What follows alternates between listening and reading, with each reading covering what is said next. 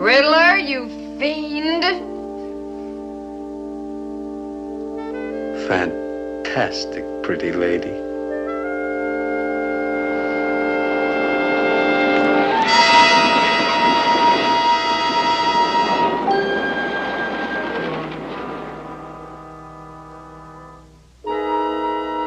Uncanny.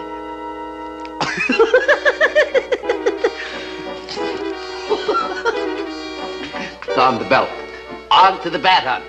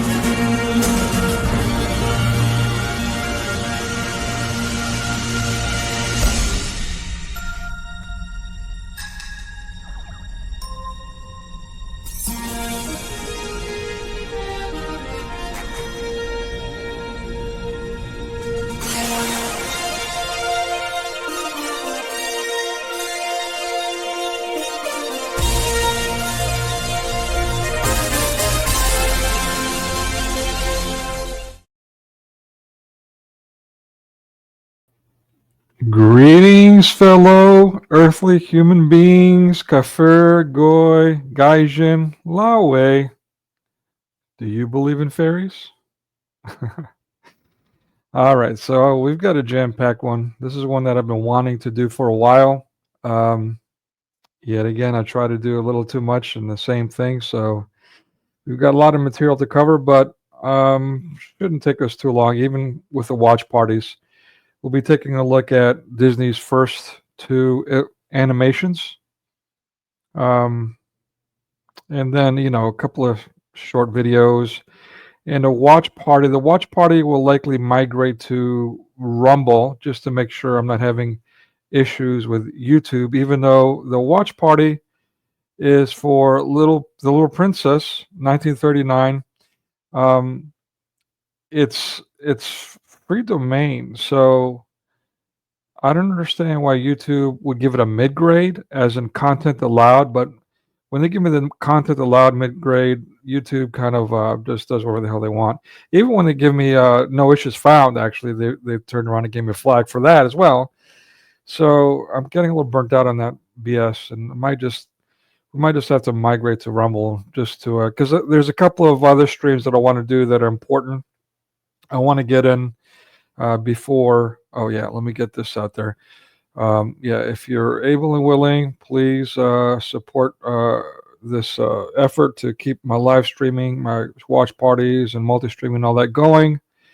You can do that one-time subscription, monthly subscription, but it's just to do this one time. I'm trying to raise, about another $100 here for the annual subscription for StreamYard. But yeah, I've got a lot of projects. I need to get my children's books published and all these other things and others completed. And video editing might not continue, it sounds like, but Yeah, I've got tons to do. So, I mean, it may be blessed either way, but I feel like I'm gaining some momentum here. I'm reaching some people. And, obviously I have a passion for this, for exposing mass media messaging. So, yeah, I just need your support because, again, uh, yeah, I live a very, very, very frugal life. If you had any idea how I live, you wouldn't believe it. It's embarrassing for me to talk about.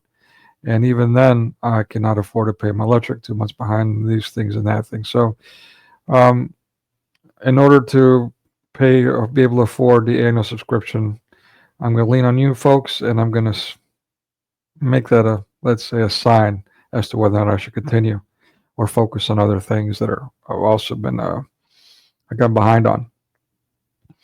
At any rate, so yeah, I want to get one more in. This was a significant one. What we're doing today, the whole grooming issue of mass media, that goes way back, and you'll see that for yourselves today. Plenty of evidence, overwhelming. But also one more on AI and censorship, socialist media censorship. That I need to get in. I'll probably do that on Tuesday, the last day. That'll be April 8th. And that's the last day of my annual subscription. 9th expires. So I might do another one in between, maybe two. Maybe I'll do one tomorrow, watch party for She-Devil. Since St. Mary of Egypt is being recognized, commemorated this weekend. So that'll be, related, or easy living, one of the two. Probably maybe easy living at any rate. And then for the, anyways, you'll see. I'm not sure. I'm juggling around because I'm overwhelmed. I've been trying to squeeze in as much as I can before this annual subscription expires because I had a feeling I would not be able. And thank you for those who have supported. I've raised $30. It's 260. I'm willing to pay for half of it, even though I have no money. Pay for half of that 130, leaving 130. So there's about $100 left over for the other half. If not, and those who have supported me and give me the $30, I can do a refund if you would like. I have no issues with that, and that's an option in Patreon. But enough of that. Let's get into this. So let's start with a little thing that we like to do in these circles, and this is quite significant. I'm sure everyone is quite familiar with this. Just so you'll see, it's Matthew chapter 18. Let's start from the very beginning. At the same time came the disciples unto Jesus, saying, who is the greatest in the kingdom of heaven? You guys probably already know where this is going. And Jesus called a little child unto him, and set him in the midst of them, and said, verily I say unto you, except ye be converted, and become as little children, ye shall not enter into the kingdom of heaven. That's interesting. And said, again, it also says, when we become adults, we put away childish things. So that's not what he's talking about here. But let's, what he's talking about is the innocence, the virtue, the faith.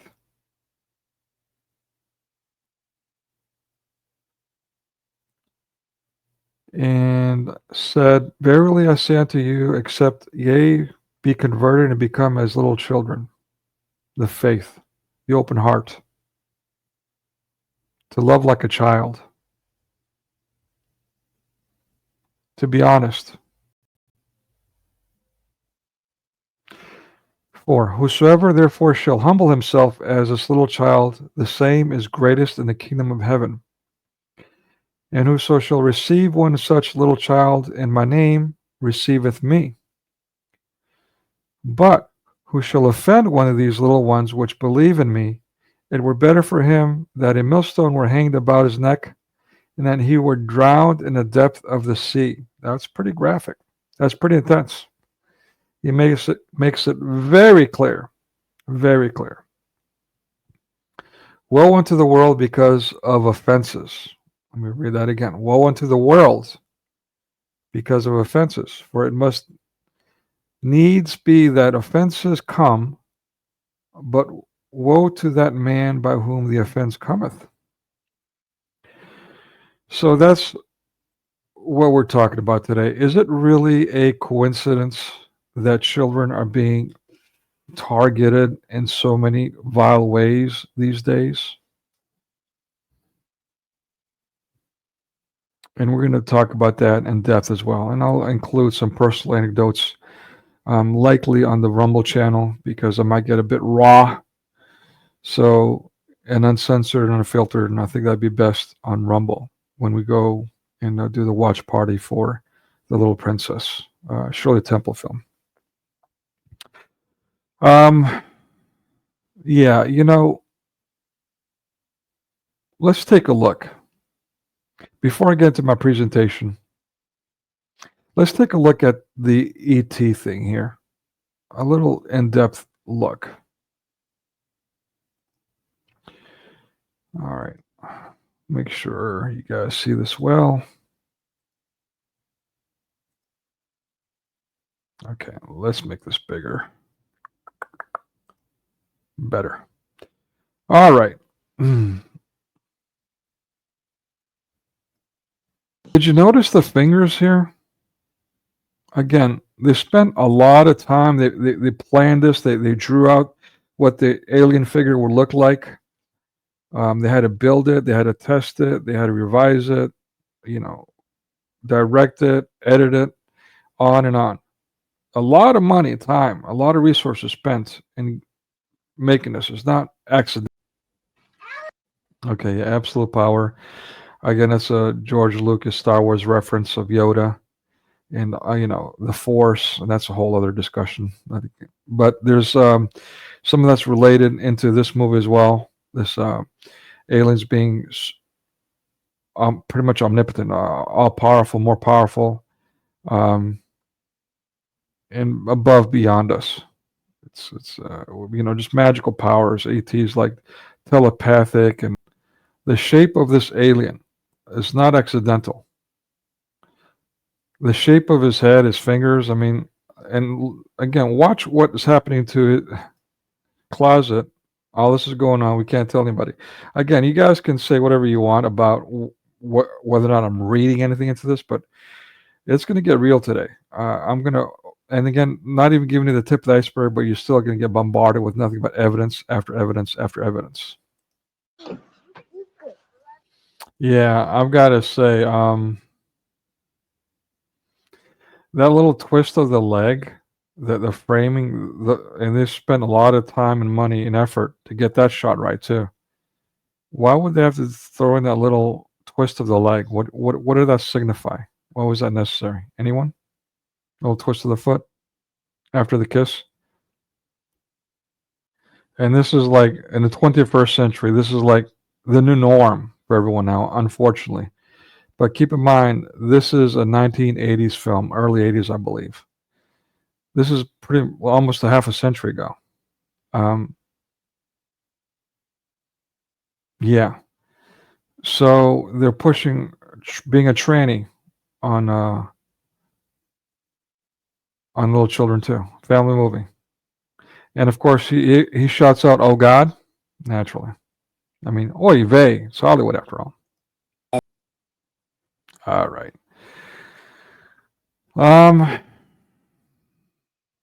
Where are we at? Okay. So let's get into the presentation, and I'll get into some other things after that. We'll take a look at Plane Crazy first. It's reported that his first animation, Walt Disney's animation, was Steamboat Willie. But that's really not the reality, but we'll get into that. I'm jumping ahead here.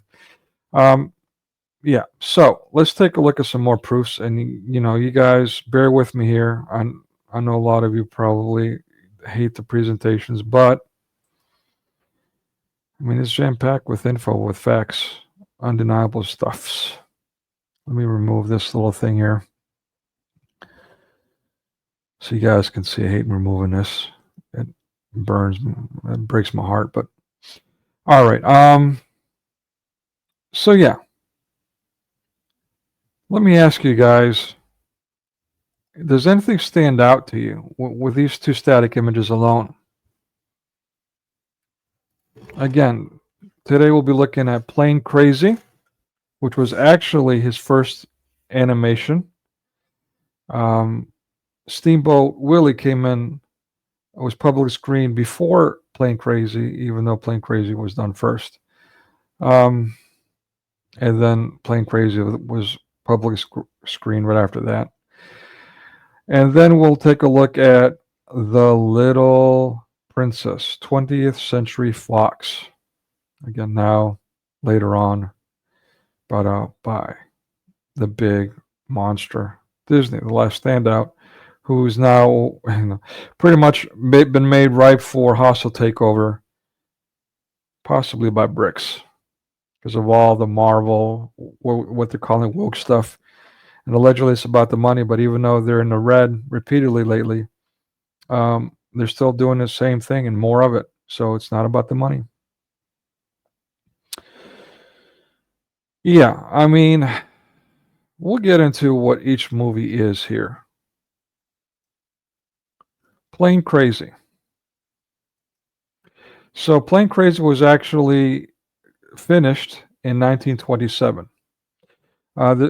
The guy on the top right corner, his name is Oob Eworks. He was an artist from Kansas City. 1919 is when he met Walt Disney, and he got employed.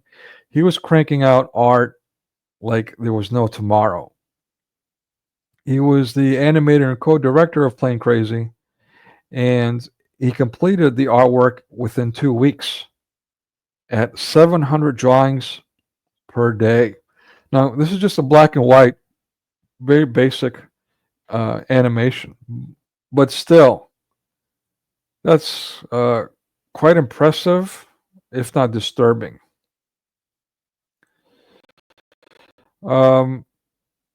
Yeah, and basically, he was the first employed by Disney, obviously for his skills, but for a personal friend. And this is quite common in Hollywood. It is the standard in Hollywood.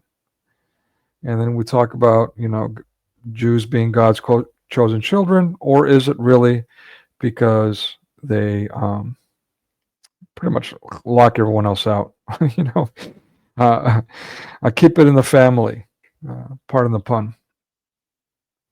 So Carl W. Stalling was the one who recorded the music. He's known for, or back then was known for, a lot of, especially the animation music. Before Steamboat Willie was released.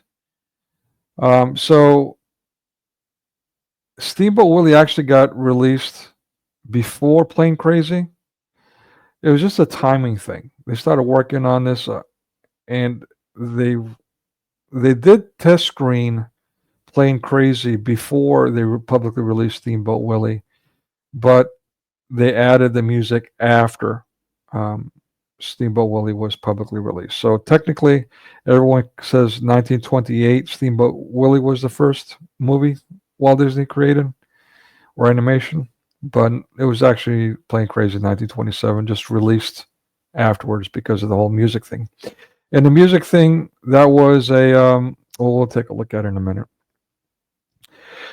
Distributed by Patrick Powers, might sound familiar to you. Later, joined iWorks Studio, Universal Film Manufacturing Company. Remember those guys? Universal was the more, let's say, hard to think. Oh, Lily. Hey, Lily, how you doing? Hello, peace be with you. I'm doing good. How about you? Good. I'm doing better now. But thanks for joining. Yeah, sure. I was Ooh, watching, you. so let's continue. Yeah. Okay, yeah. You chose a really tough topic that I'm gonna get pretty raw and raunchy today. Just I to be mean, forewarned.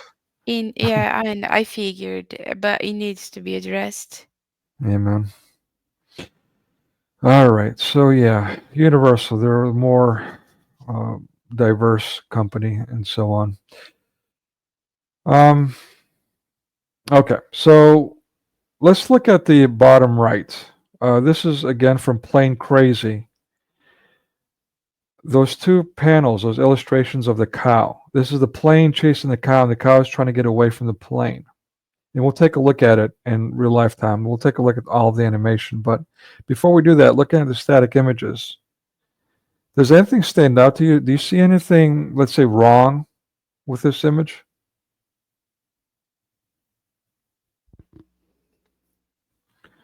And those of you who might be in chat or in the description later, yeah, let me know what you think.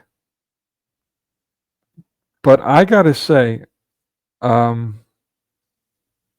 what's up with the udders? Why are they coming out of the cow's backside? It's a bit odd to me. Yeah, so what they did, this is not the same scene, but they took us, you'll see it, where the plane is spinning. They actually took books and put it under the illustrations, a pile of books, and they were twisting the books to give that effect. So they were really innovative. I'm really admire their ability to do these things. In fact, a stop motion film, which is arguably an animation, there were stop motion shorts that were being done in the late 1800s, in 1890 something. The first one, I believe, is called Circus, but there's no surviving footage of that, unfortunately, just only the descriptions. And it's still a picture of the set of that. But yeah, I think it's quite impressive how innovative they were from very early film and a lot of the things that they were experimenting with. The silent version of the film entered public domain in the United States in 2024. The sound version entered public domain on January 1st, 2025, according to U.S. copyright law. So there should be no issue. YouTube, it's public domain, no issue here for showing this movie. All right. And all of them I'm showing today are all public domain. We'll see what YouTube does. All right, so Steamboat Willie, the one everyone's talking about. This came out, I think it was a couple of years ago, and everyone was talking about how, wow, we've got access to it. Just keep in mind that there are certain features that this mouse, Willie, not technically Mickey Mouse, doesn't have, like, for instance, the color, of course. But there's also, I can't quite remember, to be honest with you, there's a tail that's not, I can't remember the differences, to be honest. We'd have to look at them side by side, and maybe I should have done a slide with that. But there's a couple of differences. So don't get ahead of yourself thinking that you can use Mickey Mouse now, copyright free. But that's not the case. It's more this black and white Willie. No pun intended.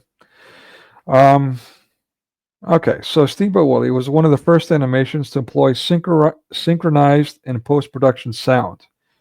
And do I not have that here? I guess I have another picture of it. I have a picture somewhere. We'll see in a little bit of what that looks like. Basically, they were taking a old vinyl record and a sound projection system along with the reel to synchronously project the sound and the video at the same time, which doesn't sound like a big deal to us, but it cut down, it helped to increase the quality, because before that they would have live performances, even a band, but like maybe a piano or something in a Nickelodeon while a silent film was being played.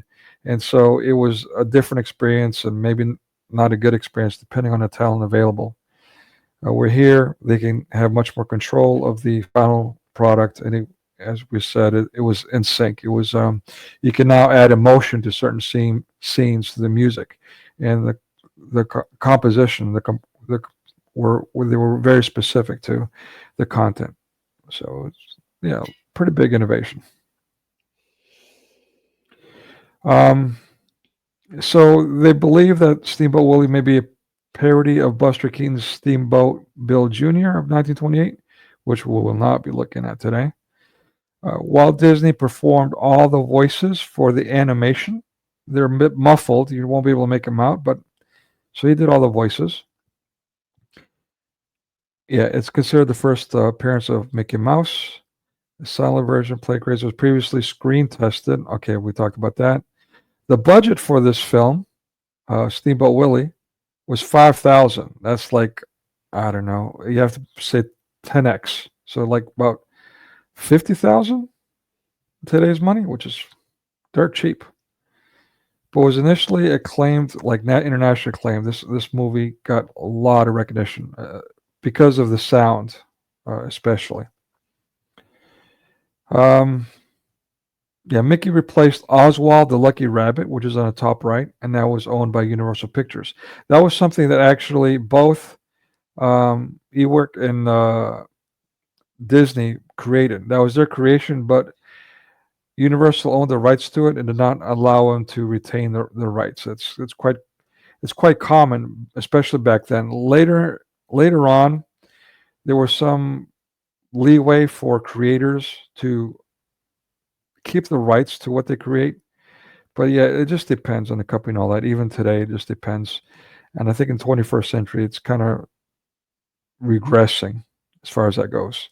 And that's why United Artists was real popular. And we'll get to that in a minute as far as retaining rights goes. Galloping Gaucho in the bottom right is another animation, again, made around the same time, 1928. But this one was not publicly released. You can find that online, but I didn't. I'm not including that today.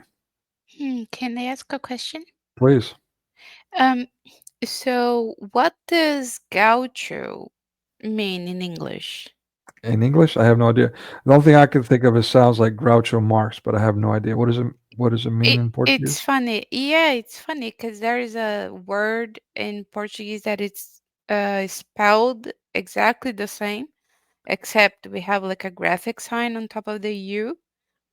So we would say gaúcho, and it's gaúcho. We'd use that term to refer to, if I'm not mistaken, German immigrants that colonized the southernmost part of Brazil, which is interesting to me. It's interesting. There might not be a coincidence because, this was a pre-World War II, but I find it interesting that a lot of the Nazis, or it's reported that a lot of the Nazis took off and tried to hide, like in places like Brazil and all that. Interesting. Very interesting. Yeah, thank you for that. So again, at the bottom we see that the cartoon has entered the public domain January 1st, 2024. So it's all public domain. All right, The Little Princess.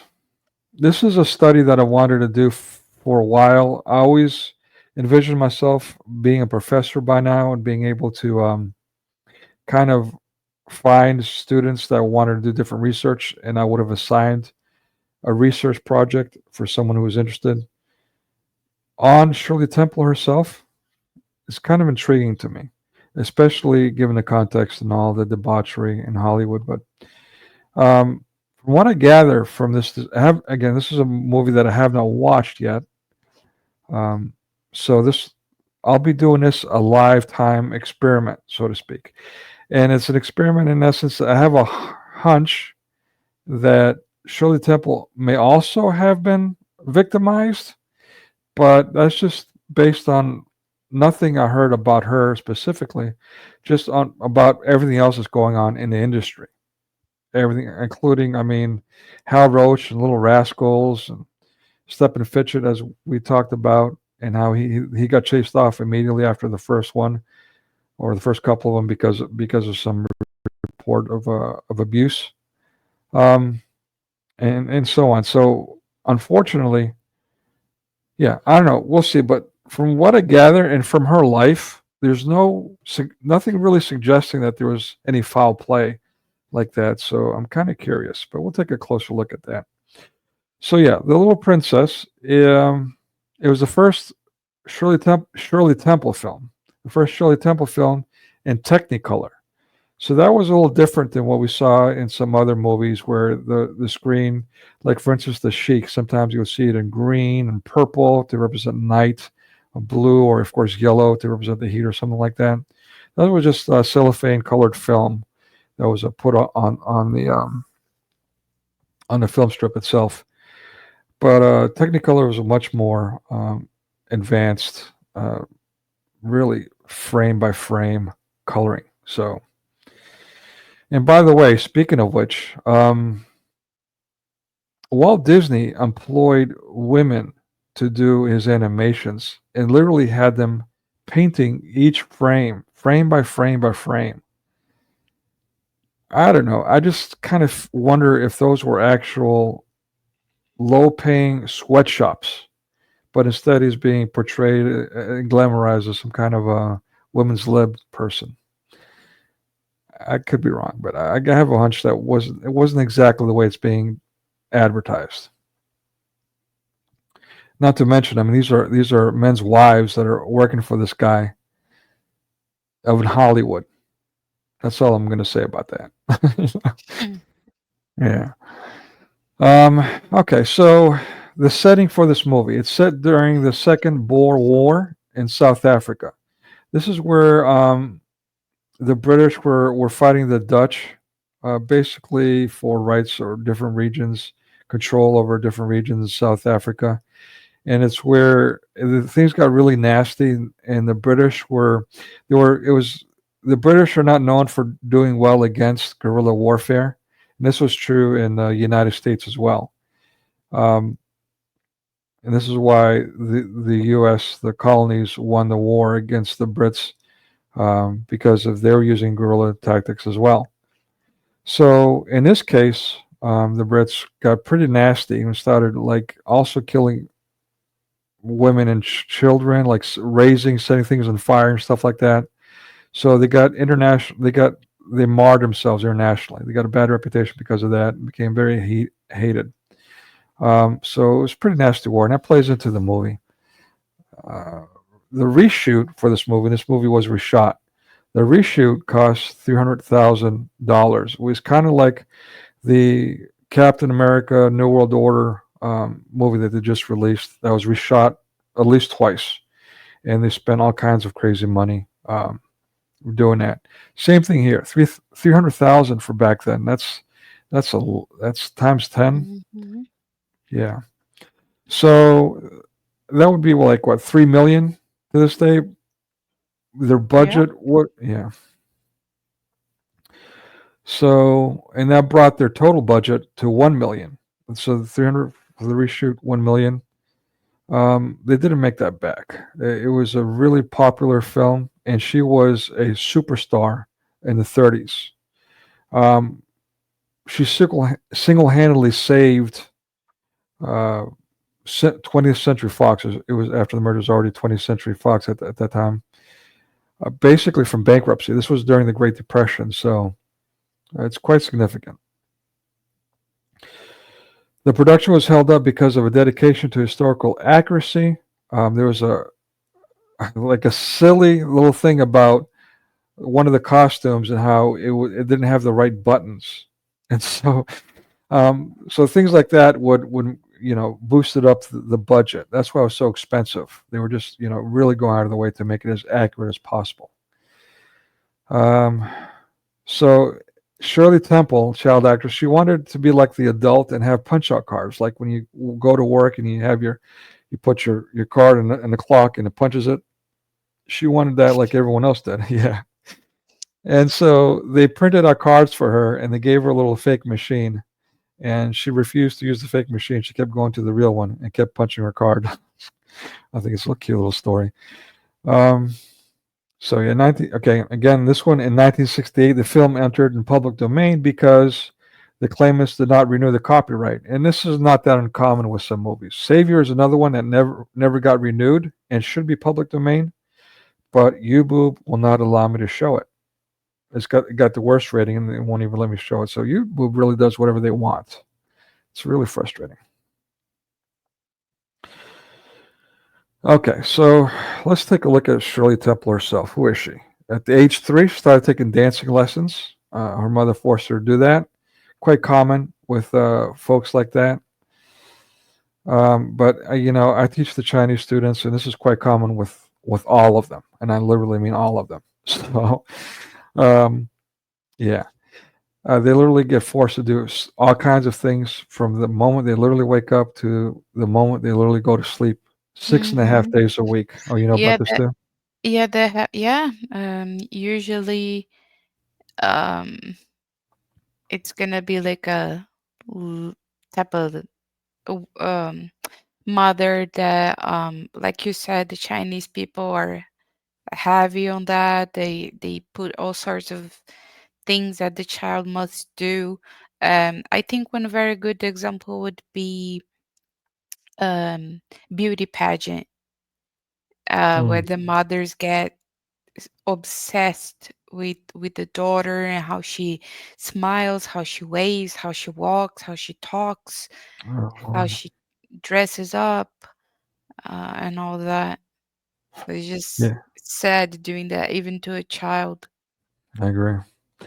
So I'm glad you brought that up because I was going back and forth on whether or not I would include video footage of one of my students, who I believe is one of the children that you just described, who I suspect they actually damage this little girl's upper lip, to make her lips puffy.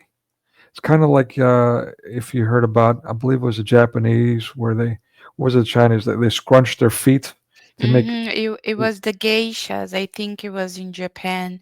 Japan thinking. Um, yeah, they would wrap the feet of the young girls so that it would mechanically prevent the feet from growing, and they would literally, and that's why they would have that stereotypical way of walking with the clags, like taking baby steps, because they were literally unable to walk or run, and that was desirable, eh, in my opinion, as a means to control. Hmm. They try saying, it's because it's beautiful. But if anybody Googles right now, uh what would you Google for? Let me check.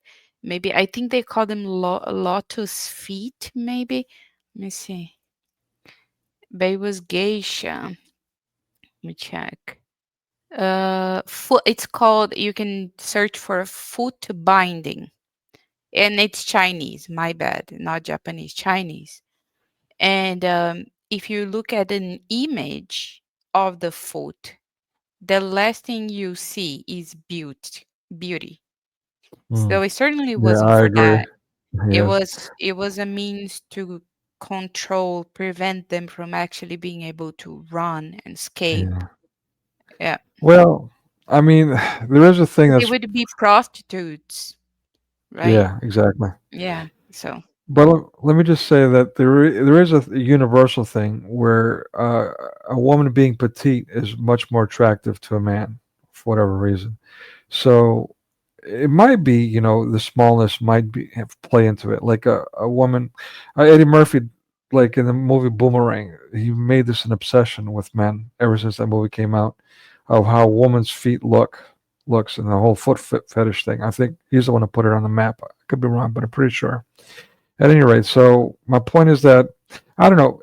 I'm not saying that what you're saying is not true. That it might have also been about control, about getting them taking small steps. Sure, but I would also, yeah, I would also take it at face value that hmm. petiteness is an attractive feature.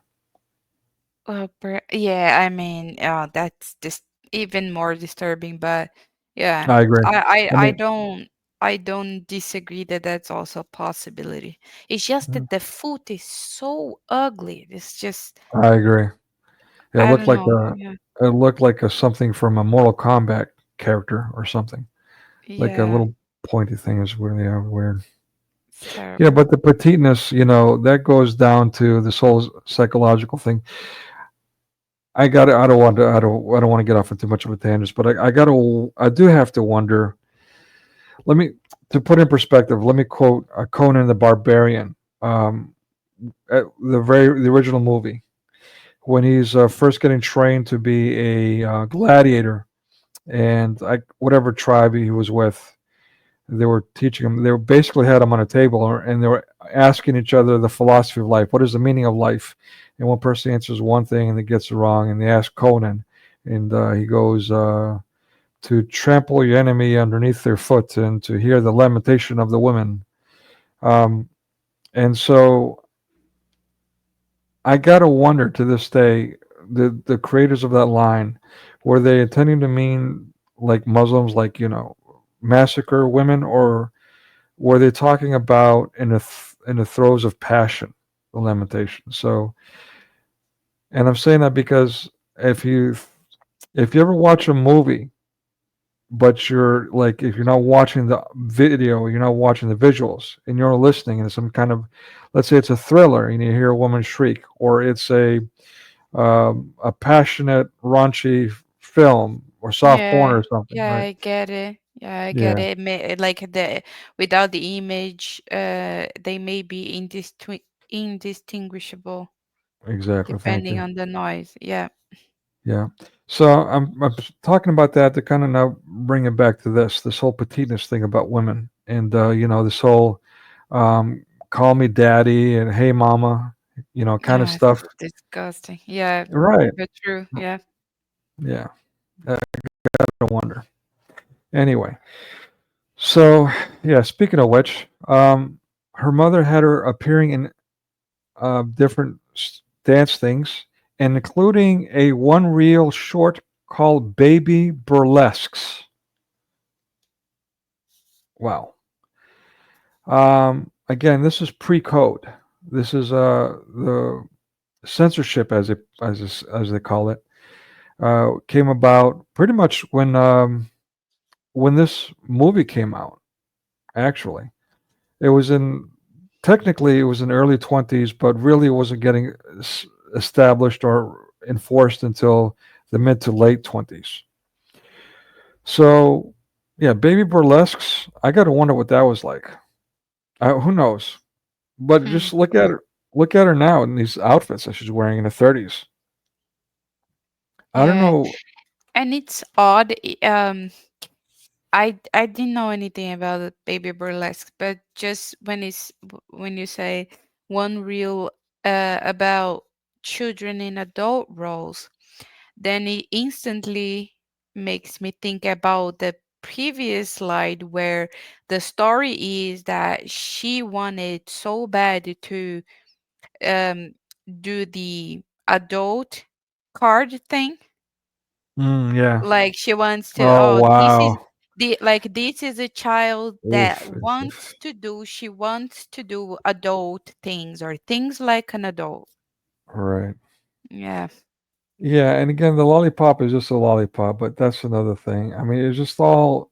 It can be It interpreted different ways. It can be innocent w- or maybe it's not. I can't even imagine that it can be innocent. I can say that perhaps the child is innocent, but people who do such a thing to Mm. pose a child like this, there is no innocence there. I can almost guarantee. And her mother was certainly aware. It's why they do all the time, insinuating licking lollipops and ice cream. Oh yeah, that's yeah. That's you're right. I mean, the whole lot. Yeah, you're right. That is a big one. That's true. Yep. Yep. Yeah. All right. So as I mentioned before, she saved the Fox from bankruptcy, uh, which is kind of, in retrospect, too bad. you know. Mm. Contract. So basically, this was her first last big hit in 1939. In 1940, she made The Bluebird. Now she was a young teenager. Um, and yeah, it flopped. And as soon as that movie came out and it flopped, Fox immediately fired her. Wow, the loyalty. Thank you very much for saving our company. Yeah, like a Eh, literal child sacrifice. I know, right? Hit the road. You you're over the hill now at the age of 14. Get out of here. Yeah. Wow.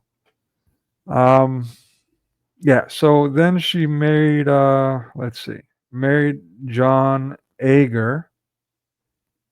He was 25 years old. She was 17,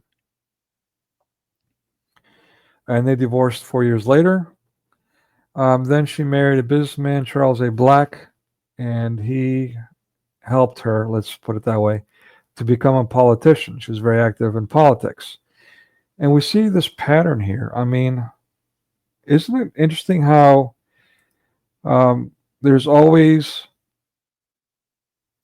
either, well, not always, but it's quite regular that the politicians are either getting into either into acting or to the production somehow, or even actors are getting into politics, especially these days. We see that a lot.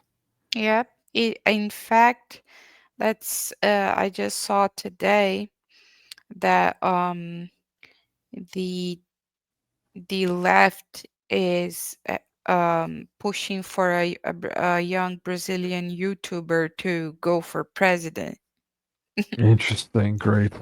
Yeah, There you go. that's all Wow. we need. We need a YouTuber, and he makes video for children and young. Oh, Uh-huh. Yeah, hmm. interesting. Yeah. Is these people, they will use whatever means necessary. If a person gets notorious, famous, gets social recognition, then there it's like basically free propaganda at that point, Right. right? And Exactly. they don't need to work on building that person's image because people were um, hypnotized, mesmerized by the image of that Mm, person. And so it's it's understandable, you know. yeah. Zelensky, the same thing. um and and the other day I saw a video of Elvis, and they were trying to get him into expressing some, like, what was your political view over these or that, whatever it was. And then he said, like, he surprised me with his answer. He was like, I work in entertainment, I shouldn't be giving opinion on politics. Nice. Like, so at least I give him that, and that's Yeah. what they should be doing. Like, I'm not a politician. I'm not Mm, here to give political opinion, but people seem to want their opinion. But they should be the ones then that deny it. Like, yeah. it's not my thing. Yeah. Yeah, and then Reagan is another one, of course, but Trump also. They were, let's say, grooming him for to become president for decades. Mass media was pushing and promoting him in that way, and Yeah. he's a reality TV star now. Yeah, I remember Worshipped. him in Home Alone. He was in Home Alone. He was in Home Alone. There's a very famous scene. I don't remember that. Wow. Yeah, so yeah, he so Macaulay was entering a hotel, a big hotel, and then he walks down a corridor and passes by Trump, and Trump looks back and says something. They say something to each other, and he keeps on walking. But I remember that Interesting. it was him. Yeah. I'll have to look at that. Yeah. So with Shirley Temple, speaking of trying to be an adult and all that, she had a supporting actress here that was getting a lot of attention, another pretty girl, um, and she got jealous and basically wanted to. There was a scene where we'll see that she throws ashes on her, and she wanted to do another take. She was insisting because she wanted to throw more ashes on this girl, but the director would not allow it, of course. So let's say adult-ish.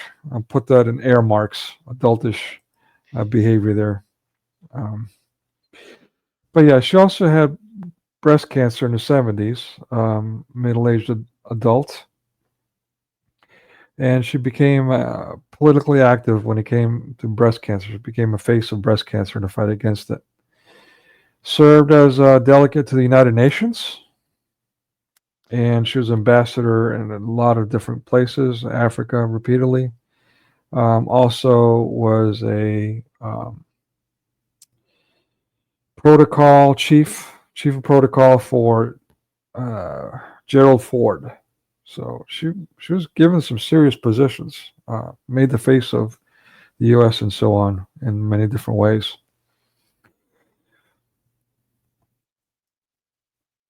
Let me make sure I got everything here. Look at my notes. Go, Yep. what the heck is that? Which one? Aha, Uh, top right. oh, right. Okay. So yeah, that's from the Kid, and I've talked about that before. That's Charlie Chaplin. He's the one that helped co-found the United Artists, and the United Artists was the film production company that allowed actors to retain rights or copyright rights or rights to their creative content to some degree. That was a big thing for them. But whatever. So yeah, and I'm glad you said that. I'm glad you said that because I've known different people that have no issue in modern times, have no issue sucking face with a child like that. Um, I'm obviously not one of those people. I find it very strange behavior. Yeah, Uh, I've seen um uh parents that would like it would be like a more like a pack. It wouldn't be like that. And it certainly wouldn't be with somebody that is not the child's mother or father. It right, was usually the mother. And even then, I can't say I was uh, cringing, but I always felt like, why would you not just kiss the cheek? right, Like, it's weird. Why wouldn't you just tell the kid, like, no, kiss mommy on the cheek? right. And, if the kid, because sometimes the kid does go when they're toddlers, they put stuff in their mouth, so they go with their mouth towards things. But, um, after they're a bit older, then you should just remove that habit because Mhm. as you get older it gets problematic, and clearly that thing is, for me, is disgusting, absolutely distasteful, wrong. Yeah, I agree. I'm glad you said that. I feel better now. Because I had some reservations. I was like, am I reading too much into that behavior? Because, like I said, I've seen other people do it, and it just No, so it's happens that, disgusting. Yeah. yeah, it just so happens that the character that Charlie Chaplin plays in this movie, he's not the child's father even. So the child is an orphan that he found as a baby on the street, the abandoned baby. So, or someone left at his doorstep, abandoned baby. So it's just wrong all around. But the top left corner, you'll see the apparatus that I was talking about, the synchronized sound, the Vitaphone sound to disc. Um, and Don Juan on the left pictures and left bottom left, they were the first to use it. There were some special effects, sound effects they call them, but nothing great. It was really the first time they had the synchronized music, but no audio, no speaking, no dialogue. So observe here on the Don Juan film, 1926. And again, now we're talking about the censorship, the code coming in and now just implementing itself. Yet they were doing this. Um, you see here basically the man with the child. The man is actually the one who's Don Juan. The little boy is his son, the son of Don Juan. And they're walking into this musical festival kind of thing, whatever, his sanctum. And you see a harem, basically. And again, this is 1920s. I understand the it girls, the flapper girls, that culture is coming in, but it's still just coming off the Victorian age. Yet you see these women in the big screen with their legs hanging out all over the place, strewn about, skimpy clothing, practically see through. Um, and what is happening? One of them is rubbing her hand all over the little boy who's wearing all kinds of tights with his little bulge hanging out. Yeah, that's also so gross and disgusting. Yeah. But then we talked about the kiss on the top right with Charlie Chaplin. Now another woman comes in and she's like trying to get Don Juan jealous by making out with his son on the bottom right What? left corner. And if you look Like I closely, saw that I saw that you was like, oh, now I see it. I was, oh my goodness, that's so grotesque. yeah, I don't 1926 like, film. yeah, I imagine I would be if I was alive back then, I would be the one raging and saying like, you guys had to boycott this. This is Mm, awful. Look at what they're doing. But then there I feel yeah. like I get the same amount of pushback that I get today about things. So that doesn't change. Well, I mean, actually, you know what, Lily, I would encourage people to get active because it is people getting active that do make changes. So don't give into despair and give up, No, surrender, no, let them get no. the. Yeah, that's not my that no, not at all. When I say, that I'd be getting the same pushback is because there is pushback, and the reason there's a pushback is because I'm doing the pushing, and that will not change. Gotcha. Fair They enough. they can push back as much as they want. It will not change um, Good. my approach, and so that's what we should do. I'll give you a simple feasible example.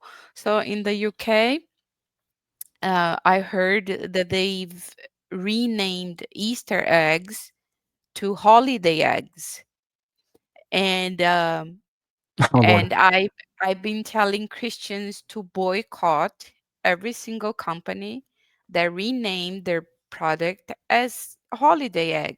Just buy, if you're going to buy one that says Easter egg.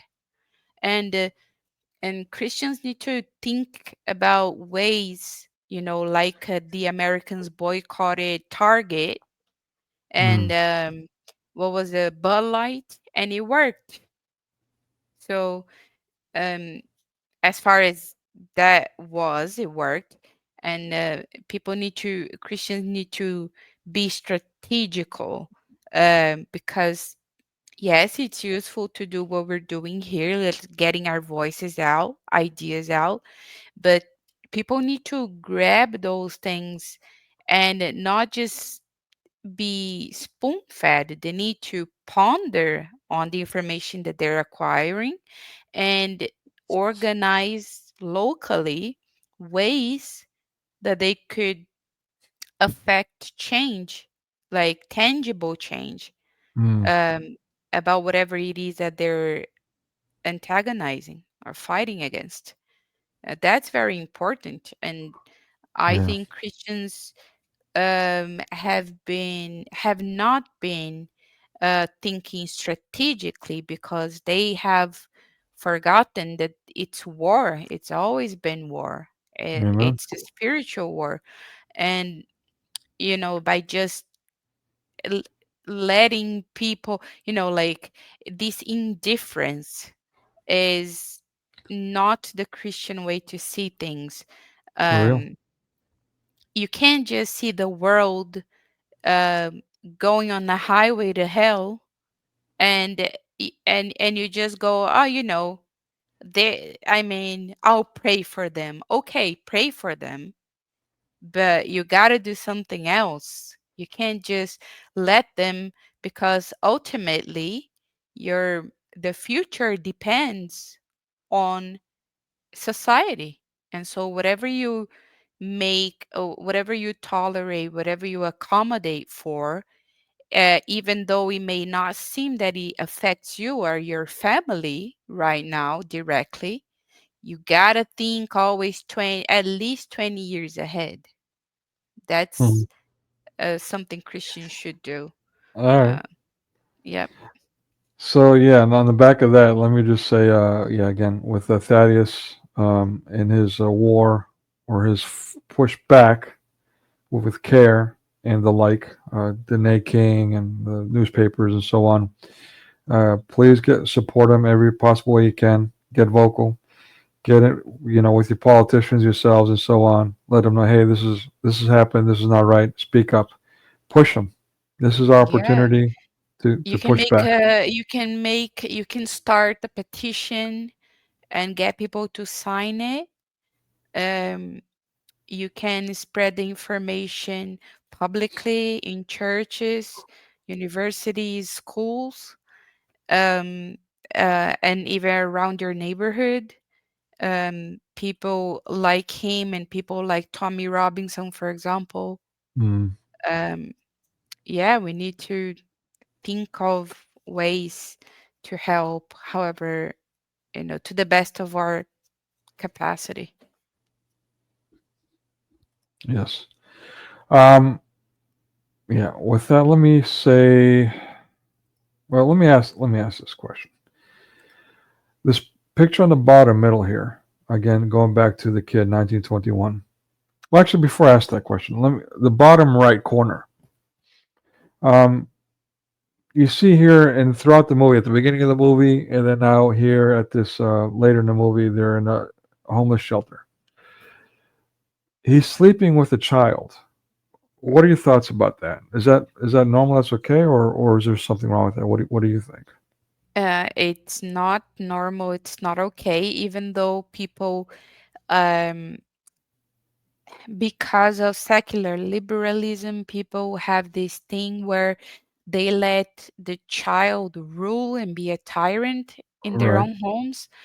That I And agree with. so, Agree. like, they allow the child even to disrupt their marital uh cohabitants, like I'd say, just and I'm not even saying like intercourse, but just like sleeping together as husband and wife. And the child is allowed to be there, if they want to be there when they're 4 and 5 and 6 and 7, 8 years old. Like, come on, get a grip. And the fact that it's on orphanage is meaningful to me, because it's it's knowing it's knowable. I don't know what the word I want to use. It's Notable. notoriously, yes, that it's a famous Christian institution traditionally. Mm, Christians are, for a long time, have had a very strong association with orphans and widows. And yes. so it's like, the setting is something Christian, right? So orphanage, something about vulnerable child, neglected child, and like an adult sleeping in the same, like, single. It's not even a couple's bed, it's a single bed, and there's no wife, it's just him and the girl. It's disgusting. It's actually a boy. Yeah. Oh, it's a boy. Um. Yeah. Yeah. And Well, so, it didn't sorry. Go ahead. change much, to be honest. I mean, it'd be worse if it was a girl, but it's also bad it's a boy. All right. Depending on how you look at it. I mean, yeah. So, um, yeah. So I got to say, I'm back and forth with this one, to be honest with you. So let me bring to the attention the idea of children when they have like bad nightmares, for example. When they're little and have bad nightmares, they want to run to mom and dad and sleep with them in bed, so they don't want to be alone. That's one example. Mm-hmm. But let me share a personal anecdote. Sure. Michael Jackson. I imagine everyone around the world is familiar with what happened with Michael Jackson. Mm-hmm. Um, at the time. I was in seminary. When I'm talking about the scandal, the sex scandal in Graceland. Um, yeah, basically, I was in seminary. I was coming out for a period of time, brief period of time, to help the family out. There was a crisis. My father got shot up by Crips and so on and so forth. At any rate, I abruptly put that aside, the seminary, to go help the family in the time of crisis. Again, this was also off the back of 9/11, and the economy was tanking in the United States, and so on. There was just all kinds of dynamics going on. So after basically this walk toward ordination and my life changing dramatically in a very short period of time on that path, I came out back into the world to help with all these things, and I heard again about, for the first time, this Michael Jackson thing. And did you hear what he did? And what I first heard was Michael Jackson is sleeping with little children, and everyone was throwing a fit because he was sleeping with little children. Now, to me, that meant nothing. I was like, "What's the problem? They're just little children. You're just sleeping with them." What I heard was sleeping, right? And imagine that's what they meant. I don't know to this day. Imagine that's what they meant.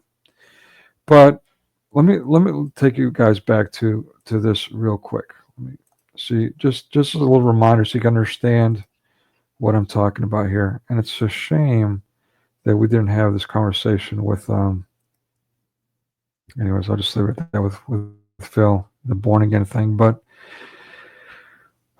who's okay? Verse 4: Whosoever therefore shall humble himself as this little child, the same is greatest in the kingdom of heaven.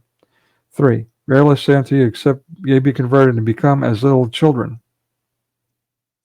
So what happened was I had become born again. And those, I'm not saying that I'm joined some kind of organization like the Potter's House, or I had in my mind that I had to do some kind of goal or thing, or just call myself born again because it says some magic words or anything to that effect. What I'm saying was that I had actually transformed without even realizing it, or without even intending that to be my goal. I just wanted to be closer to God and wanted to do whatever I could for that to happen. That was it. In the process, when I left seminary and this scandal broke out and people started saying Michael Jackson is sleeping with children, when I heard it through a child's lens, if you will, I was like, well, what's the problem? Now, obviously, obviously I can see the problem. That's why I'm including this static image. Hmm. But Yeah, yeah, it's because you were innocent, but that's so. Um, when it comes to, I don't mean to be like so judgmental that I have a pick at everything, but if it was the situation that I had a couple friends and they have kids and the kids have nightmares and they don't want to be alone, then what I would say is, then what you do is you grab the child, you take the child to their bed, and you lay with them in their bed for a little while until they sleep. And I think that makes a whole lot of difference because it's sort of one, um, lets your child understand that they have a bed and they should sleep on their own bed because they're not that tiny anymore. And also this unsaid concept that, mommy and daddy, they sleep together in that bed, and when I don't want to be alone, they come to my bed instead. And I think that mm, that's better. I think it solves okay, the issue and it prevents another one. So I think it's better. But I understand, of all course, right. I understand. Um, a child, it, is afraid of the dark and has a nightmare, or is just an affectionate child that likes company. Many of them are single kids nowadays too. Whereas they'd be at night talking to the sibling. So I get all that, but Mm, I think it's an important detail, I'd say. yeah, I understand. Yeah, yeah. I mean, again, I'm back and forth on this, but yeah, look at this. Your content. Oh my goodness. They stopped the stream on YouTube. So I guess by default this is going to be on Rumble only. And again, just like I was saying, yeah, this is pre-approved. This is public domain. Yet they've discontinued. I mean, this is why I'm completely discouraged from spending my own money to keep this live stream going. I'm in addition to the obvious that I don't have that money, but again, I'm willing to make that sacrifice, so to speak, if you will, um, because I do have a passion for this. But if they're not allowing me to reach people, then what am I doing? You know what I mean? Yeah. So I mean, I have a bigger audience on Rumble with only 31 subscribers. I get like I don't know 100, 150 views, give or take, which is not it's nothing to a lot of people. But conversely, on YouTube, I have like 180 subscribers and I get like 30 views. It's the exact opposite. Mm. So, as far as I'm concerned, when it comes to YouTube, um, here, let me play this one. Go down my assets. Oh, kiss my grits. Anyway, yeah, it's a shame. I'm sorry, Lily. I feel bad because you're coming here, giving your time, but we lost our audience on YouTube because they just want to be evil. you know? That's all right. We do what we can, And and what we can't, it's not up to us. well, we need to hold them accountable. Like I was saying, Oh yeah, absolutely. and, It'd be, but then I think it'd be like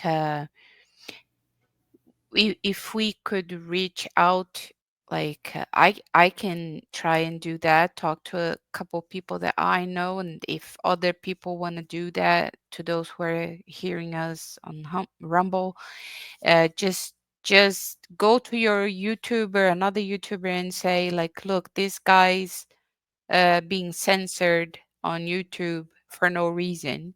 So just mention and just raise awareness so people know that it's failing its viewers. But I think there will be like a latency period where people have realized that, like until people realize things are being censored, and then what's the alternative, and then I'm guessing that they'll migrate. I see some people already going for Rumble. So take heart. Let's mm, you go where you have more people watching, and whenever YouTube takes your thing down, then people can tell that to another YouTuber that they know and say, look, this guy's being censored for putting out uh, this content. It should be allowed. And mhm, and so hopefully that helps. yeah. Thanks for that. Thanks for the encouragement. Yeah. All right. So yeah, I mean, so going from the bed sleeping scene and the kid here in bottom right, let's go back now to the bottom middle again from the kid. Here, this is one that again I go back and forth on. Um, Now this is right after the baby orphan has been left at his doorstep, and he's trying to find different ways to take care of this a baby. He's a pauper himself. He's a poor person, and so built this apparatus that you see, and he's trying to figure out how to feed it, how to change his diapers, and all that. And I guess the baby is stinking right now. It pooped itself. And what he's doing is patting the baby and is patting it real violently, repeatedly, and rubbing his bottom and smiling. Like, I wish I could show the clip. I didn't do a clip because I didn't want to get zapped by YouTube, but now I regret that because it zapped me anyway. Anyway, um, but yeah, it's a very strange scene. It's a very strange scene to me. I mean, it's not that I've seen a lot of people pat baby bottoms. It's not. I don't want to I say.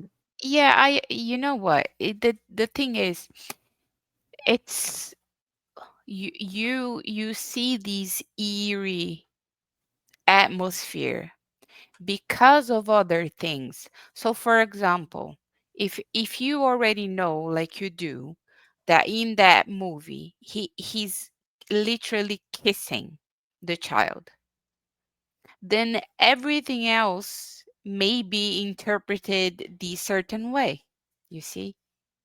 So it sort of just changes the scope, from your point of perception. So that's why, you know, it's understandable if now you talk about him patting the baby's bottom, and then your part of you goes, well, but that's normal. Like, parents do that. Yeah, they do that. But in this movie, you see, in Hollywood, so the context matters. Mm, So it's, yeah, some things may be borderline acceptable, but some are, in my opinion, are not. And the fact that right. they mix those two things, partly acceptable behavior with partly edgy, it's the way that they go about everything. That's what they Mhm. do. It's cooking the frog slowly. Yeah, I So remember you that they're talking about the used. last time, right? Yeah, yeah. It's such an old technique that, you're justified in thinking so. Yeah, yeah. I was just thinking about the censorship. Let me go back to that for a second. It's interesting that this is now the second warning. I've got a flag, an old flag, and all that. And the second warning, and they said, if I get another warning, I will not be able to stream for another week. And of course, as I was saying, April 8th, that's less than a week now. And I wanted to do one more important one, and that was on AI and censorship. And so now, I mean, maybe a coincidence, but it's just the mess. This the evil one is just does Crafty. restless. Yeah, Yep. I'm sorry. Yeah. I mean, yeah, you're right. I mean, as far as the context goes, we're talking about not only the movie and all the weirdness and what's going on, I mean, with this sequence in the context of the movie itself, but also the actor and his personal life. Um, basically, he's someone uh, who was married to repeated young people, 13-year-old, teenager after teenager, divorced, remarried over and over again throughout his life, 15-year difference, and a number of marriages up until late in life, 15-year differences at least, 20-year difference. I So didn't even know that. yeah, he made a life. His entire life was robbing the cradle, and in some cases, literally teenagers. So it's an absolute mess. And now again, he helped establish or find United Artists, where allegedly actors have more control. There's an allure for actors and actresses to join up. I mean, these people are just they make me want to scrub. We talk about the Muslims, but these Hollywood Hebrews and mass media Hebrews and Hebrews in general. I mean, I don't want to, Soros and what's the guy from Pfizer, the CEO. I can't think of his name right now. I'm half zonked out, but The Fauci? No, it's no, not. not I don't Fauci. No, know. no. No. It's one Burla. His name is Burla. You look it up. He's Hebrew. He's the head of Pfizer. I mean, the things that they do and they get away with is just, and we're not even allowed to speak with it. Like, Hmm. speak about it. Yeah, just like you can't. It's like Satan not existing trick kind of thing. It's like it's really bad. Yeah, so let me go through the notes real quick here. So as we said, Don Juan, the first to use a Vitaphone. Oh yeah. So John Barrymore, the actor, the one that plays Don Juan, and is the grandfather of Drew Barrymore.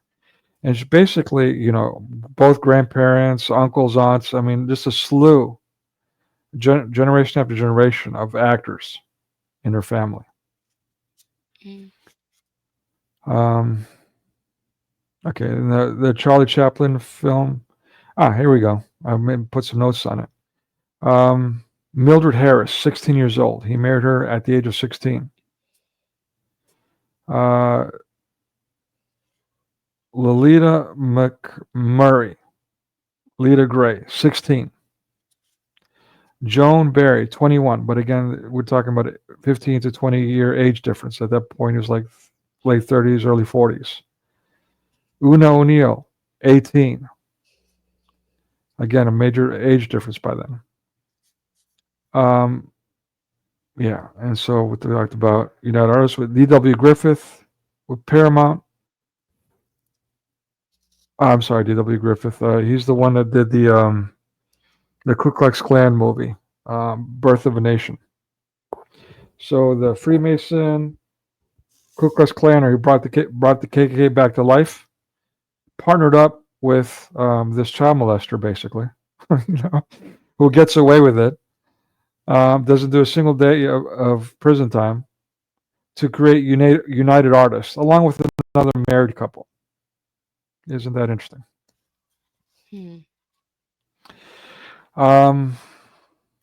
Yeah, and so he eventually was chased out of the U.S. I mean, not by authorities, not by the police, but as you said earlier, if I were living back then and I saw the behavior of the Don Juan movie, I would have, there would have been a public outcry. Finally, people got sick of Charlie Chaplin and chased him out of the country. He was became one of the most hated men in America. Sorry? Good. That makes me happy. But here's the kicker. You know when he became the most hated man?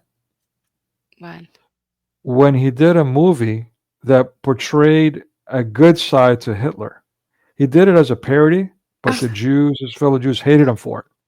Oh, And then all of a sudden he goodness became public enemy. You're right, exactly. gracious. It reminds me of Bill Cosby. Everyone and their mother is like a sexual deviant in Hollywood.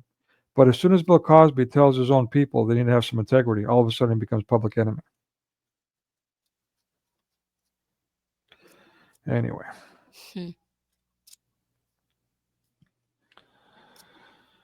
All right, so Drew Barrymore. We mentioned the Hollywood royalty here. Let's take a look at her, and we're gonna take a look at some examples here of this sexual deviancy in depth, and just how not only common it is, but how major players get away with it, virtually untarnished. I mentioned she was given multiple roles, commercials and all that when she was younger than what she was in E.T. Yeah, well, not really, but you're quite young. I think she was like 6 years old, give or take, in E.T. Mhm.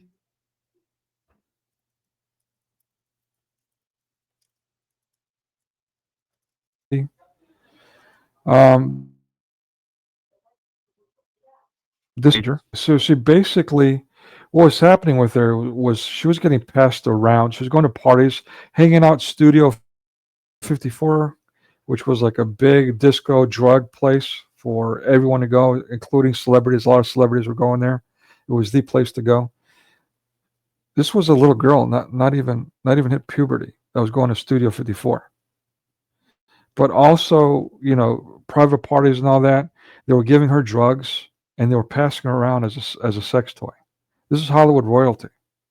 I mean, the question is, where are these people's parents? Are these child actors? Where are their parents Well, if their parents, as you kind of alluded to earlier, are just as bad and guilty, well, the fruit doesn't fall far from the tree. Yeah. I mean, this, so I see somewhat of a pattern, For sure. um that, you have these parents who are willing to basically sacrifice their child. It doesn't matter if they thought it was for that it would be good for the kid, or if the kid said that they wanted to. It doesn't matter. It was their responsibility to know better and protect the child. But they place the child in harm's way, and then later they sort of get they resent their parents for doing so, and then they become rebellious, and they start like the daddy issues type of thing, let me do everything that is humiliating and embarrassing, like take back at your parents. um and it's very toxic. I feel like many times, um the especially women, they'll do that type of lewd, they'll have that obscene type of behavior and works because they literally have daddy issues. I'm not saying that that's her case, but that happens a lot. It's a way to get back at your father. Um, Mhm. and also, it's a psychological event, phenomena, let's say. And they also end up with the bad men, the bad boys type of Mhm. guys. Um, yeah, it's all very unfortunate. I Well, to I back up, let can me jump in. To back up, yeah, yeah. yeah. Again, broken home. She's from a broken home. It's a weird story, and we'll get into that. But yeah, it's quite common for the broken home, for all of them to be coming out of broken homes. And so you're right, there is no proper guidance to begin with. But their parents, there's probably a reason that they're broken home. They're already screwed up to begin with. Yep, sorry, go ahead. No, yeah, I agree. It's just, um it's interesting that I was talking, I hadn't even read everything. Um but yeah, now I see she's done soft porn flick. Yeah, it's all just a psychological Yeah. uh pattern. So let me get into this. You brought up. So basically, she went into rehab. She disappears. She goes into rehab. Oh, there's a service. All right. She goes into rehab. Basically takes about a 5 year break from Hollywood, and then comes back at the age of 17 to do a movie called Poison Ivy. Now, if you look at the top left corner in the black and white picture, you see her Mm, kissing another child star actress from the TV show Roseanne. She was also chasing this character's father around, and she basically has raunchy sex with him. It was just really, really bad. So this is after her child career and her personal life, and drugs and all that, and disappearing. She comes back in Hollywood and does soft porn with all kinds of raunchiness. It's almost like a rite of passage. And then from there, all of a sudden, she does all these squeaky clean roles, like she's the cutesy girl from before, just as an adult. It's kind of yeah, it's almost like a humiliation ritual. right. Yeah, exactly. It's like, yeah, it's the dominance. It's like a Harvey Weinstein. Well, you want to get yours, you got to subjugate yourself. Yeah. That's I don't know. It's just really weird. But it's also games. I mean, basically, she pretends to be squeaky clean when obviously she's not. In and out of divorces herself, and amongst other things, extremely political, with all the wrong ideas.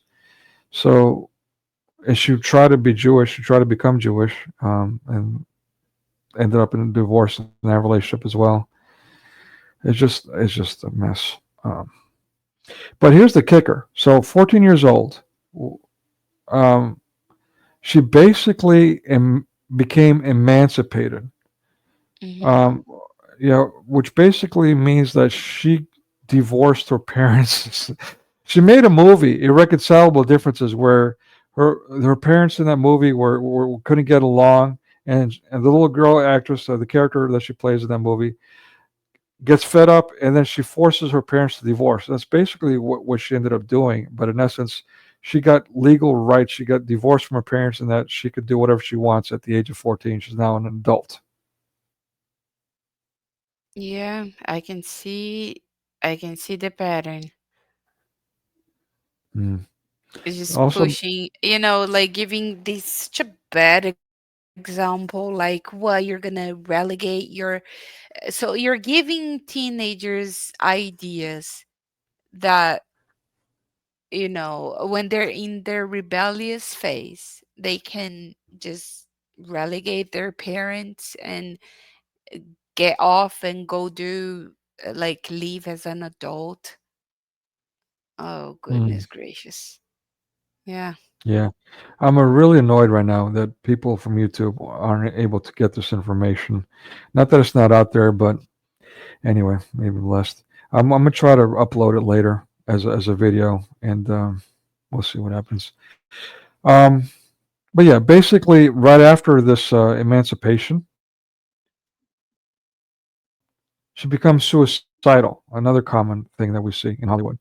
All the fame, all the money, all the love from the fans, and yet they're going to drugs and all kinds of degeneracy, and they want to eventually kill themselves. It's insane. It's evil, is what it is. Um, yeah, that's basically it. Let's see what I've got down here. Oh yeah, basically I was talking about the age thing down here at the bottom. I wanted to show samples from the International Movie Database. Um, yeah, the other thing was let me read this here just to make sure I got everything covered. Drew Blythe Barrymore is an American actress, talk show host, and businesswoman. A member of the actors received a lot of awards, including a Global Award. Um, oh yeah, she got married young. I think that was my point here. And she was named one of the most 100 most influential people in the world. I mean, she's involved in all kinds of politics.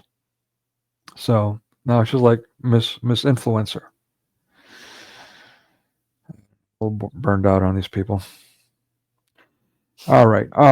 Yeah, the two Corys. Now this is one that gets a lot of controversy. As soon as a man comes up and says, "Hey, I was victimized," all of a sudden everyone wants to start hating on him. It's quite sad. And in two out of the three cases, it ends up with it's quite a tragic ending. Um, so let's talk about the two Corys. They're both Jewish, Corey Feldman and Corey Haim.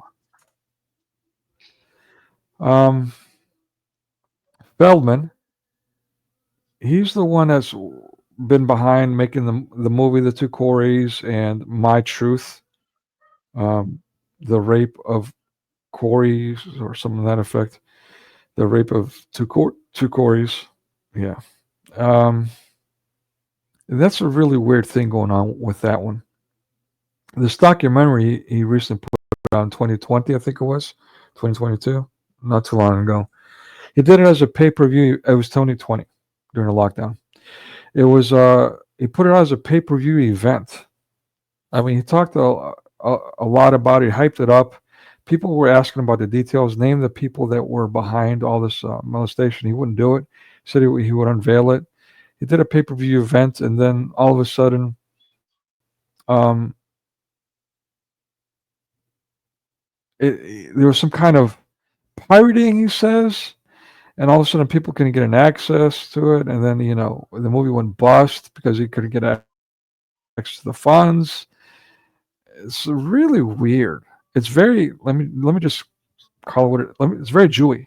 I'm sorry, but it's very Jewy. So I got to be honest because I'm a full disclosure person, and so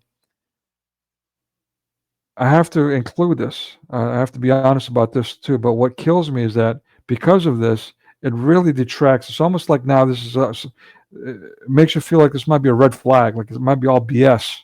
When I know it's not. You know what I mean? Yeah. Yeah, no, yeah, don't think that way. If you see it, if you think it say it, because I have, I left. I apologize if any Jewish person gets offended, but I left not at the misery of the story, because I don't even know what the story is, to be honest. I just left when you said Jewy because I had some friends that when they're playing a game and they fumble, they say, "Oh, that's so Jewish." Oh Lord. So that So that's all right. so so that's why I left. I apologize, but No. it's it's okay that people will. It's okay to talk about things, and they want to make it so that we feel bad for saying things that are completely Yeah. okay if you're talking about somebody else. And that's just not right. It won't solve their problem, it won't solve our problem. Well, I mean, I'm trying to bring, yeah, again, I'm combating their vileness. I mean, basically, the avarice, and it's not just, again, Hollywood is not just the Jews. There are Freemasons involved, and there's others involved too. But they're the ones that created it. They're the ones that micromanaged it for. It's not even just avarice, it's usury too. Yes, exactly. Thank you. Yes, exactly Yeah. my point. All right. So, yeah. So basically, yeah, he was an actor, director, writer, a musician, which that one surprised me. Um, but anyway, whatever. Um, he was from a child actor. He got known for his McDonald's commercial at age 3. Sound familiar? Drew Barrymore. Shirley Temple, age 4. 80 movies he made. That's pretty good, including Busted. That movie's a mess. Um, yeah, I mean, and the content that they make, the projects, uh, there's like, there's like no shame. And then they want to say, "Oh well, I didn't know. I was just reading the lines and all that." Come on, man.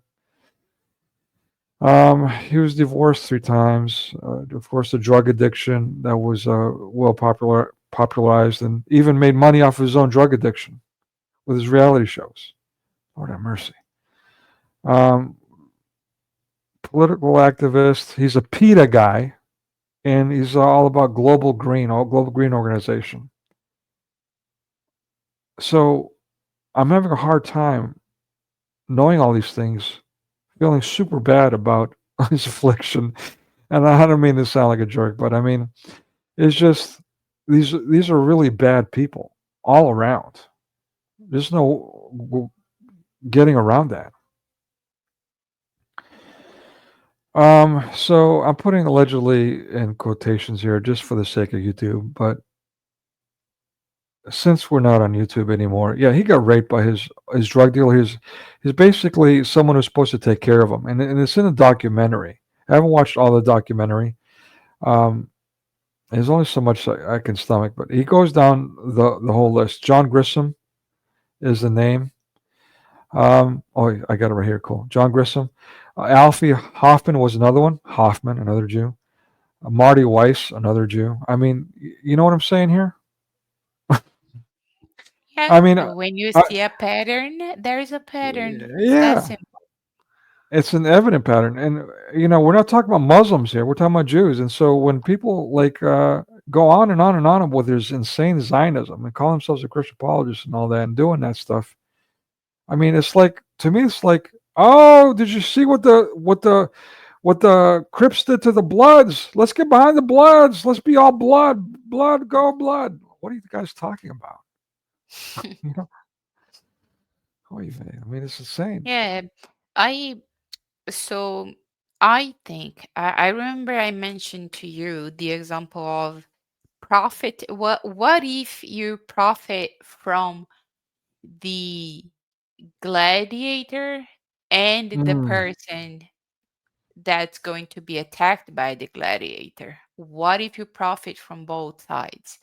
And I think that the way that they reason themselves out of we're not evil, and the way that they avoid the a more clear public denouncement or perception is by saying, we're not making anybody do anything.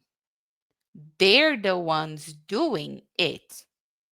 And there's people consuming it. mhm. So, I just made money, but I didn't, it's not my fault. It's their fault. And if the other side was to say, it's only the Jews' fault, they would also be wrong, because I mean Right. they participated in it, they Yeah. accepted it, they signed contracts, uh, and certainly they can be exploited in ways that they were not aware before, Right. but you can't make one of the parts innocent either. So Yeah. the same way I don't say that these people are entirely innocent of the tragedy that befell them. I would also not say that the Jews are innocent for financing this. It doesn't matter how Right. they square it or try to. It doesn't Yeah. work. Yeah. Well, here, I mean, it's just like the Muslims and anybody else really. It's all the same. Like here, we're talking about Jew on Jew crime. I mean, these are all. It's like it doesn't really matter. I would imagine, and I could be wrong. I could be wrong. This is just a hunch.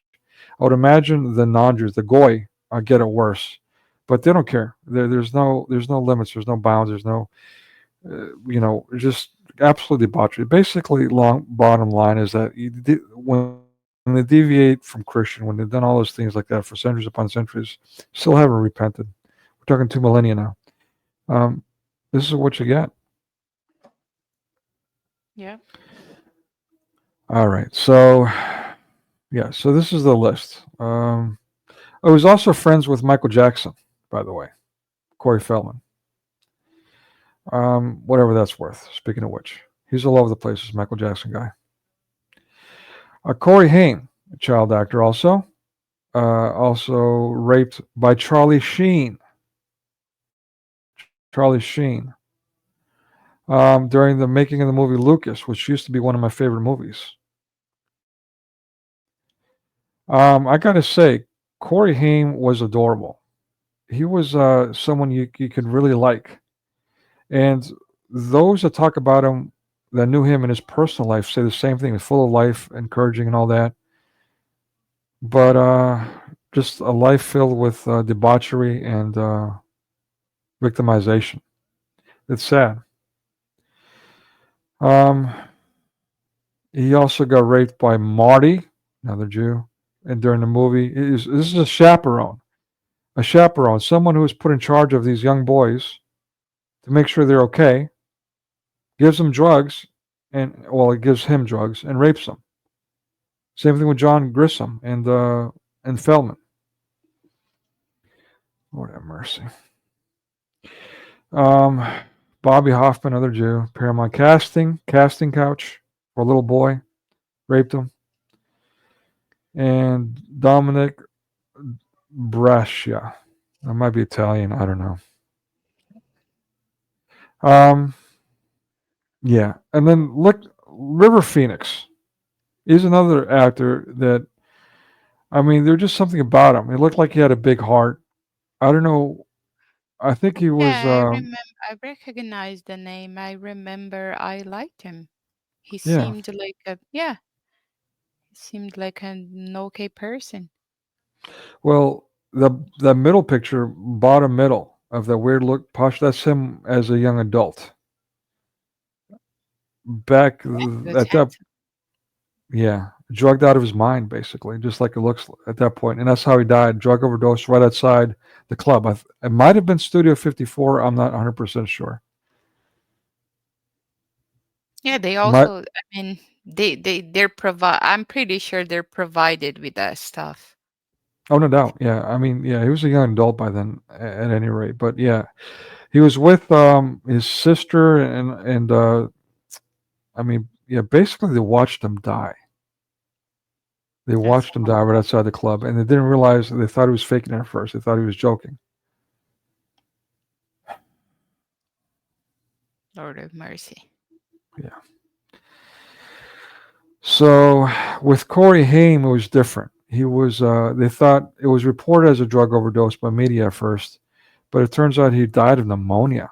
But they suspect that his body was just so broken down from all the drugs and stuff that he had no immunity left, and so when he got him, he got sick, he got pneumonia and died at age 20 something, 26, I think it was, give or take. Um, yeah, it's just really tragic. It really is. Yeah. So let me see what I got on the bottom right here.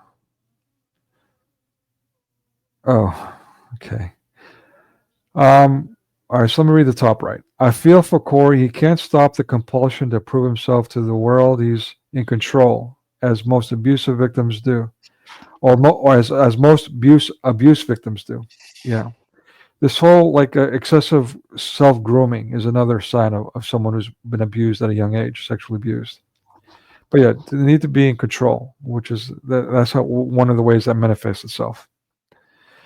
It's extremely tough living from a place of always feeling like you aren't believed and that others took full advantage of your youth and innocence and got away with it, and they still hold your power and your dignity hostage. That kind of abuse causes so many lifelong issues, from self abuse, addictions, neuroses, and the need to be overly controlling in nearly every aspect of your life. You will leave no potential for vulnerability open to chance. When people mess up your developmental years, then make it so others will either doubt you or think you're crazy, you often find yourself stuck carrying that bag of garbage around the rest of your life, fighting to restore your faith in yourself and fighting to restore your own credibility. Wow, that pretty much nails it.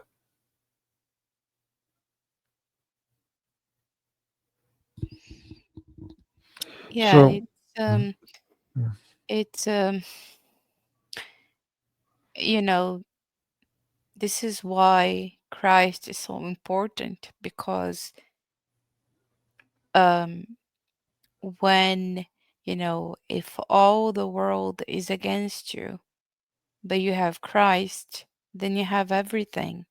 And your identity is in Christ, and your self worth is found in Christ.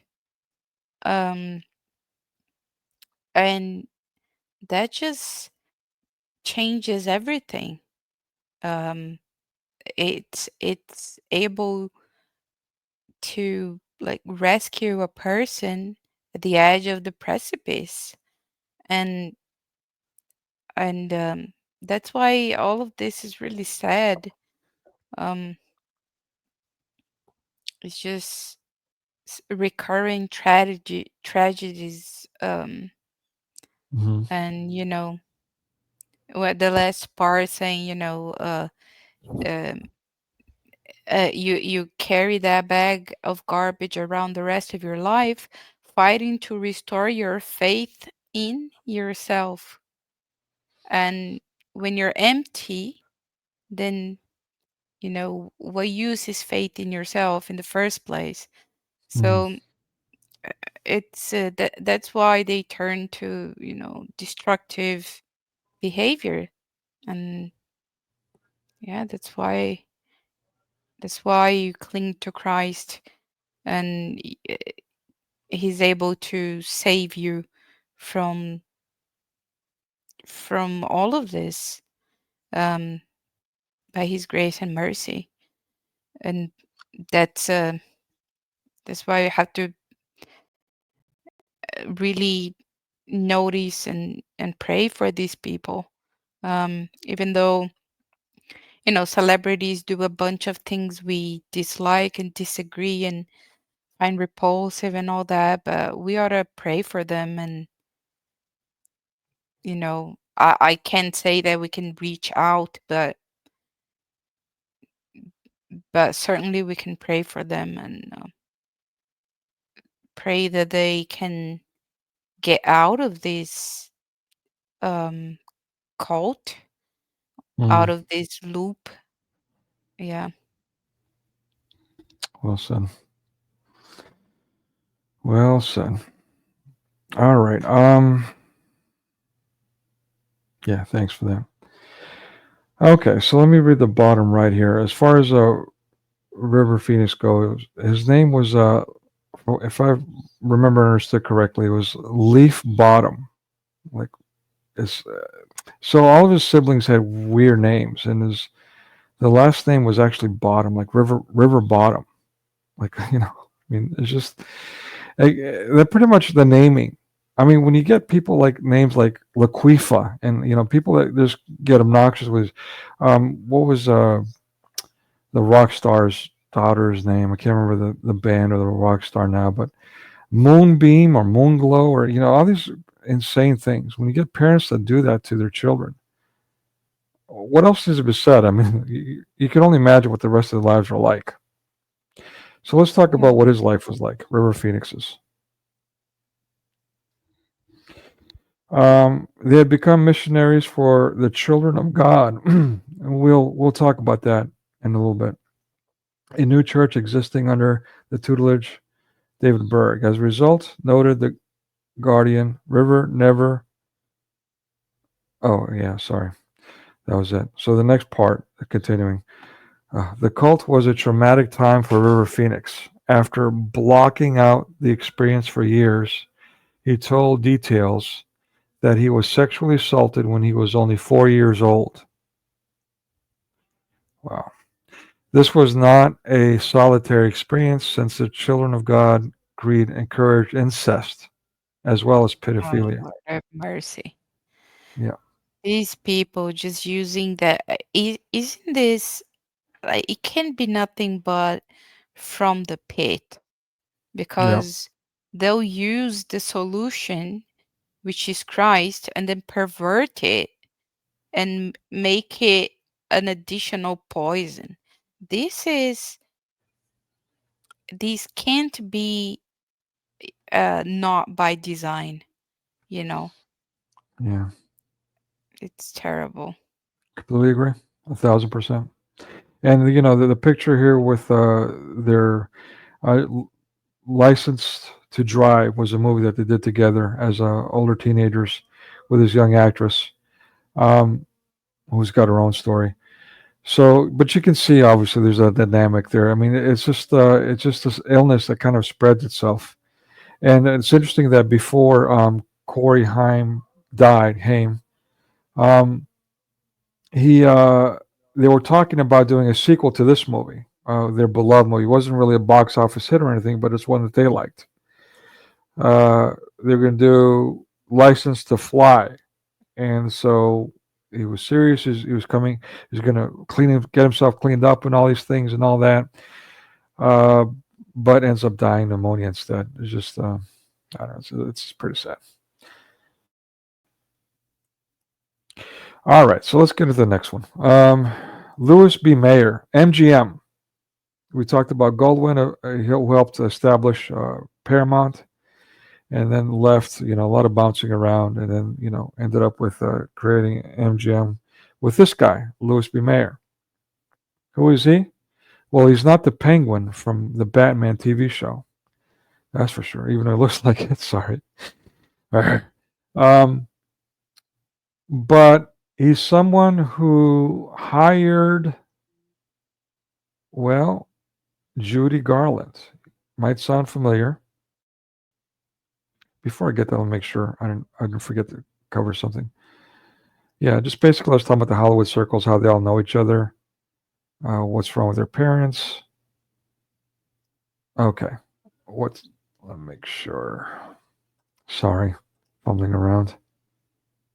All right, good.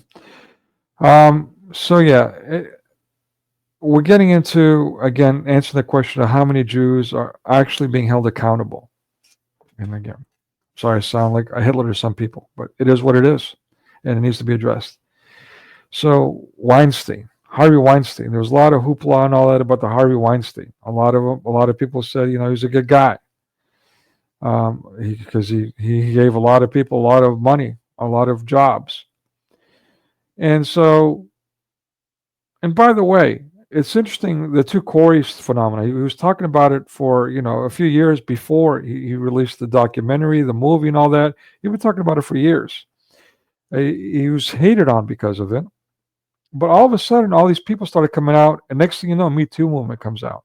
Next thing you know, Harvey Weinstein is charged and gets arrested for a little bit. Now, just recently, a few months ago, he was acquitted. No news about that. Too busy talking about Trump and all the other shenanigans. Epstein Island. But where's the list of all the people involved in Epstein Island? So some accountability, but I got to wonder how much of that is just, I don't know, theater. I don't know. I hope I'm wrong, but where is any real accountability? Yeah. All right. So Louis B. Mayer has been accused of sexual abuse, including having groped the then teenaged Judy Garland. Oh, it gets better. According to Gerald Clark's book, Get Happy, The Life of Judy Garland, Mayer held meetings with the young woman seated on his lap, his hands on her chest. He's having meetings with her as some kind of, I don't know what. I mean, would you even bring a prostitute into your office and treat her that way? I don't know what to No, it's say. awful. Yeah, it's awful. And and this is a known thing. He's having meetings like this. Where's the outcry? Who stopped him?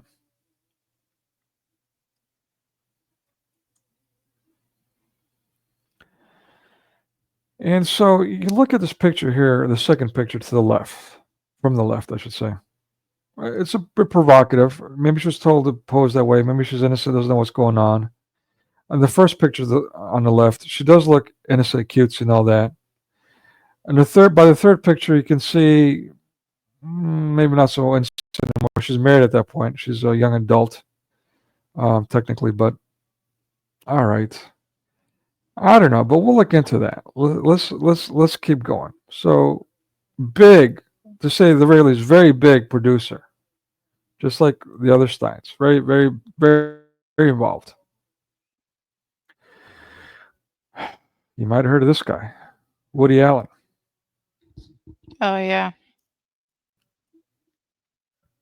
Yeah. So Soon Yi was a adopted daughter, Soon Yi Previn. And basically, he ends up having an affair with his own adopted daughter. Now, in Islam, whatever, doesn't matter. But in Christianity, well, he's a Jew. I don't know what Jews think about adoption and them becoming your own children, but Christians definitely. You adopt someone, baptize someone, either way, they're your child, they're your blood child.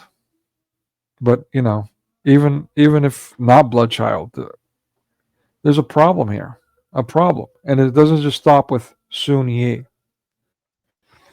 So then we have his next wife, Dylan Farrow. I forgot her first name. To be honest with you,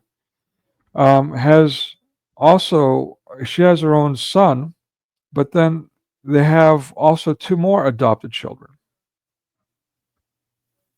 Well, Dylan Farrow, she gets molested at a much younger age, as a little child.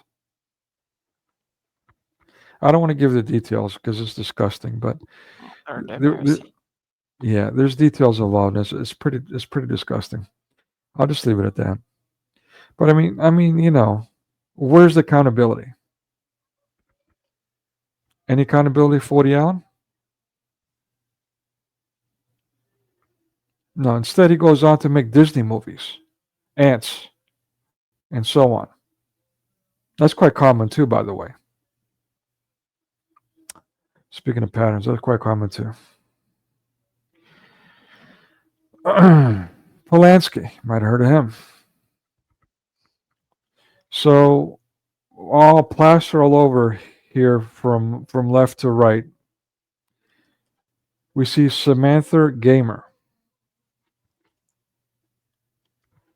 Hebrew. Polanski is Hebrew. You can see some quite sultry pictures here, even at a young age. All kinds. Yes, posing for some. But Yeah. you can tell there's something up with this girl, right? Does that make it okay for a man decades older, an adult, getting sexually involved with, even if she was banging half of her town, even if she was one of the biggest hoes on the planet? Does that make it okay for this older man?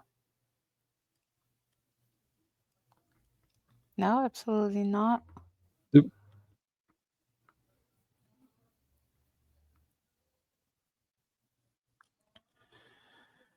So this happens. There was some pushback. He was facing charges. He doesn't even go to court because he's innocent. What does he do? He goes to France. He's got triple citizenship. He's a citizen of the U.S. He's a citizen of France. He's a citizen of Poland. He goes to France. We know what France is about. So he takes refuge there for a while. Enter Charlotte Lewis. Well, he got away with it once. This time with Gamer, it was initially with drugs, and then of course you can imagine from there. But with Charlotte Lewis, who, and by the way, I talked about, it's interesting, she played the heroine more powerful than Eddie Murphy in the movie Golden Child, where that was about missing children. I find that intriguing. She gets raped by Polanski in France. I mean, with forcefully raped. And, well, now he's facing charges in France. What does he do? Well, let's jump ship and go to Poland. And he's been hiding out in Poland since. Where's Interpol on this one? I mean, clearly he's an innocent guy. That's why he's on the lam, right? Was he running away? But where's Interpol? I mean, let's give him his day in court so he can prove his innocence. And who knows what else? These are the two that we know about. Even from childhood, there's something that always bothered me about the Nickelodeon logo. The splotch of paint. It always looked odd to me. It always bugged me. Putting this presentation together now makes perfect sense. I found this version of the logo in all white. I'm not going to ask you what that looks like, Lily. Forgive me.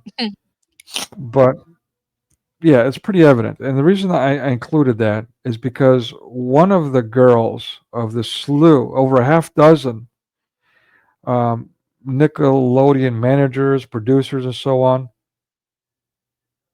one of the complaints was a girl was having, one of the guys was throwing this fluid stuff in her face, like, you know what I mean?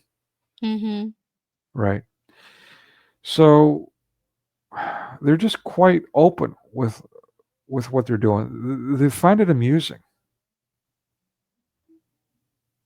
And why not? They can get away with it. They've been getting away with it for decades. All right, so let's go down the list. Let me start with Dan Schneider. Second from the right, Dan Schneider. He's a guy who did all kinds of nasty things to all kinds of children from Nickelodeon, including you can't do that on television. A lot of them hated him there. He said he was a tyrant, did all kinds of nasty stuff and obnoxious stuff on. You can't do that on television. So he gets busted. He actually serves a little prison time. I can't remember how much. I think it was a few months. I could be wrong. It comes out, and from what is reported by Gary of Nerdrotic, he worked in industry himself as an editor, and so he's got insider information. And what he said publicly recently, he said this, I don't know, months ago, a year ago, is that Dan Schneider had come back into Disney through a back door, through like a different position and all that. They brought him right back in. I'm sorry, no, I said Disney. Back into Nickelodeon. It's all the same, really. So let's go down the list. Jason Handy. He's the one in the top left corner. Just pictures with 1,000 words. A Nickelodeon production assistant, who had sexual contact with a 9-year-old girl. Oh, remind you of anybody? Mahomo.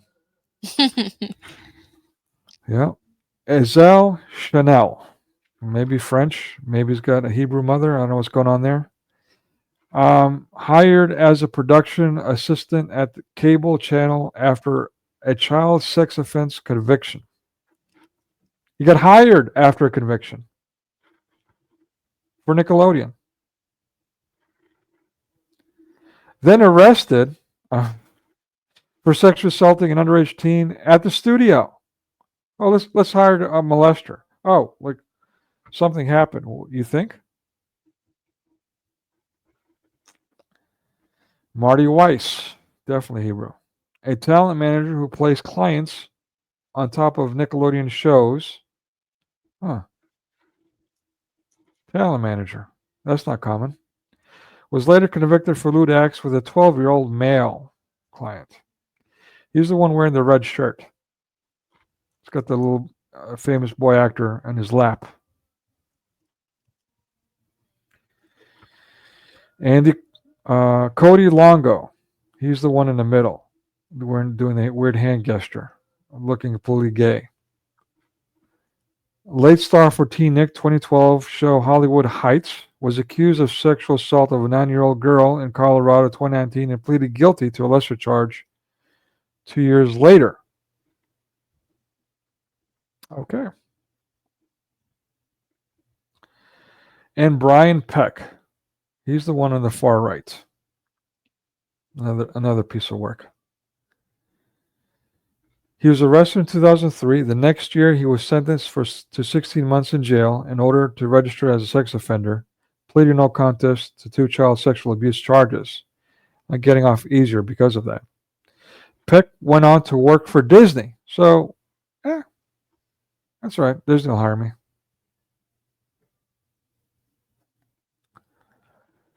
And there's more. This is not all of them. There is more that are known. And I've got to wonder about the ones that are not coming out and complaining about their victims. Not all victims want to go public with, especially the backlash you get, and so on. The careers. And some want to still stay in the industry for whatever reason. Okay. Then let's go to the product itself.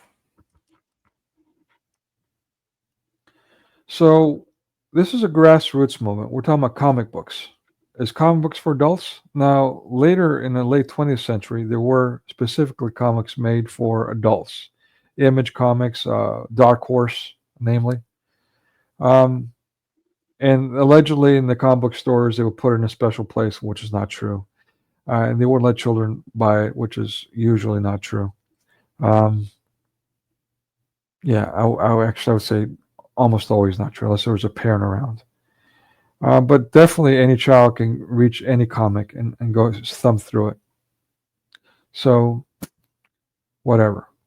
But even without that, even the regular comics, the panel on the bottom right, can you see the two cat characters spooning each other? Hmm. Yeah, this was one of my favorite characters when I was young. I remember I was literally scarred for life by this panel, this comic book, West Coast Avengers. And I say scarred for life as in I remembered it. It definitely had an impact on me at the age of, I don't know, 10, give or take. Um, but yeah, this is one of many. I mean, the kissing and the fondling and all that. This character gets involved with so many different men, the promiscuity. We even have DC Comics. This looks like a ninth, judging by the art. I'm not sure which comic book this came from, to be honest with you. But judging from the art, this looks like a 1950s, 60s comic. Okay, spanking a boy, but really does it have to be drawn in that posture? And never mind Robin, just put him in a gay outfit to begin with. Oh, don't even like. I remember the the 60s series. Oh, Oh, it 60s, was yeah. so gay. It Mm, was so like it was strange, right? Because I had no idea or concept of what that was, but I knew there was something wrong, very wrong about it. Um, and so yeah, it's part of the reason why, like I said, around 10 or 12, I stopped basically watching TV, movies, mm, or reading comics or anything like that because I felt that there was something evil and wrong and bad, and even if I didn't know how to explain, um n- and it's not like my parents sat me down and told me, but yeah.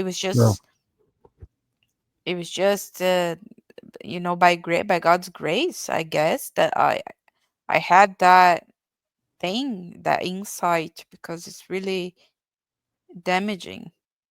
Mm. It's awful. Yeah, that's really cool. It's a good thing, in the 21st century, they got really obnoxious and belligerent about their portrayals, as you can see here in the top left corner of the panels. I mean, you see a crossover DC Marvel with Cheetah. I don't know. I'm not big on DC, and again, Tigra, um, you know, grinding. Um, and Hawkeye sleeping with everyone, Tigra, Mockingbird, so on. So and She-Hulk. and and note how they went. It's interesting because I haven't seen most of those things, but I as an adult I look at it and it's so obvious. Look at the tail, what his Mm, tail's doing, right? It's pretty obvious. That's what they're trying to get across. Pretty bad. interesting. Honestly, I didn't notice that. Wow, that's a very good point. Wow. Yeah, there you go. Yeah, and again, that's. I'm glad you pointed out. That's no accident. The artist thought about doing that and gave it that motion. Yep. Thank you for pointing that out. Hmm. Yeah, She-Hulk. You see, also there's a emasculation. I just got to point that out. Is basically manhandling, uh, no pun intended, Hawkeye around. And just kissing him, molesting him, just tossing him off. No pun intended. Um, yeah, it's just all wrong all around. And then again, in 21st century with I forget the character's name. Really popular. Joker's girlfriend, whatever. Harley Quinn. Having lesbian sex with Poison Ivy in the comic and in the cartoons too. It's just a mess. Just a mess. But it's not just comics. There's all kinds of books, children's books that have that, especially in the 21st century. As people complaining about it, it's quite disgusting. The nonfiction quote unquote educational books or the story books about the gay relationships and all that, extremely raunchy. But even the classics like Moby Dick. I mean, I don't know if you remember being a child and first hearing the title Moby Dick, your excitement. Ooh, somebody said Dick, right? So that's not. I mean, of all the things you could name a children's book, why Moby Dick? Yeah, it is weird. I always thought it was weird. Um, like, what does Dick have to do with Richard? Oh, right. Like, Yeah, that's another thing. it makes no Yeah, sense to me. It never right. made sense to me, but I thought, maybe for them it doesn't sound weird, but every time I hear it, I'm like, I giggle inside. Right. Like, this is weird. This is Yeah. strange. Well, I'm sure that's the whole point. But yeah, again, when you peddling that to children and making it a classic, I mean, it's bad enough that someone printed this. Never, let me go back. It's bad if someone wrote this and then someone published it. And on top of that, they've made it a classic that's taught as mandatory required reading throughout public schools in the United States, if not worldwide. Mm. Same thing with Peter Pan, Disney classic. Oh I yeah. mean, Yeah, I Tinkerbell. remember Tinkerbell, yeah. Please, what do you think of the whole Tinkerbell Peter Pan dynamic? First, yeah, I can't say that I saw a lot of uh I saw what I see now in terms of Peter Pan himself and how demonic the whole idea is. But I remember finding something odd about Tinkerbell and the way she's dressed and how uncovered she is and how her behavior is sort of like sluttish, but I didn't know what that was. Um, and also I remember finding the whole Captain Hook Mm, like pirate with a hook for a hand, and terrified of a, a crocodile related to TikTok, like related to time. I thought like I could feel that there was a whole lot of symbolism, but I couldn't unpack it. you got me Um, there, to be honest. yeah, it's a very there's I remember later on in life hearing about how Peter Pan is actually evil, um because the Neverland is actually like a prototype or a stereotype of hell where Mm, people are perpetually in a certain situation that being childhood forever, and how that's like not that's not natural, that's not healthy. um and I remember even in the cartoon they made sure to make his face have a kind of devilish features, like the his eyebrows were a certain way, like pointing upwards, like there's malice about him, and not like he's this innocent creature. And interesting. yeah, and how the kids in Neverland are called lost boys. Hmm. um and yeah, the And thing. that's glamorized, being a lost boy. Yeah, that's a good point. Yeah, yeah. And they behave in a type of gang type of behavior, dystopian, Mm, a another good gang of point. boys, Mm. yeah, going about doing bad things. um and I remember having deeper thoughts about the symbolism of Captain Hook and the time symbol crocodile that wants to swallow him. But I can't remember right now what my conclusion was. But but I do I don't. remember. I have to get back. to you All right. on that. Yeah. Thank you. Yeah. So Yeah. yeah, I mean that's another good point. I mean, and again, the obvious here is the whole paganism, the whole glamorizing the occult, the magical thing. But my students pointed this out to me. There was a movie that came out a couple of years ago, Eternals. It was called Eternals, Marvel movie.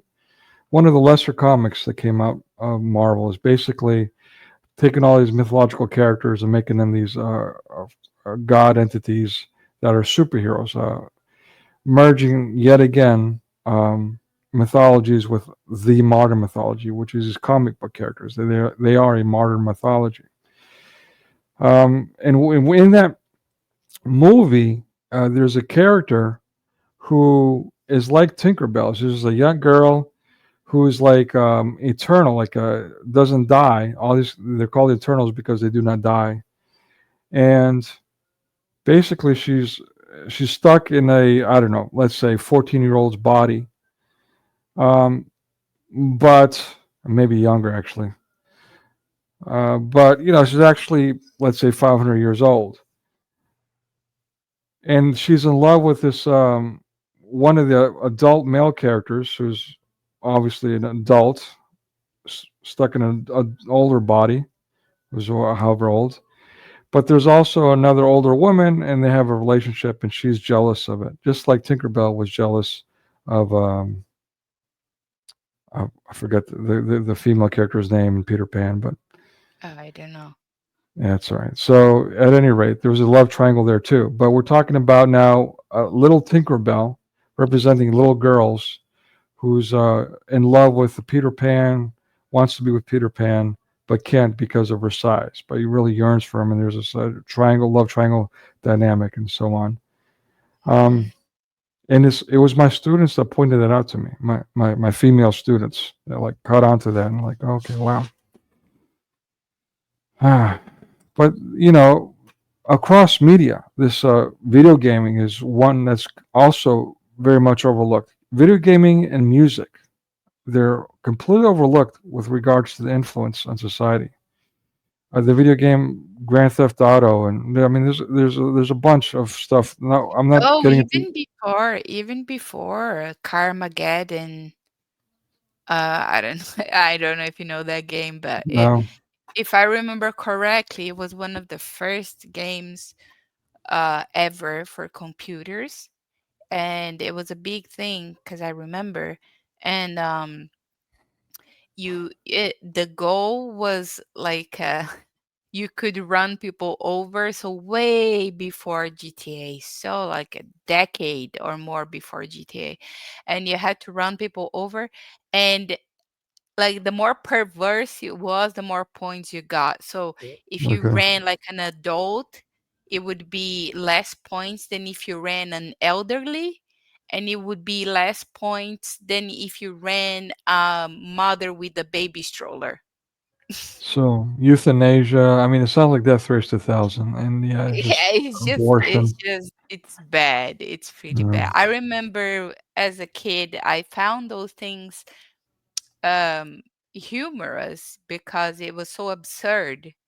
But um many parents were concerned that that would influence their kids in negatively.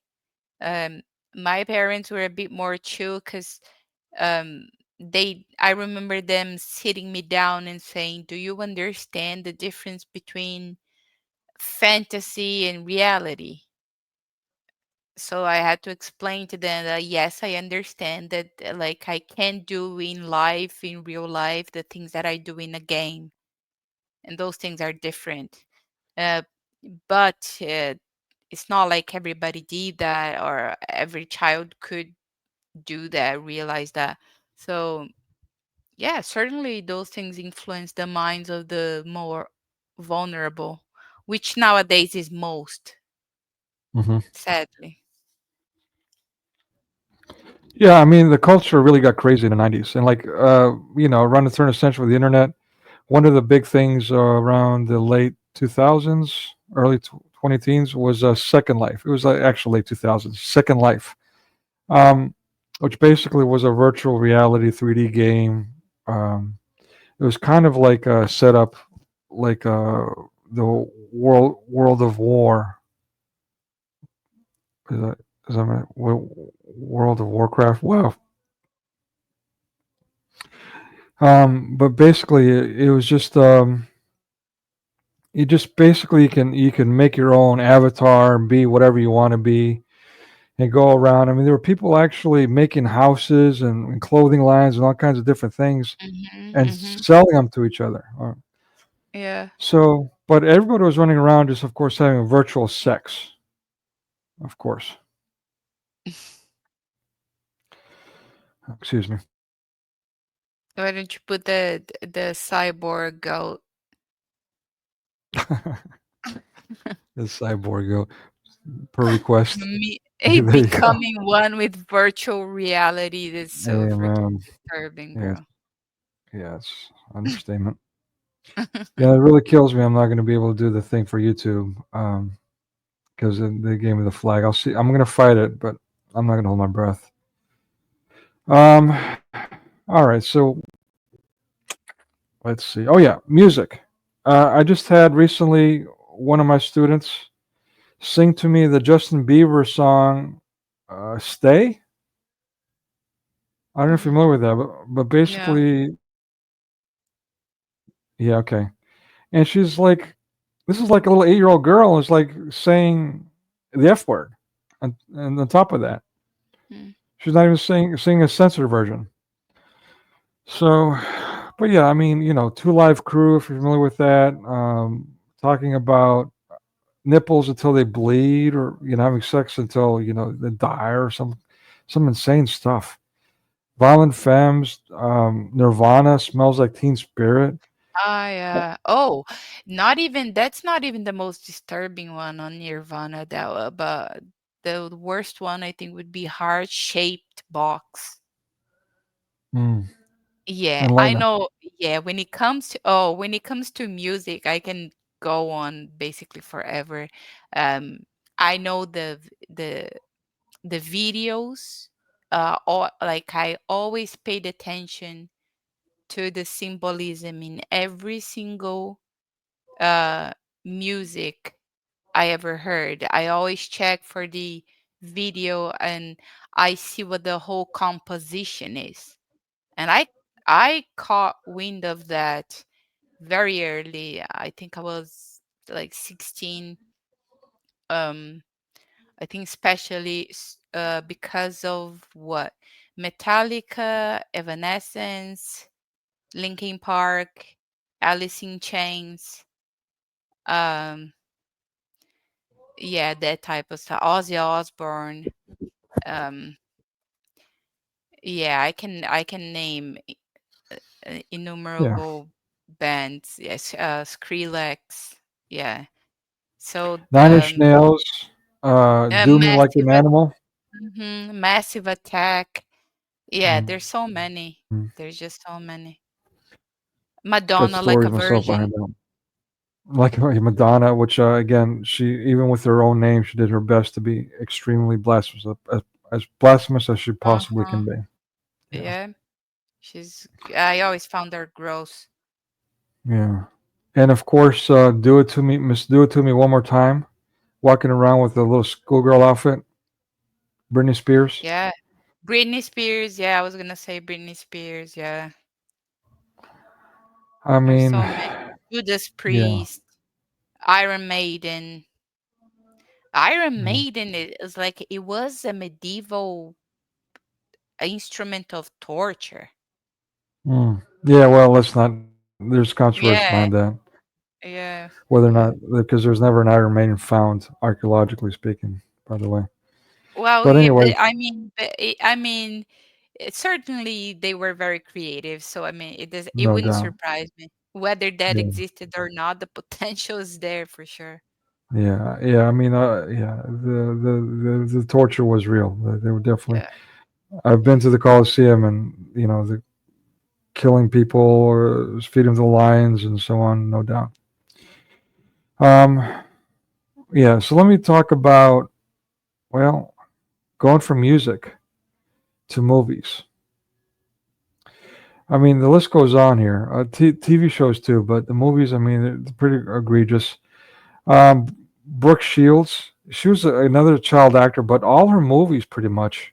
Pinball Wizard, where she's a little girl, like, I don't know, 13, that's trying to have a love affair with a young adult, 20 give or take. Um, One where she's the daughter of a prostitute. Uh, I mean, that's even before Blue Lagoon, where she's an older teenager, but still a teenager, playing the character of. The character is like stuck on an island, a paradise island, with just another boy and their sexual escapades. I mean, yeah, that's just one person. Dakota Fanning. I'm not even going to tell you the name of the movie. It was just so egregious. I mean, this is and this is another thing that kills me. When you do these movies, it's not only bad enough you got to question what their intent was, but we're talking about real people. We're talking about little children doing these scenes, and the scene in this movie, I'm not going to say the name of the movie, is just it's scarring. It's scarring just to watch it. Can you imagine actually being the little girl actress doing this scene?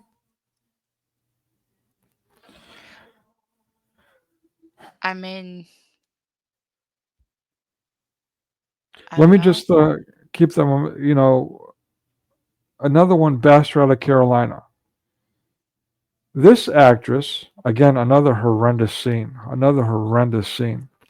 But this actress later on went on to make Monster, which was critically acclaimed, won the awards, where she's playing a young dyke. Again, also pedophilia, an older woman, criminal, having sex with a young girl. I mean, what the hell? Sorry to cut you off. What were you going to say? No, nothing. Keep going. All right. Yeah. German movie, made it to cable TV. One that I remember personally. It was called Little Drummer Boy or something like that in English. Complete soft porn. It was about a boy who became a dwarf because of an accident, and the sexual escapades over and over and over again are insane. The pedophilia from everyone is just raunchy as hell. Babysitters, The Graduate. I know The Graduate is a college person, but still, we're talking about much older women having a sexual affair at the very beginning of the movie with her neighbor's son, college-age son. Mhm. I mean, with the babysitter, there's a movie called Babysitters. The babysitter theme is habitual. The Babysitters that's another soft porn. Yeah, of Lolita. course. Yeah, yeah, it's a Russian book. It's disgusting. Um, and of course they wanted to go for see, they look for breaches. And um nannies were like an unacceptable uh relation in society, right? To the point where parents would leave their children with the babysitter, usually a girl, 99% of the times a girl. Um, and that was acceptable. And then what did they do? Now they implant the idea on these people so that they will have the opportunity because it was socially acceptable. So now they have them, the children that had contact with the babysitter vulnerable, and the babysitters themselves vulnerable to this idea. It's how Mm, they work. It's always what they do. They yeah. look for breaches and the points of vulnerability where that they can use as hedges. It's always been this way. hmm Very Yeah, I've got a predictable. story with that too. A few of them actually. Come to think of it. I mean, personal experiences, stories. I mean, the whole babysitter, molesting the little boys is just. But we're supposed to look at that as a coming of age story. Yeah, and Stanley Kubrick's Lolita, that was a classic. I mean, there's your lollipop. Do you see that on the middle, bottom middle there? Yeah.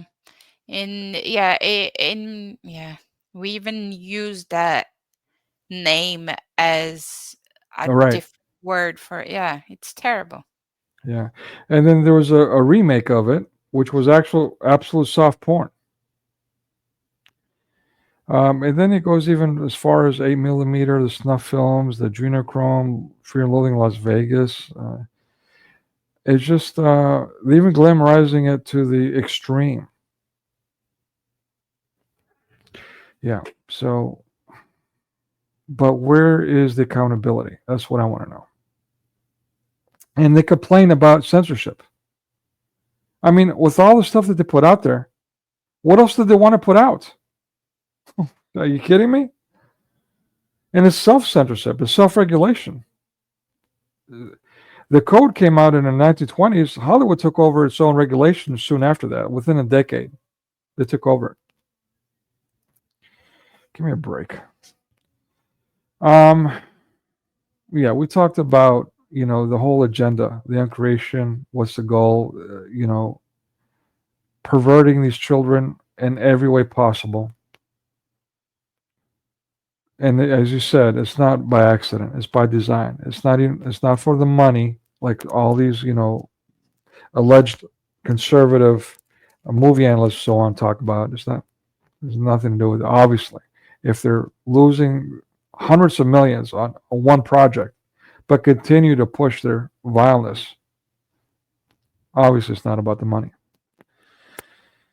So Michael Jackson, yeah, we talked about the Graceland thing and his wackiness, and even the moment where he's in London and he's like dangling his own baby over the rail. I mean, it's just insane. And then how does his life end? Overdose.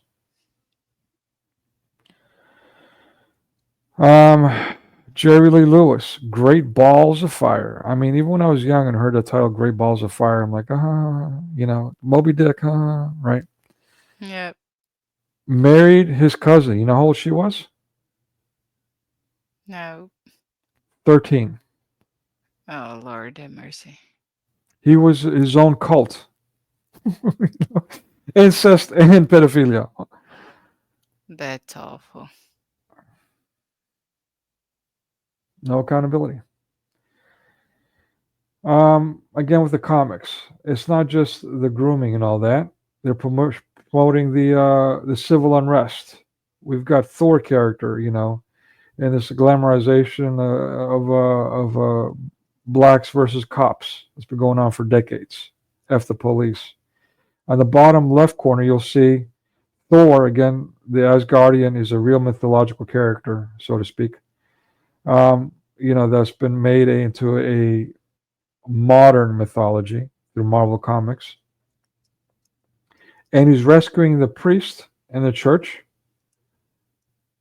with a cross in the middle with the caption, whatever gods there be. So it's this mythological Norse thunder god that's coming to the rescue of these Christians. But again, this is just only one. I mean, the list goes on and on and on, but I thought these most stood out that told that story. The comics, the debauchery there, on and on and on in every aspect, they're called pushing this alien nonsense, pushing, as we talked about, the grooming, just on and on at the grassroots level. Ezra Miller in the movie. I mean, this guy, left and right, is getting accused of all kinds of debauchery. Yet they still put him in a movie. It's ridiculous. Sorry. The Mario Brothers movie, this recent one, the animation. I tried again. YouTube took it down. I put it when it first came out, available to the public, not the screening, but for download. I chopped it up, talked about it. I did it, with all kinds of things, creatively altering it, and they wouldn't let me do it. I spent like maybe 2 weeks, hours per day trying to get it on there because it was important. Same thing with Turning Red. They did the same thing to me with that. They would not allow me to get my stuff go viral. Basically, is what's going on. But look at the clear. I mean, we're talking about furries here, right? There's not a coincidence that they're encouraging people, especially children, to act like animals, felines especially. Now we've Yeah. got a male character acting like a furry, a cat, licking himself. Sorry, go ahead. No, it's yeah, it's just eh,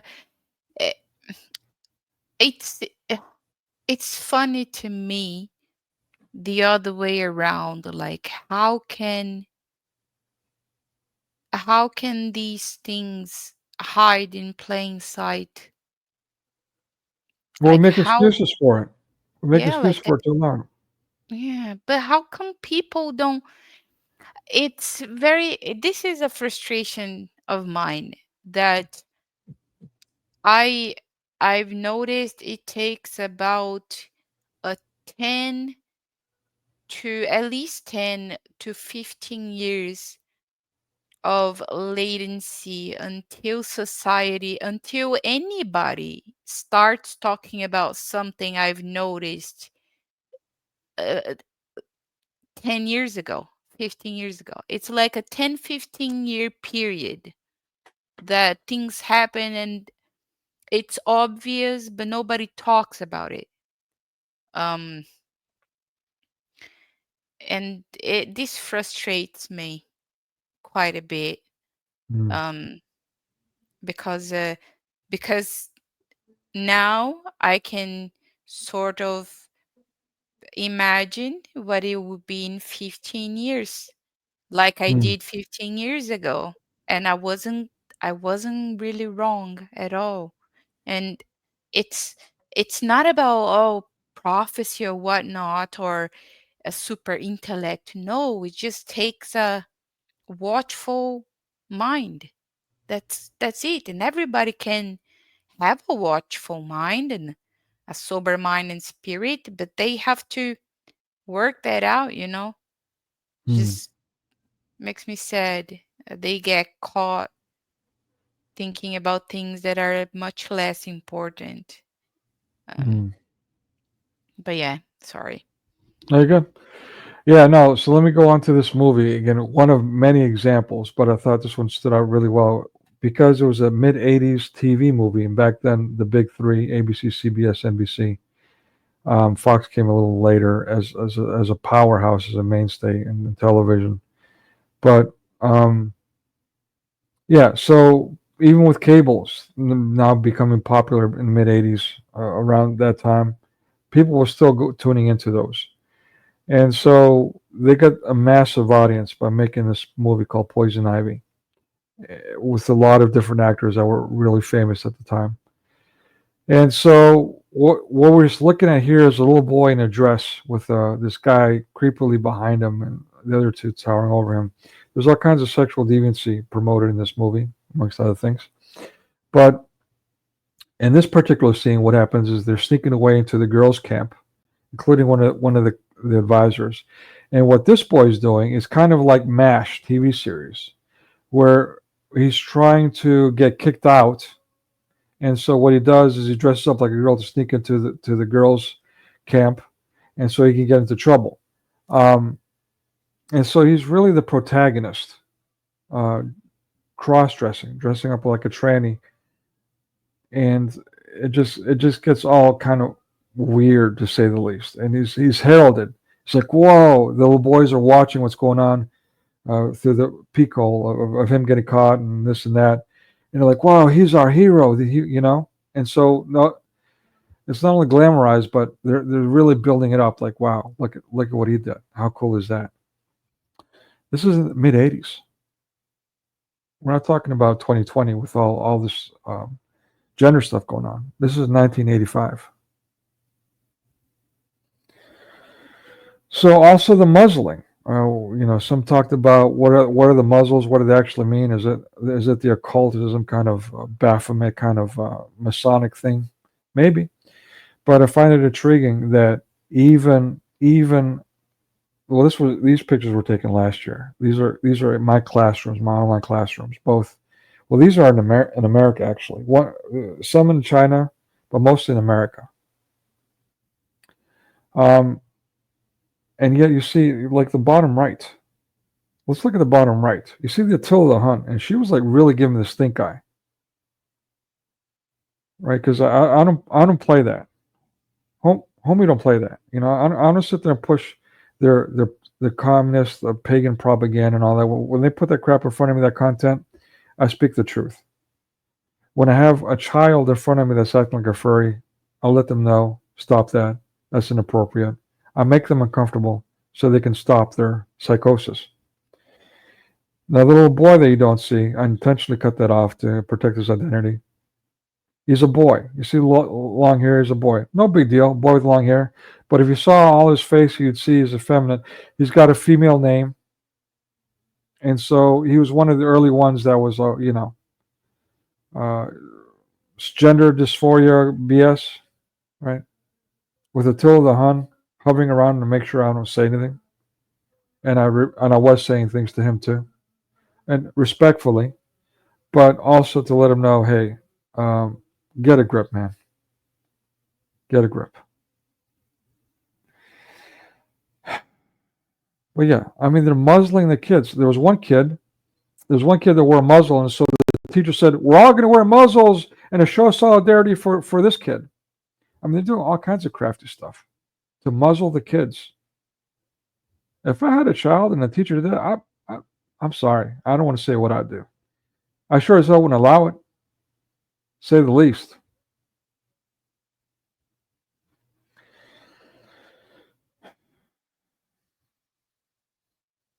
And so, yeah, I mean, the some of the content here, they're promoting the muzzling in the content itself, amongst all these other things, the green agenda relentlessly, and the gender stuff, and just on and on. The CRT, the evil Europeans, over and over and over and over again, and nonstop, relentlessly. It's just a mess. Amazing human beings, not people. We can't be people. We got to be lesser than animals, human beings. All right, let's move on. Okay. So here we've got, it's cultural. It's cultural, so it's okay. Yeah, right. That worked in the past. What do you mean? Like slavery. Mm. It was a social thing. It was accepted. But then you had the Christians who were abolitionists and went like, hey, it doesn't matter if society accepts it. It's wrong. Well, yeah, I mean, it's wrong unless you're Muslim in a Muslim nation. I mean, all over Africa, Right. Middle Yeah. East. So the point being that something being accepted in society does not really grant that something is good. Not Yeah. at all. We And we have talked so about many bad examples. Yeah. the Chinese currently. I mean, to the very kids, all of them being pushed night and day, every day. I mean, you have no idea how many kids are regularly crying to me. Please don't make us, Mm-hmm. begging. Poor little things. Yeah. Lord have mercy. So, yeah, yoga thing, the yoga craze. Again, this is a pagan cult, pagan religion that's become super popular, super hip in all ages. I've got, again, one of my students that's she's all kinds of a mess. The one that we talked about, that might be one of those modeling. She told me she wants to be a model, a dancer when she gets older. When she said dancer, that's a recent thing she's talking about, being a dancer. I'm like, oh crap. Mm. That's a dangerous, that's almost a lethal thing to the soul, Mm. to be honest, these days. Yeah. So look at these poses. I mean, it's bad enough adults are doing it. Why they got look second to the right, the little girl with the white t-shirt and black pants. Mm. I mean, is she doing yoga? Is she being a furry? What's going on there? Why? Yeah. Why are they doing this to these children? Because they can, and children have been made vulnerable after they went for the building blocks of society, which is the family, which in turn, the family was the building block of church. So it's a systematic assault, always going for the praise. It's just tragic. Yeah, there's something much deeper going on. I mean, it's an absolute Hmm. takeover by Satan and his minions. Yeah, I know that's yeah. some kind of melodramatic of an extreme, No, but but it's bottom line. true. Yeah, it is demonic. There is no way, there is no two ways about this.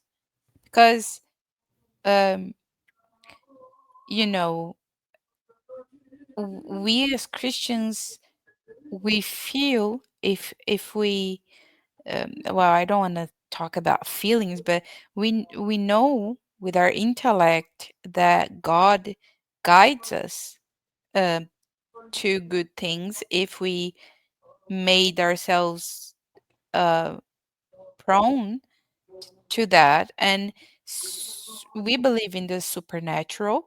We're told that our fight is not against flesh.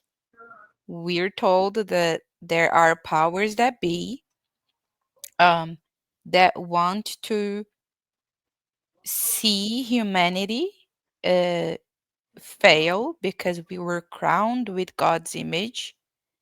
And that it was so predictable that you can tell whether I could tell where they were going to go next.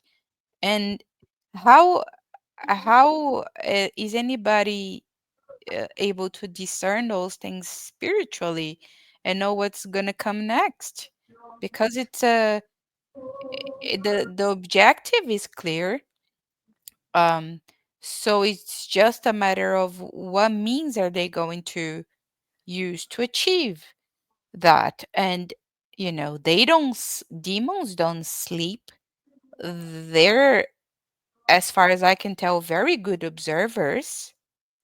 uh they have these objective of destroying humans, everything about humans that resembles God's image, turning us into cyborgs and animals, Mm, beasts, um because so we're more and more like them, mm.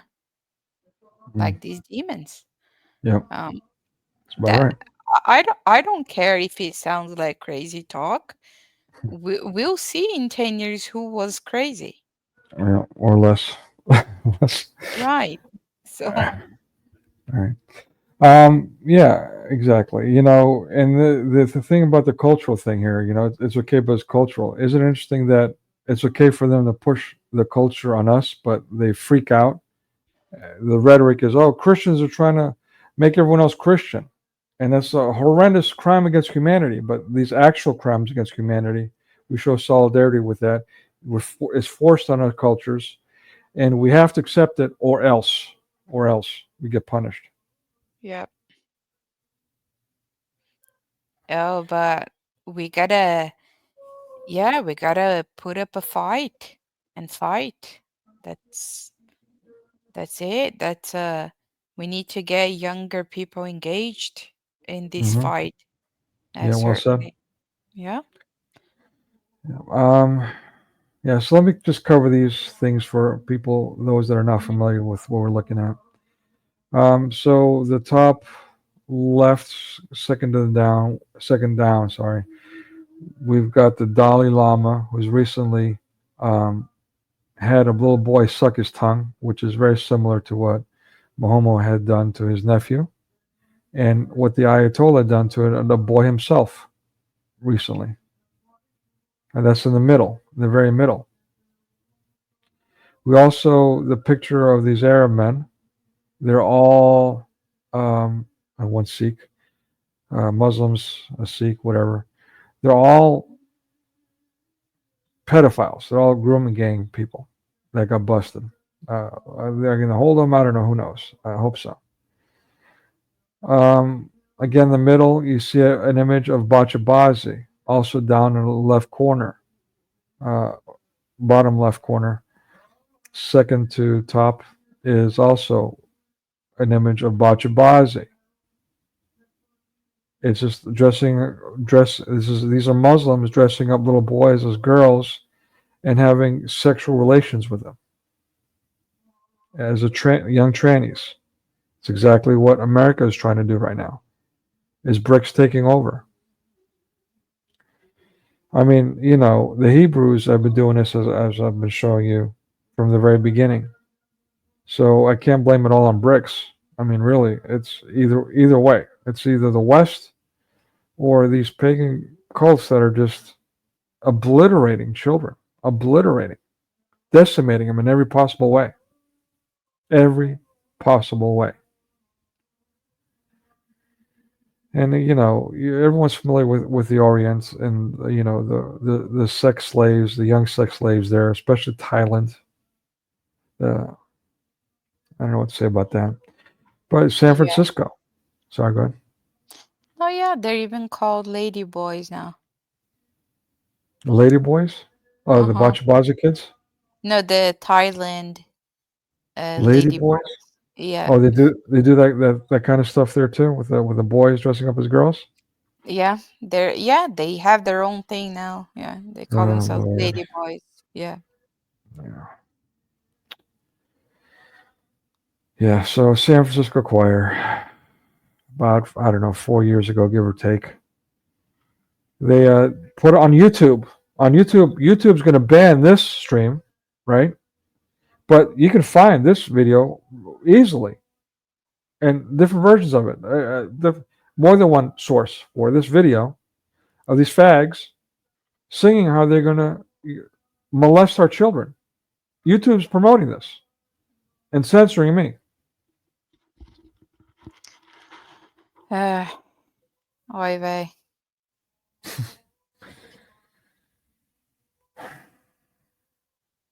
Mobile www is the mark of the beast. We don't need microchipping. It's already here. Michael Jackson. What about Diana Ross? Anyone want to complain about her relationship with Michael Jackson when he was a young man? Oh, but it's coming of age. It's okay.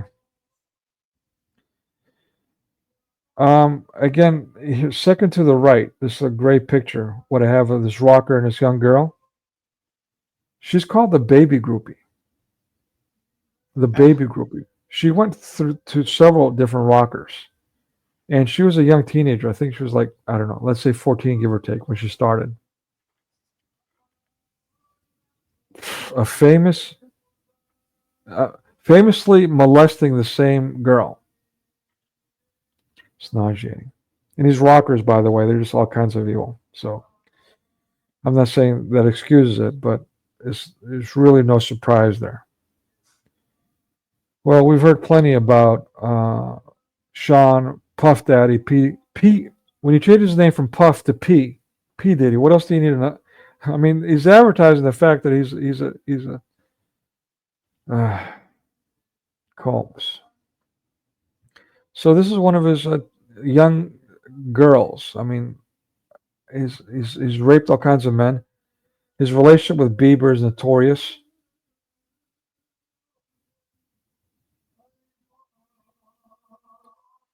Marvin Gaye, his relationship with a young teenager. When he deviated from Christianity, he started as a gospel singer, and he deviated.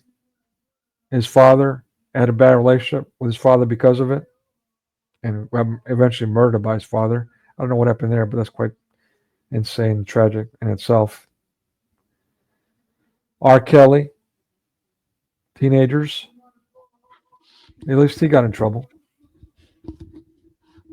And P. Diddy is getting in trouble. We'll see if there's actually any accountability there as well. All right. So let's talk about the West and the Christian cults. let's get into this. I mean, America's considered as a Christian nation. I know one of the real popular apologists recently did a series bringing his evidence that it was a Christian nation, and I watched one, maybe two. I got to the second one, and basically, again, like a commie that he is, attacked someone for saying that some of the founding fathers were Freemasons. He silenced them, he humiliated them publicly, and then the next one that he does is like, yeah, well, some of them were Freemasons. Yeah, no shit, man. Yeah, we knew that. Well, he's a Mason apologist. He's also a Zionist apologist or extreme Zionist, but he Mm. does it with extreme prejudice, and I mean extreme commie prejudice. But he calls himself a Christian apologist. So I'm bringing him up because, oh yeah, he's claiming that it is a Christian nation. There's no single document that mentions Jesus Christ, Christianity, or Christians. Not a single one. Now he brought up a letter written by one of the framers. It's written to another one, and how he wanted to be a Christian nation, and that's his argument. A letter that was once written, and by his own admittance, the same guy later wasn't a Christian so much. That's your proof that it's a Christian nation? Some guy wanted it in a personal letter? Are you kidding me? The best argument we have that's a Christian nation is that it's filled with Christians, but that does not make it a Christian nation. Yeah. The nation itself is not a Christian nation. Prove me wrong. Yeah. Sorry. No, yeah, absolutely. They'll like I remember telling you that that's the best way to go because it lowers people guards down, Yes. um, gets them all sorts of way-ins, it gets them NGOs, um, and the I mean the most lethal lie is the one that is 99% true. Mm. Like I said that before, it's just a way of saying that, if one appears with like a like a the cartoon um idea people have of a demon, right? All red with horns and whatnot, people are not gonna go, right? So he dresses himself as an angel of light. So he's, you know, Christ said that the narrow is the gate that leads to salvation. And what the demons do is they make the way narrower and narrower. Um, by, let's say somebody less instructed think that these people are really Christians, and then they suffer some sort of abuse from these things, that they will never, I mean, God forbid, but the the odds are that they will be repulsed by Christianity for the rest of their lives, Mm. you Yeah, know? that's the biggest problem in Hollywood. Exactly, uses that trope, and I'm thinking about Protestants. Use that trope as the fanatical Protestant street preacher to turn. I mean, it's the bad enough that they are already themselves turning people away, but now they're being used as a billboard to why Christianity is bad. Yeah. Why? Because they're deviating from what Christ told them to do. They're deviating from that. Yeah. So let me just also, yeah, judge them by the fruits. As far as the Christian nation goes, whether or not it's Christian, judge it by its fruits. And we've been talking about one of the biggest fruits America has to offer to the world is this mass media and the damage it's done worldwide. It's measurable. But that's not the end of it. But let me just say also on the back of what we're talking about now, I'm just yesterday I was on a stream when I visited. I tend to go on the streams and put them on so I can listen to it in the background when I'm working on things. And I was listening to one I haven't listened to in a while. And I won't say who, but one of the, he had another Christian apologist on who came on, and she made the comment about the Muslims and how they're attacking each other lately. The Muslim Dawists, Mm-hmm. and she's like, don't they care about what the infighting is doing to their image? And I was like, ding, ding, ding, exactly. And I said, yes, Mm-hmm. exactly. And Christian apologists, I'll put this in chat. Christian apologists also need to stop Christian bashing, Yeah. especially Catholics, Catholic bashing. Um, and I got ripped into. I don't want to say naturally, unfortunately, but I shouldn't have to say that. And so I got blocked or put in timeout. And then I was like, wait a minute, what the heck? And so he had the link available for people to go on stage. It was only supposed to be Muslims, but I went on there anyway. And he saw that, and so he didn't let me on. And then, like 15 minutes later, instead of letting me on, I was waiting there 15 minutes. He ended the stream, and then he brought me up to give me a good scolding. And what was the scolding? That my bringing that up is going to incite people to start arguing. I'm like, what are you talking about, dude? What I just said was exact opposite. Do not attack. It's like, no, no, no. He's like, well, if he goes, if you didn't put me in timeout, it would have started. I get his argument later. I didn't realize at first when you put someone in timeout, nobody else can no longer see your comments. Okay, okay, all right. And then he's like, well, you said Catholic, and that's going to get this group, the dominations and the sex. He put it, the sex. So, and he was really irate, even to the very. I respect him for bringing me up and having a conversation in private. I really do. But when you're emphasizing and you're the fact that the problem is that I mentioned Catholics, and they are the biggest targeted group by far, by everyone. So of course I'm going to mention them because they are the target. You don't see Catholics running around attacking Protestants, going to but quite the opposite. And you'll definitely see everyone else attacking them. So yeah, I'm going to mention that. But it's burning him that I said that. Why? So this is what you said earlier about people pretending to be Christian. This is non-Christian behavior. And this is someone who himself repeatedly says, I do not want you talking about Christianity or attacking each other." So he should have heralded my comment, but instead he treated me like that. Oh, Yeah. that's a red flag for me. Yeah. And to be honest, I've been seeing a lot of um debates, and Mm, it has been the case that it gets pretty heated between Protestants and Catholics, um, whereas they tend to be much better when it's an Orthodox and a Catholic. Um, and I'm not bashing on anybody. I'm just stating what I have observed. And like I said other times, these conversations, they are they can be useful, and you can't try to sweep truth under the rug because it doesn't stay there. The truth is always self-evident. right. But I think there are ways to go about it, right? Exactly. Exactly. So Like that's why I yeah. respect them for bringing me upstage and talking to me behind the scenes. Respect that. Yeah, yeah, But yeah, there's a but to that. Like I said, sorry. Go yeah. ahead.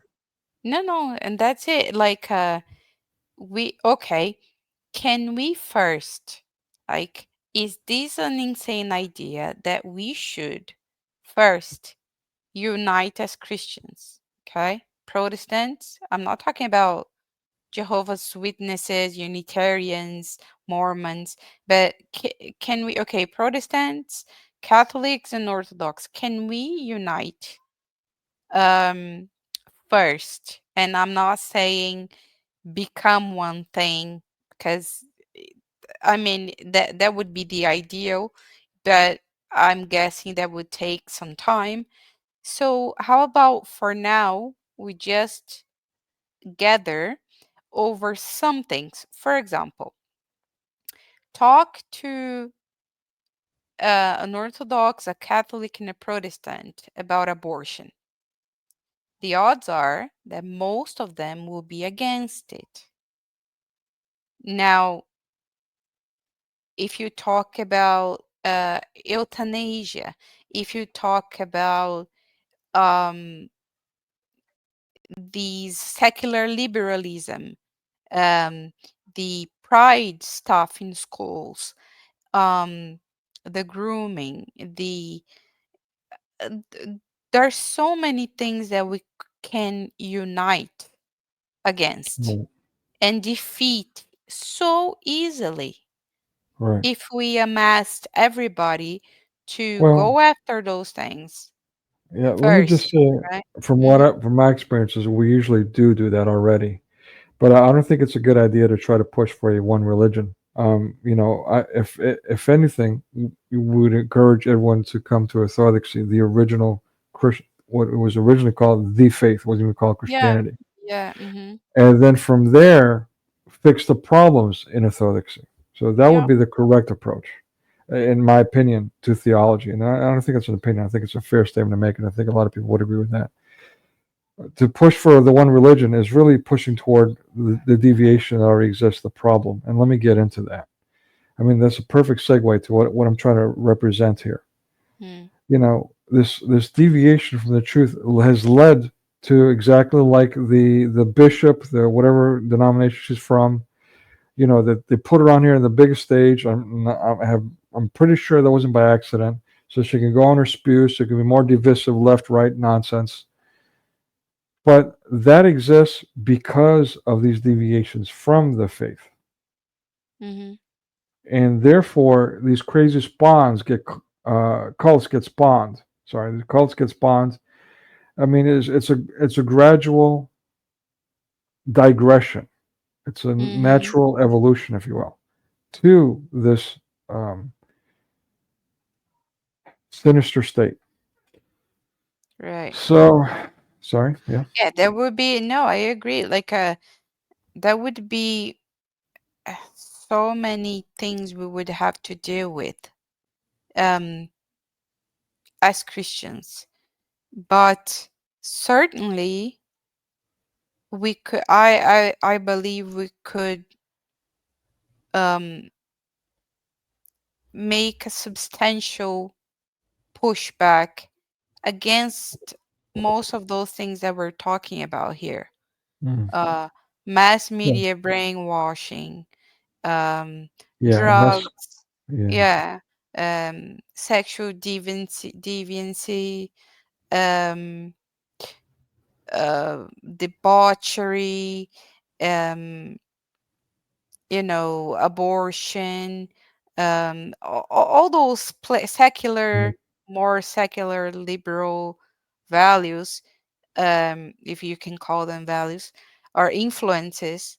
I think we could do much better but it takes a certain type of organization, um, yeah, and cooperation. Yeah, that doesn't mean that like I didn't mean to seem like I'm pushing for just like a merge of everything, but I'd say at least uh, a, some amount of cooperation um, against those that are truly against those things that are obviously wrong for a Christian, um, and that are plaguing society.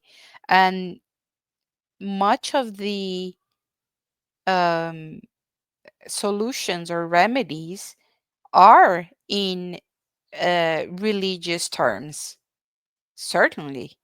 hmm Um, demanding that would, because you can't see, you can't just push things off and put nothing in its stead, in its place, right, right?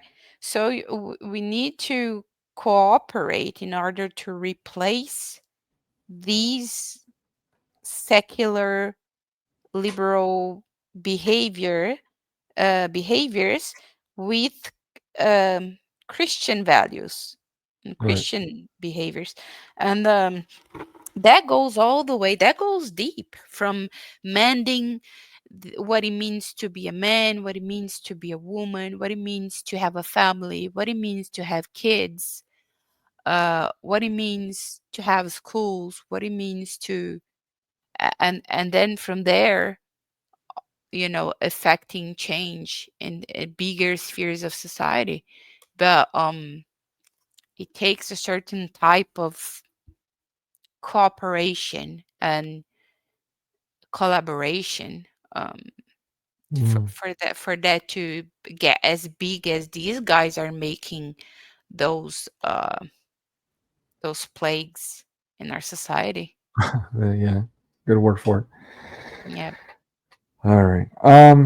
So yeah. So let's get to it. I mean, what basically has led to what we now call modernism or secularization. To me, again, goes way back to the Renaissance, and from the Renaissance to the Enlightenment, and then the Reformation. I mean, Yeah. it's all yeah, it's all coming from the same source in my mind. And so here we are in the 21st century with a queer reading hour at the library, and Oh nobody's Lord. doing anything real about it. Or gay pride, where children are being molested publicly, and nobody's doing anything about it, being celebrated instead. It needs to stop that. Yeah. All right, so let's look at more specifically these cults. We mentioned one of them earlier. So Joseph Smith, probably one of the most famous ones, is Mormonism, what they now call, they've recently rebranded themselves as the Church of Latter-day Saints. They're well known for their polygamy, also their sexual deviancy and all that. But they're a Masonic cult, if you look at it through and through. I mean, it's hard to say which is worse. Take away all the murder and all that stuff, then you might argue that Mormonism is worse than Islam. Well, Charles Manson, another very famous one. I mean, I don't know how many movies and books and stuff have been written about the Manson family. Again, sexual deviancy, drugs, and murder, amongst other things. David Berg, we mentioned the Children of God, and the pedophilia and incest and stuff. Warren Jeffs and the Fundamental Church, more incest, more pedophilia. We've seen a pattern here. I mean, these cults are all about the money and the pedophilia and sexual deviancy.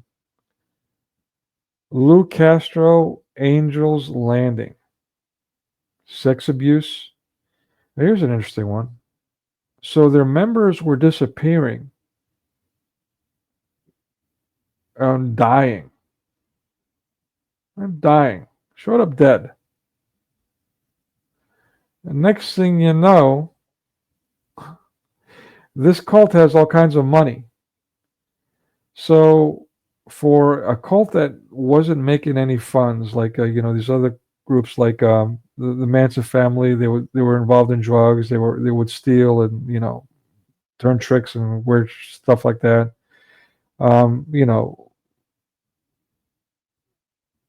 The Children of God, I believe. Well, some other ones I don't know too much details about the finances.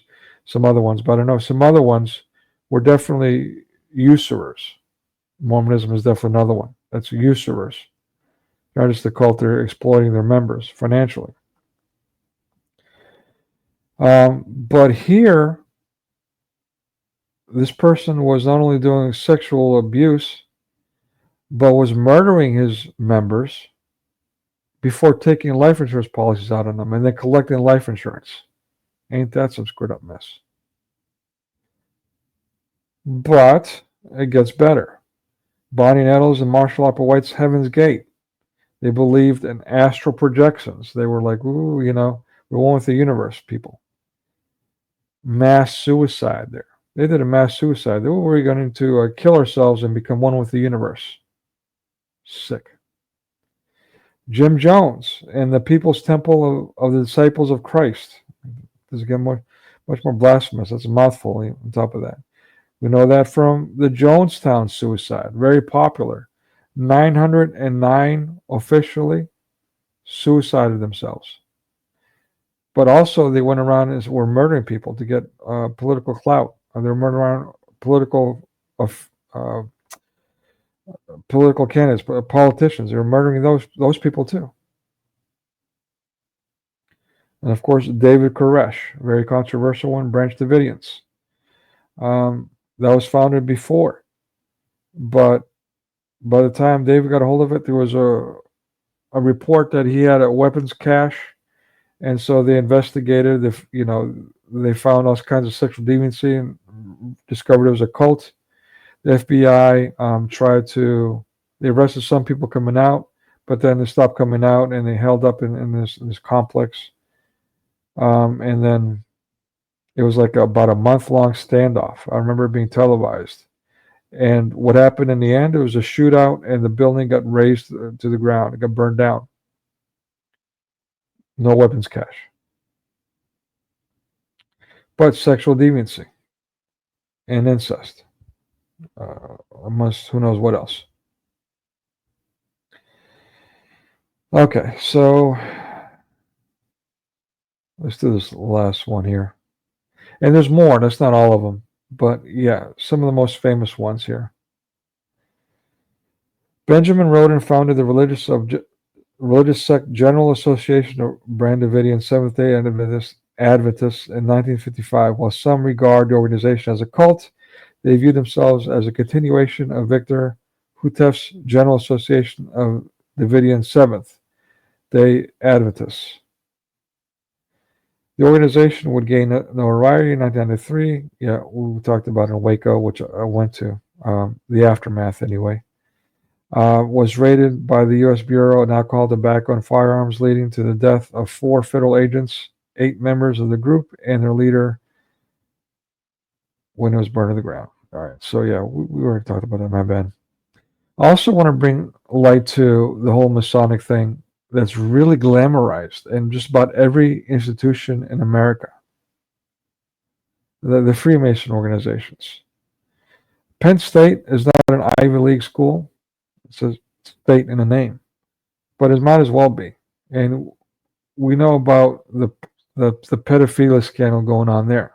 Even though we're talking about college-age students, it's still pedophilia. I mean, let's get real.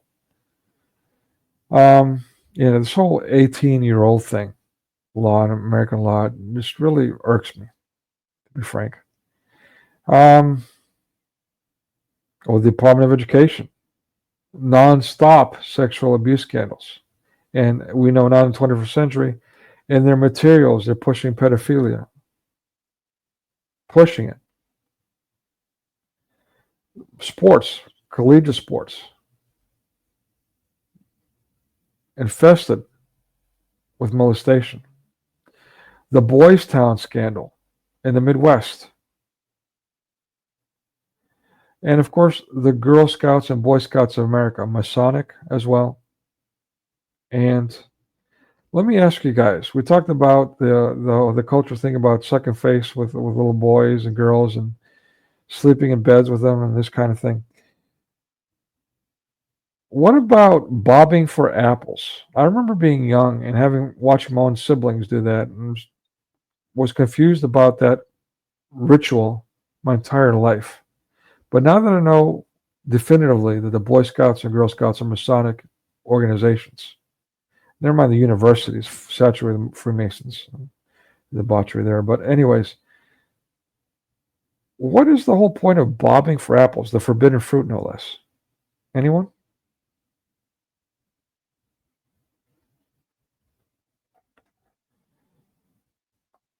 All right, last couple of slides here. We're going to take a look at some of the content that this comes from content that I was forced to teach, which I don't do. I take the content and teach it proper, give the facts. Homie, don't play that. So, but it's interesting that they push all kinds of things, including child slave labor. Here they made it glamorized. Oh, look, the children play on a swing, and now they're doing the pump, and they're doing the work to get the pump out of the water. Yay! Well, here we're talking about Africa, one of the biggest nations when it comes to child exploitation. Well, Asia is full of countries when it comes to sexual exploitation. China works the children to death. Um, yeah, but the Africans too, and the Chinese, by the way, and the Americans are quite involved with that exploitation in Africa. Cobalt Yeah. mines are the most Yeah, famous yeah. nickel mines. Like Bill Gates making them drink urine, consume feces, making No feces kidding. into I food. didn't hear that one. Yeah, yeah. Turning feces into food, trying to make it acceptable. You can see the footage of Yeah, I'm not familiar with that. So he's involved with this African exploitation, you're saying? Bill Gates, and somebody might say, yeah, like they do all sorts of testing, everything that they fancy really. Um, and about this merry-go-round that you're showing, I didn't know about it. And then somebody may say, what's wrong with that? We all played in the merry-go-round and this and that. Well, the problem is we have been able to send things out of the planet, and you're Mm, telling me that they can't make a pump that does it without the kids right. having to push. You're Without telling me exploiting that, good yeah, human you're telling resources? me that they can't make a nice playground and a Right. pump that does it without them? Like, come Right. on, I come mean, on. the scene again, going back to the Conan the Barbarian. He gets kidnapped as a young boy. His entire family, his tribe gets murdered, massacred. Him and a bunch of other little boys get kidnapped, and they're used for child labor. And they're turning this little mill, just like this little apparatus that we see here. This grind thing. And so he becomes Conan the Barbarian. And then in the trilogy, which never came about, he's supposed to be the king. So maybe all these little African boys are going to become kings and queens. What are you complaining about? All right. Anyway. All right. And so I failed to mention there was a slide that I forgot to talk about some things, but here's an opportunity to revisit that. I worked with, for a minute, I allegedly was invited as a complete stranger, and I completely bought into this. I'm embarrassed to admit, um, to do a startup of an online education program. And so I was working with a couple of guys from Uzbekistan, and they were Oriental, but they may have also been Muslim. But one of them came at me with the idea. I was putting together these educational modules, and he gave me some illustrations of boys and girls without a gender, and they were naked without any peepees. And the first thought is like, why in the hell do you even need this? Obviously, why would he even want? Why would his brain even go there to begin with? Never mind, think this is somehow necessary in the children's module. But then, of course, now we see this was years ago, but now we see it was about a decade ago, give or take. But now we see, there's a clear agenda of this pronoun thing. This was before all this pronoun stuff. This guy came at me with this. Yeah, but you see here, I mean, they've got modules. This is little children that are looking at this stuff, talking about little boys and little girls in a dressing room. Are you wearing any clothes? Little boy in his underwear. Why is this necessary in a module? And the living tradition, the coming of age, the little girls, the Hindus. So this is communist China, by the way, glamorizing this Hindu practice of this little girl. And she's become 13, and now she's a woman now. Lord have mercy. But it's cultural. All the cultures are allowed except for Christianity. When it comes to Christianity, all of a sudden tradition is a problem.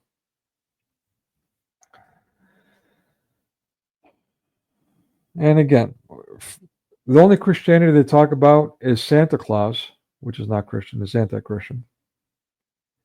They didn't even talk about the Easter Bunny, by the way. Not that I'm disappointed about that, but I'm pointing. They didn't even mention Easter, the greatest Christian holiday. Yep. Kwanzaa, which is a perversion of Hebrewism and all that, it's complete CRT. And Day of the Dead, this Aztec glamorization, idolization of the dead. I mean, this is idol worship. They've merged it with Christianity. Mm-hmm. Yeah, right. So you're familiar with this too? I'm familiar with it, but it's not really a thing in Brazil.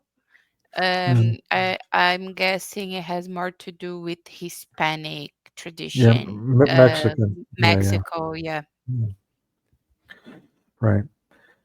So, yeah, but I'm saying that this is communist China, and all the time that they'll mention Christianity or something semi-related to it is this: Santa Claus and Day of the Dead. Otherwise, you can't mention it, the enemy of the state. Communist China, promoting everything else, including Islam. Now, let me get into the Islam thing. Again, I've showed this before, and I'm going to show this in brief, and then we'll get into, oh my God, 3-4 hours again. All right. Well, I don't know about them. We'll do Plain Crazy and Steamboat Willie for sure, but we'll see about Little Princess. We'll see. Anyways, let me remove this. How do I remove this? Sorry, I'm a little disoriented right now, seeing the time. Oops, I took you off stage. My bad.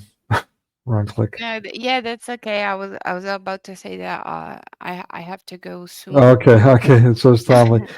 My Yeah. apologies. Mm. Yeah, thank you for being here. Yeah, my apologies for running so long. I didn't realize my intent was to run maybe an hour to do this presentation, but Yeah, it's also it's partly my fault because like before I come, I see they are going at a certain speed, and I come and I sort of, I'm not gonna say derail, but a little no, bit.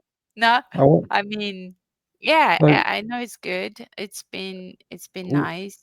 yeah, I mean it's been great. I appreciate your feedback. Yeah, one say you one definitely use the word derailed. Derailed. I appreciate you coming up and contributing. Absolutely, don't sweat that. Yeah, thanks, and God bless everybody that hears this.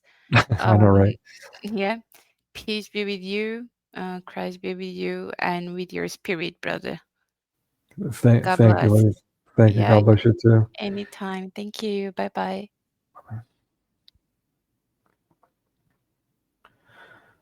Okay, so I'm going to continue. Let me show you guys the one about Islam here. I guess I gotta completely close out of this. No, remove, close. Why won't it let me get out of here? For the crying out loud! Hold on, let me do something else. I'm struggling with the controls here. I'm like half zonked out too. Maybe there we go. That's a better way of doing it, I guess. Okay, I guess I had to replace it. All right, so paganism pushed by communist China. This is Islam now. Well, other things too, but here we see this ancient mythology being promoted. But in addition to that, it's telling me do not talk about politics or religion. This little thing in the red box on the top left, I got reported for, I guess, saying God bless you or correcting some content or who knows what. And so I can't talk about politics, but yet their slides are literally saturated with politics and religion, as I've showed you. That's just the tip of the iceberg. What I've showed you, and what I'm going to show you here is also just the tip of the iceberg. The mythology here. Here we have their own Chinese pagan thing being pushed. I got reprimanded for talking about religion. I'm talking about Christianity. You can't talk about Christianity. Wind Eagle, Native American Indian mythology, relentlessly pushed. Indian religion practices, Hinduism, relentlessly pushed, get glamorized, all glamorized, but can't talk about Christianity. What is this? Islam repeatedly gets glamorized. I mean, look at this, glamorized in detail. How wonderful the country, the people, the religion, the practices. Oh, look at how wonderful all this is, according to communist China. They'll arrest some Muslims, but they push the ideology. There's a difference. Yeah, I would go on about this with detail. I'd love to have Osama Dakdak on to maybe review Fahrenheit 9/11 and retrospectively and this module to get his feedback on that. Or Yusuf, if he's able, if he has time to come back on, that'd be great. Yeah. But you guys can see, I mean, it's ridiculous. They obviously are promoting Islam and everything else and reprimanding me for mentioning Christianity or saying something proper. Let's see, what is this? Okay. So let's take a look at again, a nice reminder. This is all by design. They're targeting children for a reason. It's like the Satanic Church agenda of uncreation, doing the exact opposite of what is righteous. So let's do this one.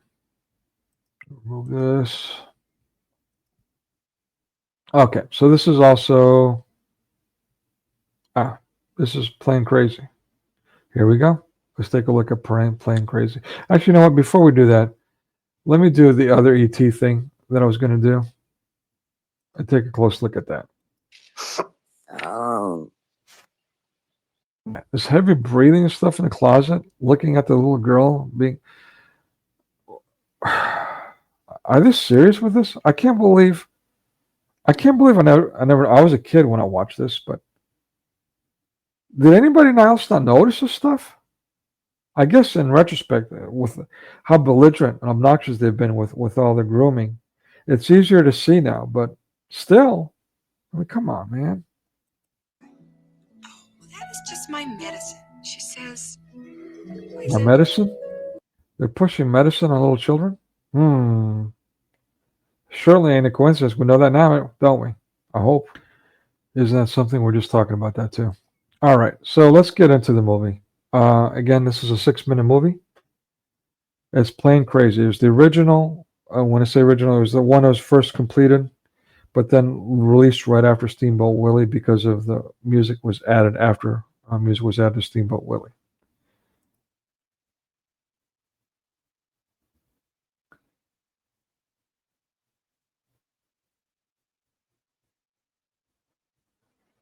Cinephone system, they're quite proud of that.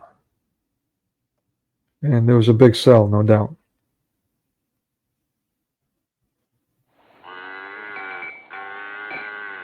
The alarm should already be going off in your head. This is a cartoon starting off. Notice how the udders are under the cow? So the artwork was correct. It's not like the artist doesn't know where to put the udders. At least it was correct initially. And the long hot dog, that's a little weird. That's a little offensive. The long tongue.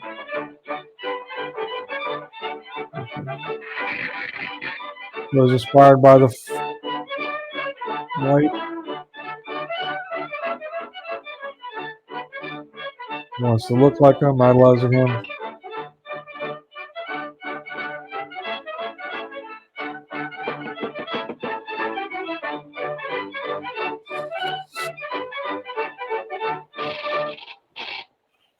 What kind of animal is that? Is that a pig? A mouse? What is that? It's offensive. It's phallic looking. What is that? Anyone want to take a guess what kind of animal that is? Good luck.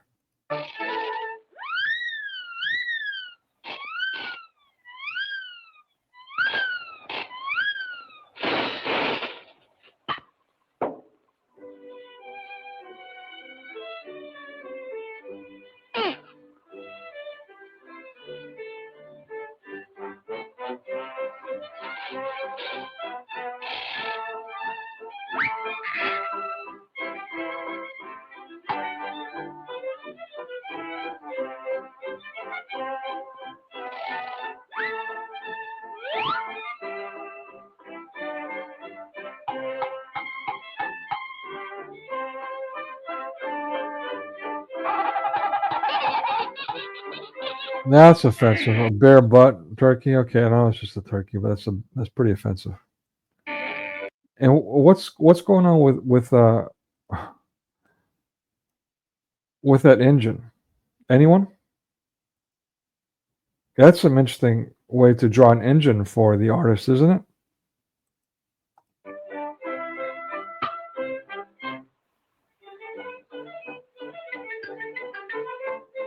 Oh, it's a sweet crush, completely innocent, and a horseshoe. Let's push some paganism here.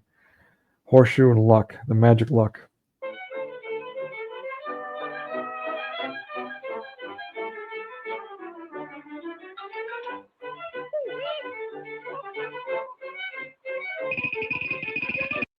He grabbed her where to help her up? Okay, it's innocent. It's for little kids. It's innocent. It's just mice. And again, why Willie? Why did he name the mouse Willie?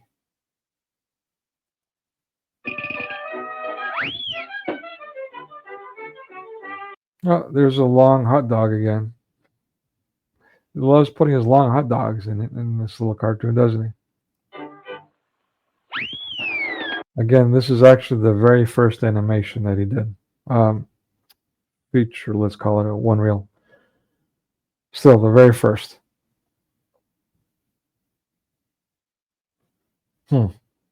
Saturated with this stuff.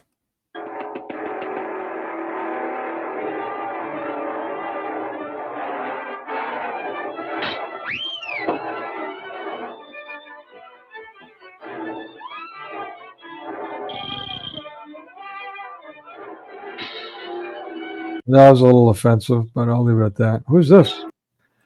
So let me get this straight. Willie, aka Mickey, runs into the outhouse, the bathroom, and someone's in there. And someone's in there is running around the well where the white water came out like a spew. And he's got his butt showing. Don't worry, folks. It's for little kids. It's okay.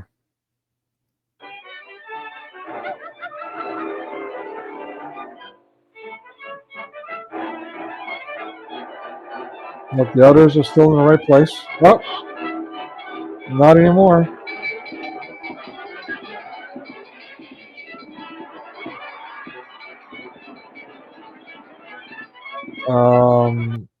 What the hell just happened there? Udders in your face? Okay.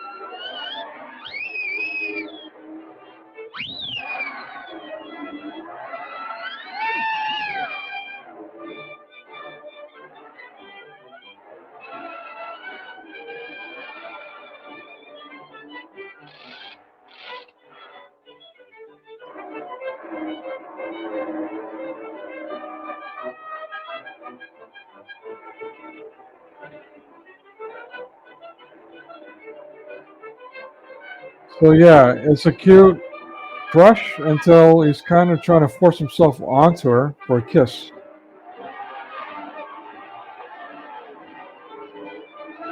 And he's scaring her to death to get the kiss. And he steals a kiss from her, forces himself on her. What, she's committing suicide now to get away from him? What the hell's going on? Well, the bloomers are showing. The underwear's showing. And the underwear becomes a parachute. Fantastic. Now she's bare bottom with her underwear being a parachute. But it's okay. It's for kids. It's okay. And here's the scene I was talking about with the books.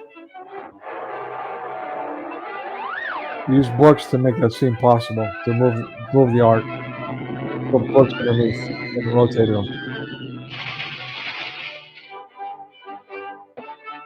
Oh, the magical horseshoe. Is it quote-unquote karma? We're all Hindu now? And our boomers are down. It's funny.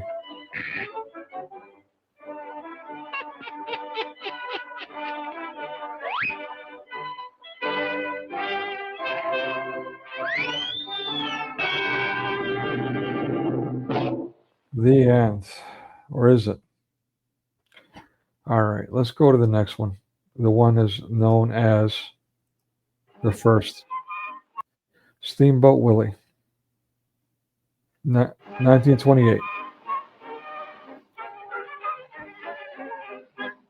Again, the first one was finished in 1927 without the sound, added the sound in 1928, released in 1929. Steamboat Willie. What's going on with these pipes? Remember the ET? ET neck? Are these ETs too? What the hell's going on here? I mean, you know, it's just for kids. It doesn't matter.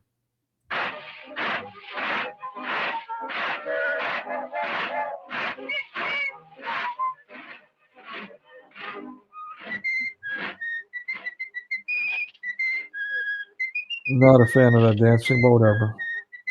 You can argue it's kind of cute. And the whistle blowing there, kind of cute, I guess.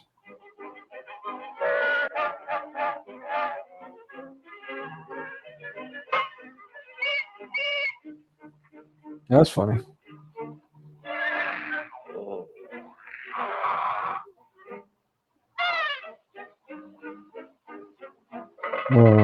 Yanking him, stretching him out.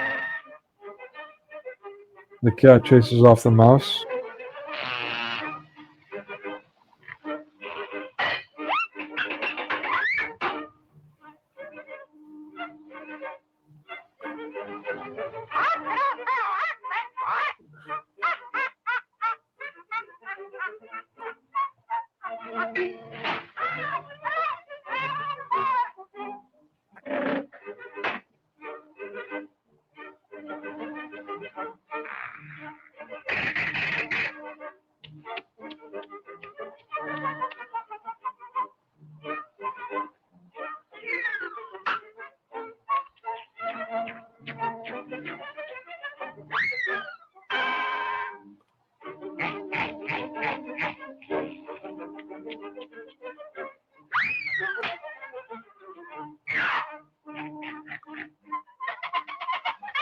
Podunk Landing. I've been there. I think I lived there for a while. COD? FOB, all right. That's offensive.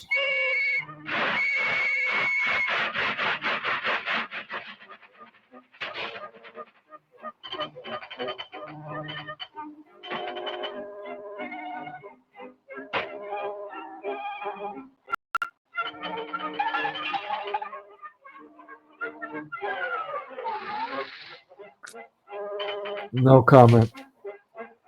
There's just milk.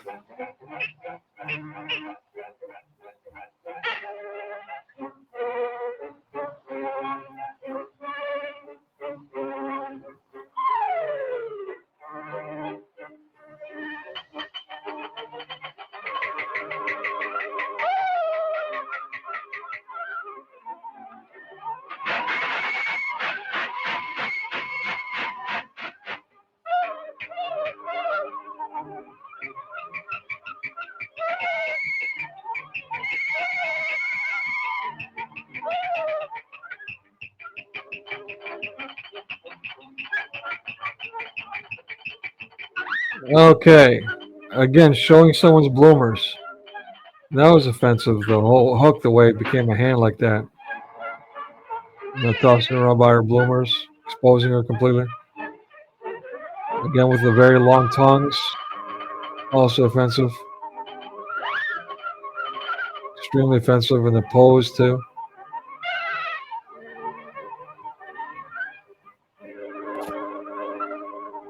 I mean, originally the mouse Why they chose mice, I don't know. Maybe because they look like mice themselves, as I mentioned earlier. But maybe. But Willie the mouse, Willie, and his girlfriend's name is Minnie Mouse. As in the outfit she's wearing is a Minnie, and she's always in the first two animations showing her underwear being violated.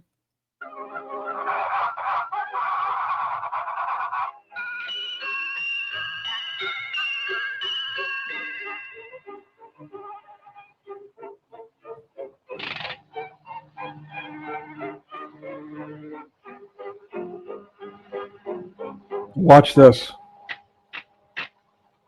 No one Yona here.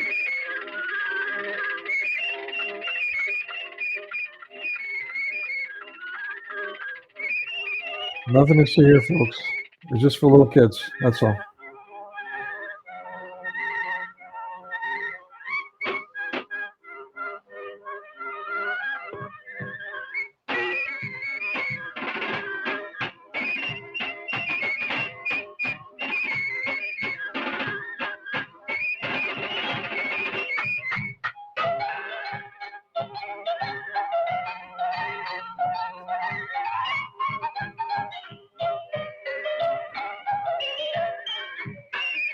I gotta say, the synchronizing with the music and the instrument playing here and this animation, pretty impressive.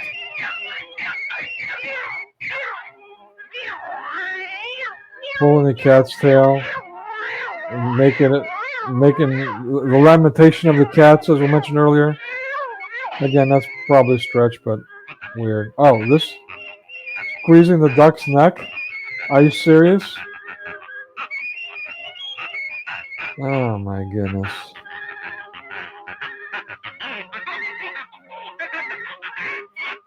Again, you guys can say what you want, but I've showed you all the proof already. It's still a little bit offensive. Stretch there, but still a little bit offensive.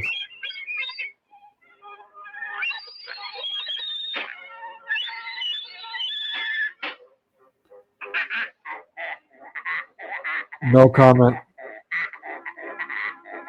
Playing with the pig's teats. I mean, I don't know what to say here. Why would you think of that to begin with at all? Never mind, illustrate it. I mean, there's worse than that, but that's still fairly bad.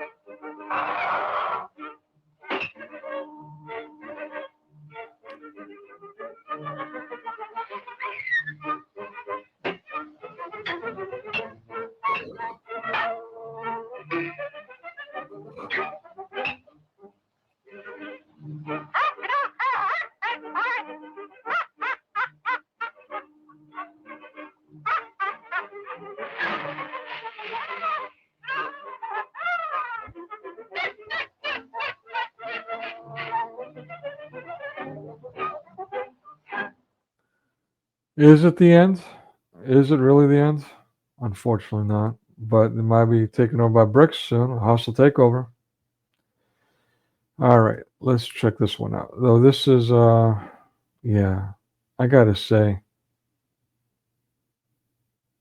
I don't know if we'll have time today. I didn't realize, again, my apologies. I was planning on maybe an hour for the presentation.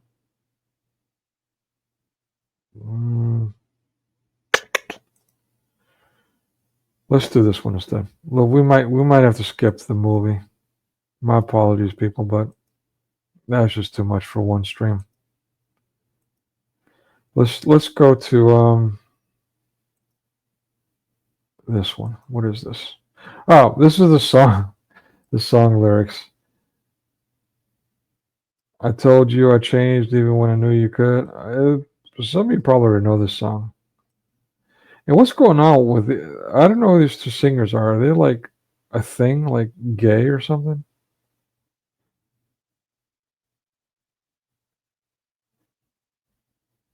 I feel like you can't feel the way I feel. Sounds gay. I'll be effed up if you can't be right here. And again, I had one of my little kids singing this to me. I was like, whoa, did I just hear what I thought I heard? She's Chinese, so. But yeah, I'll be effed up if you can't be right here. Yeah, we just said that. Change to the same thing. Yeah, change. I need you to stay. I need you to stay. Hey, that's creepy. I do the same thing. I told you that I never would. Again, this is a little kid singing this junk to me. Okay, so this is again primetime television.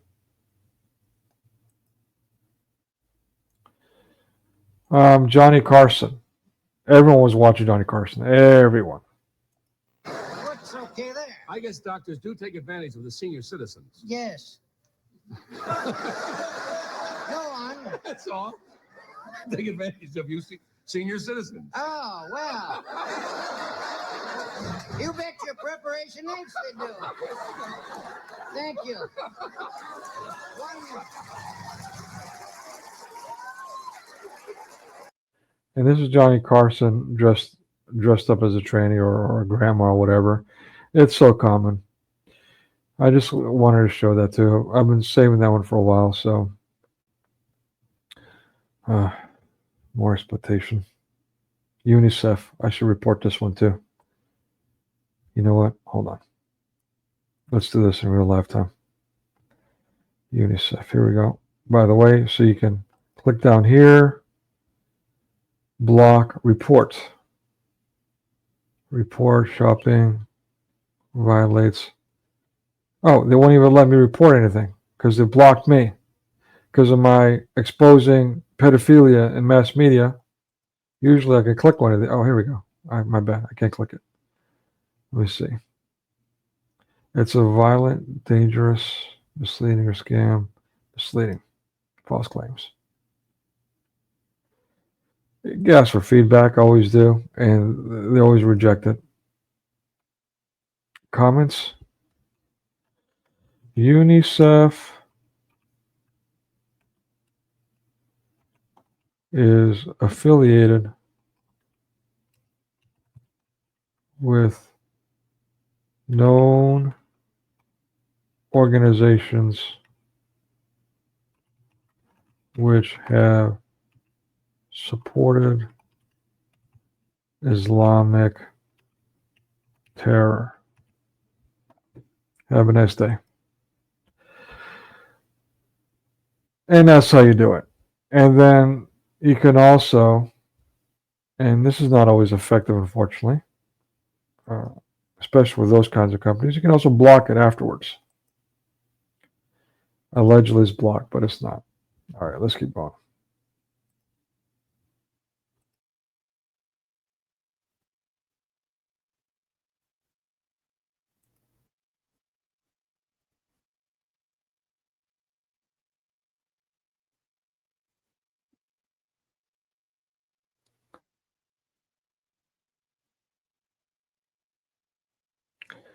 Even a broken clock is correct twice a day. I'm glad he did this.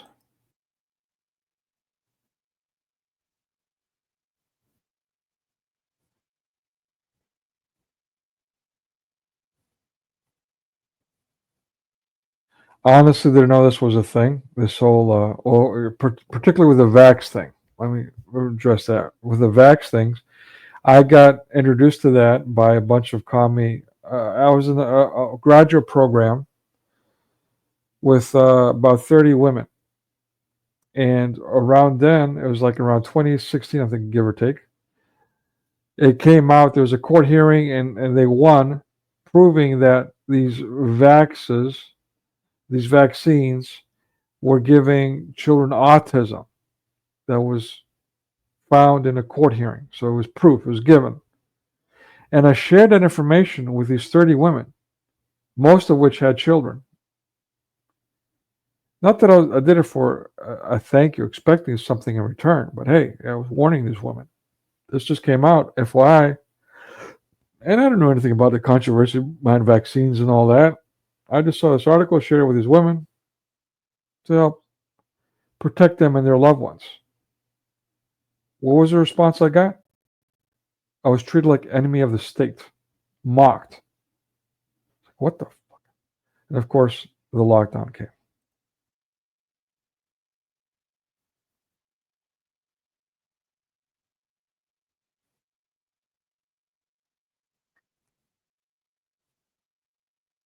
Look at this. Look at this guy. An apologist for this stuff. And I have family members, unfortunately, gave her children this stuff. And they all became drug addicts. Horrendous outcomes in life. Horrendous. Proud of it.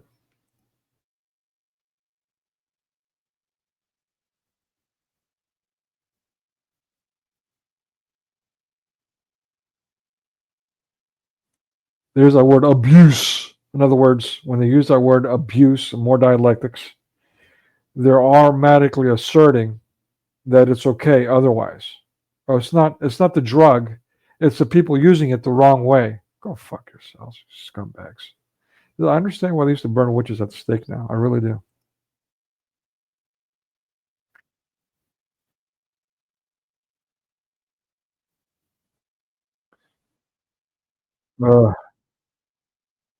Really? I almost missed the other commercial. Look at how they're portraying these men. I have no shame. Yeah, this guy, I'm not buying it. I mean, he was the only one to say anything about the vaxes. I'm not buying it, though. Judging by the fruits. When he arrests Mr. Project Warp Speed himself, then I'll believe in him. But he's done anything close to that yet. We'll see. It's early, arguably. We'll see. What do we got? Next one. Oh, the gay choir. We already talked about this. I can't play music. I mean, it's Rumble. It should be okay, but I don't want to take any chances. But you know what? Let me do it without the thing. San Francisco Gay Men's Choir has a message. We're coming for them. We're coming for your children. And it went on and on. You got the idea. I mean, it's just, we're coming and proud. I mean, why are these people? Look at this. Look at this. Look at the liars. Tongue in cheek. Tongue in cheek? Whoever put that caption also needs to burn like a witch. Why are there no arrests being made? Proper.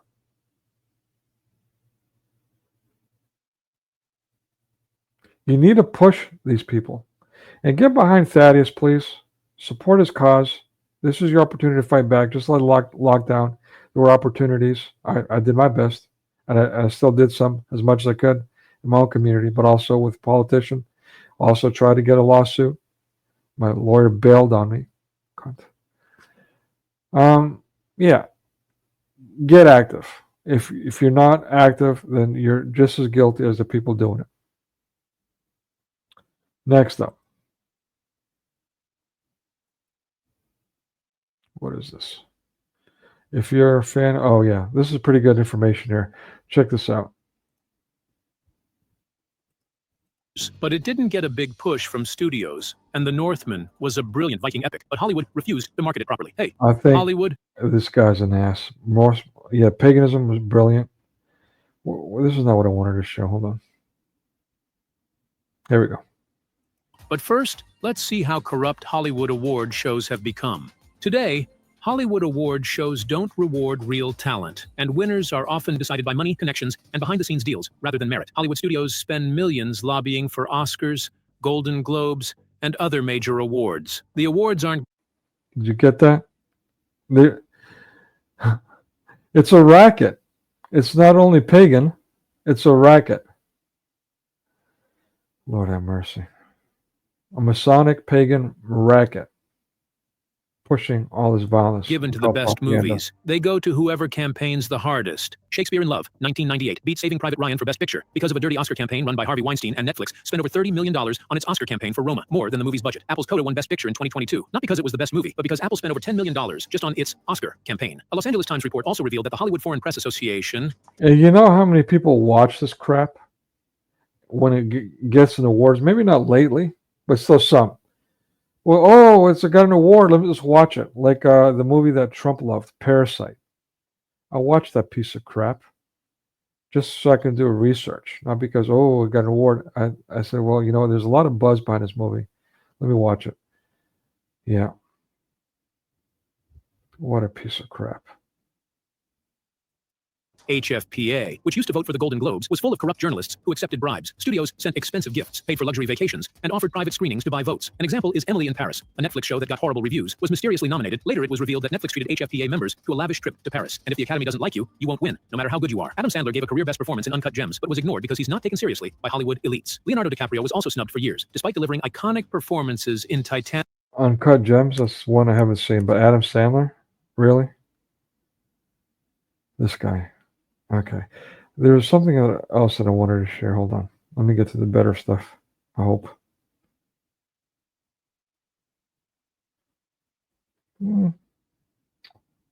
Oh, he's talking about lies. Lies. So I guess it's part of the lies here. Yeah, he's talking about all kinds of lies. Let me go ahead and share this link for you guys. And I'll just leave it at that. I'm a little turned off by some of the crap that he's promoting. What is this? Fullest of celebrities. Oh. Celebrities named in the P. Diddy thing. These people I haven't heard of. Stevie J.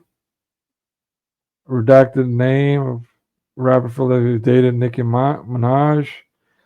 Grandma, our singer, had trouble with... Okay, so a lot of people... names are being redacted. Young Miami, Prince Harry.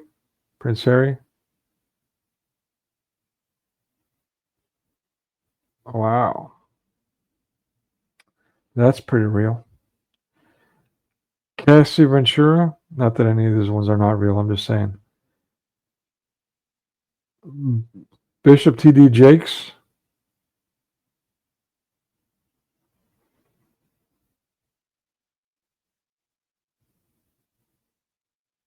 To soften the blow. Okay. Georgia Mass Choir. Donald Lawrence. The Clark Sisters. Smokey Norfolk. Fahim Muhammad. DeForest Taylor. Jose Cruz. All right. I want to share both of these links with you guys in chat. Here. And we'll look at one more thing and we'll wrap it up. I apologize for not doing the other watch party. Where's my thing here? But yeah, it's already been quite a long one, and it's already been a long day before I even started the stream. What is this? Okay. So these are people that are indicted with sexual assault scandals. We've already been through plenty. So I'll just leave it at that. And I'll include this. This is in the chat as well. My apologies for not going over that. But we've been through, I mean, and the list, as you guys know, goes on and on and on. Here's another one of rock stars. This has got to be an absolute short list. You've got to be kidding me. rock stars, rap stars, stars in general. I mean, it goes on and on. New Kids on the Block. That's what I'm posting on. Beastie Boys, the Three Jew rappers. Thankfully, they went to prison for a while, but still came back and made more money.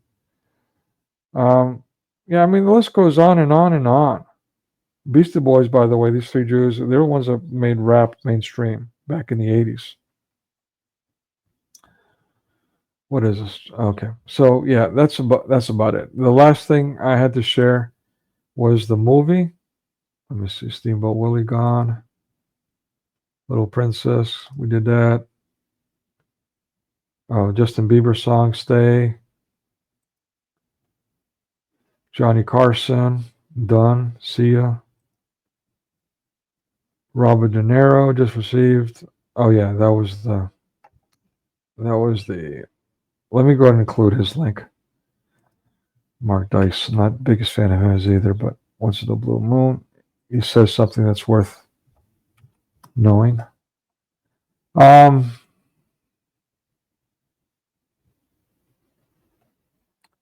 that. What is this? If you're a fan of Hollywood, okay. I already shared that link. Newsweek, I already shared that. Fantastic. Game Inquiry, no one can find that.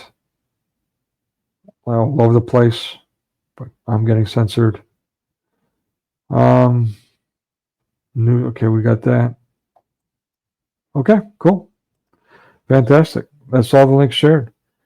Again, let me share this one thing. Those of you on Rumble that want to see me keep going with the watch parties at least. I apologize for tonight's movie, but what can I say? This stream has been going for, let's see, 4.5 hours. I mean, should I do one? 4.5 hours. Yeah. Okay. You know what? Let me just go and show it because I promise you guys that. In all fairness, I should. Let me. It's gonna take a bit out of me, but I'll do it. Good gravy. Did I click out of the wrong one? Sure did. Crap. All right, give me a minute. 1,000 clicks. You know what? While I'm doing that, here's my link. Here's my thingamajig. I know this video is annoying. Remove this junk. No, let's leave it up there. Let me play this. My apologies for being annoying. 1,000 clicks to bring this other thing up.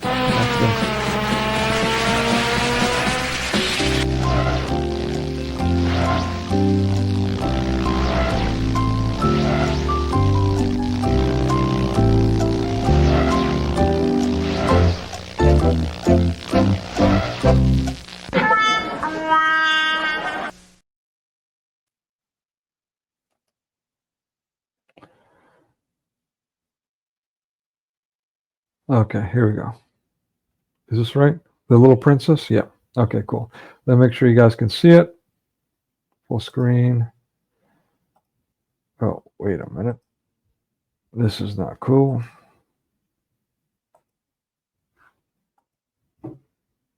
Oh yeah, let me show you guys this too, by the way, so you guys can see what I'm talking about. Yeah, ain't that something? Stream was interrupted, and here's my message on here. So I got a strike.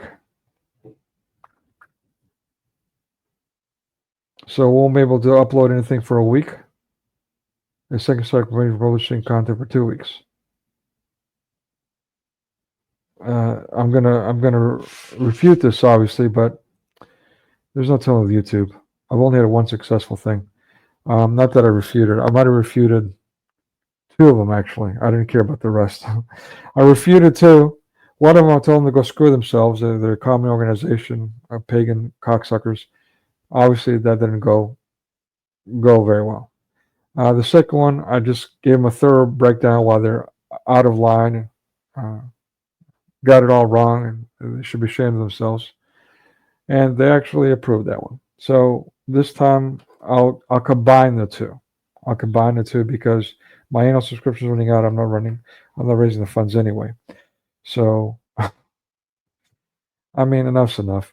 I'll just continue streaming on Rumble. I just won't be able to do the watch parties. It'll just be reviews from here on out, unfortunately. But that's okay. There's worse things in the world.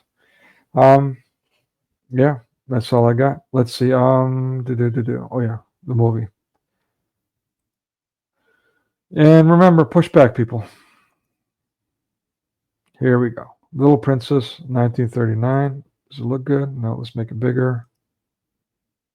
Here. Here. Okay, and go. Enjoy.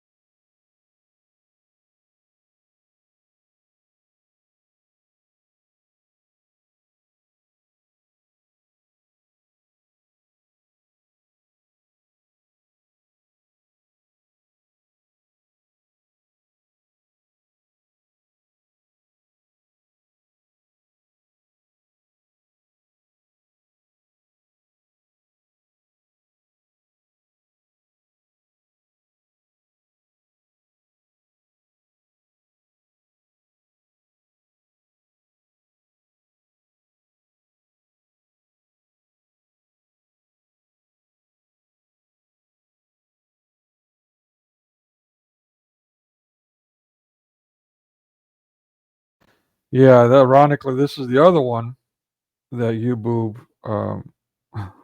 removed, and this too was pre-approved, but the ones I showed today were public domain, all of them. Yet they stopped my stream and removed me. This is a crime against humanity. Yeah, we need a ban, people. We need a ban. Hold these fascists accountable. Stop playing the games. Stop self-censoring and all these shenanigans. Stop telling other people to self-censor. And those of you who call yourselves Christian apologists or proliferating that, God have mercy on yourselves. Yeah, so let me take this down. Let's see. Here we go. Okay. Yeah, I mean, there's a lot to be said there. Maybe I should have took some notes. Basically, the things that I already put up on screen, give or take. I didn't see anything too egregious when it came to grooming. Some questionable moments. Some more subtle stuff, which was pretty typical for earlier films. Not like in late 20th century, especially not in the 21st century, which is explicitly being stated. That's what we're doing. That's what they're doing, I should say. But yeah, I mean, there's a lot of things to be said about this film. To be honest with you, I liked it. I liked it a lot. It was a bit wishy-washy at first. The actress, the character, Shirley Temple, to me, to be honest with you, she's getting a bit on my nerves. Am I just that jaded, that just downcast from, being a product of my environment and mass media and just being too cynical for my own good? But I will say that I did enjoy the musical scores and understand that's why she was popular, because of all the musical scores she did. The lollipop, all that stuff. But yeah, I don't know. The ending was just it was really good, except for the creepy Sikh running around, and then the evil Christian, the tropes. The Christians are bad. The white people are to be laughed at, and these kinds of things. Apparently, CRT goes way back, 1920s. Again, with the Squaw Man, 1914, I think that was. and that was supposed to be Universal. No, Universal was the slave trade thing. That one was pretty good too. Thinking about Fox, and I don't know. I'm getting mixed up at this point. Things are starting to be a bit of a blur. You know, I don't know what I'm going to do. I'll as far as YouTube goes, I'll try to appeal that and see if I can continue multi-streaming and continue doing the live streams. I might not. I might just do one for Rumble, one more watch party. I try to squeeze in the one about the AI and censorship on Tuesday for Rumble, and see if I can upload that to YouTube as well as a video afterward.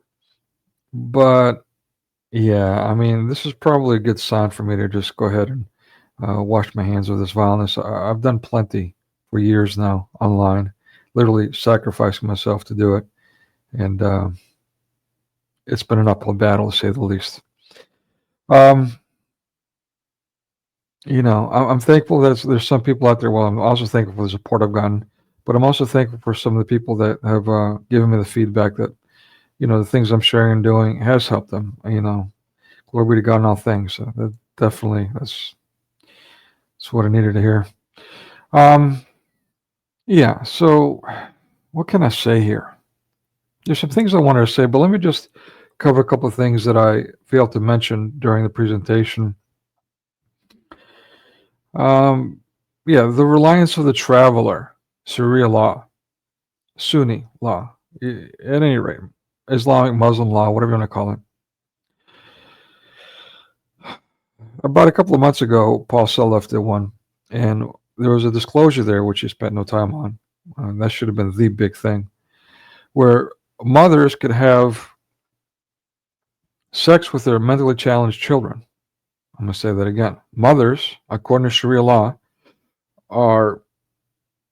it is halal. It is good for them to have sex with their retarded children. This is Muslim mothers. According to their Sharia law, reliance of the traveler, Sunni law. It is lawful for them to do that. It is in their law books. This is literally the antithesis of Christianity, literally. The canons protect those that are mentally, physically challenged. Islam exploits them. I mean, what else did we say here? But that's a spirit in which the libtards are doing things too. The atheists and so on. I mean, it's horrendous. But the right, you know, I mean, left, right, one extreme and the other. It's just they're all deviating from Christ. The other ones are worshiping Trump and Musk, and one minute they're worshiping Tate, the next minute they're not. I mean, it's just a wash. It's an absolute mess. As far as the ET movie clips that we saw the little girl played by Drew Barrymore teaching the alien to say "be" as in letter B and "good." Be good. Be good. Right? Be good. Be good. Be good. I don't know how many times I said that in the movie. You know, all my life I've been saying "be good." I'm wondering if that's where I got that from.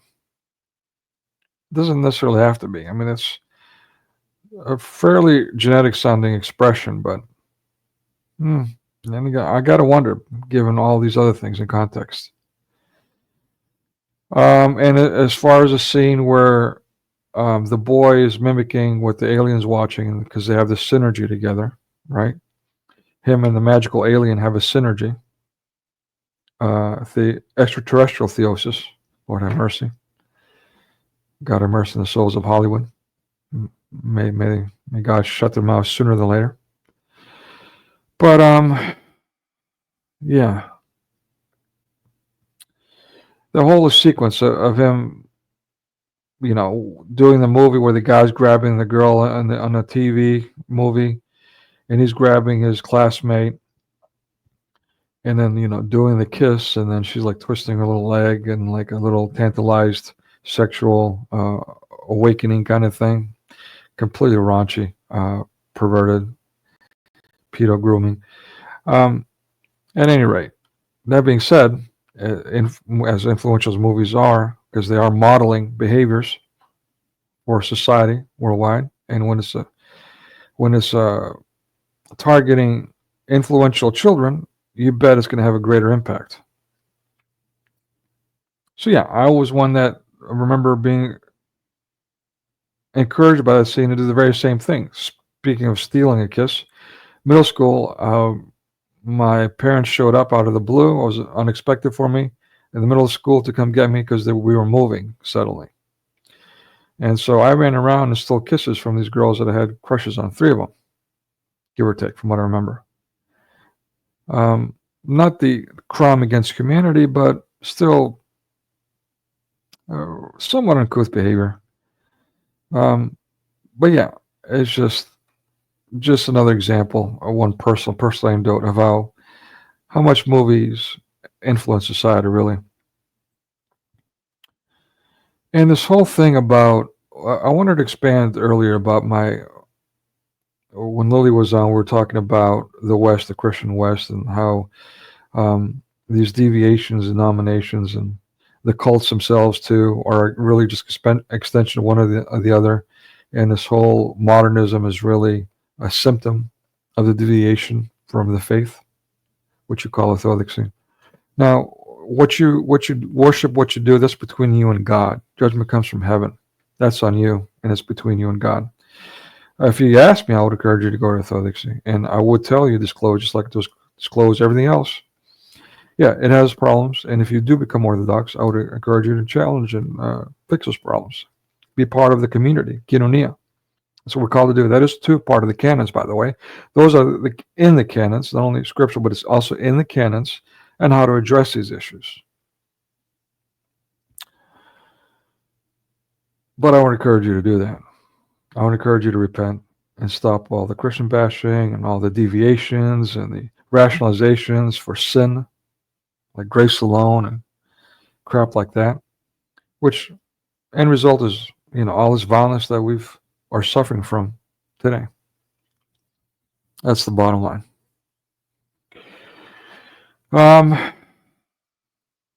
Yeah, I think, let's see. Did I cover everything?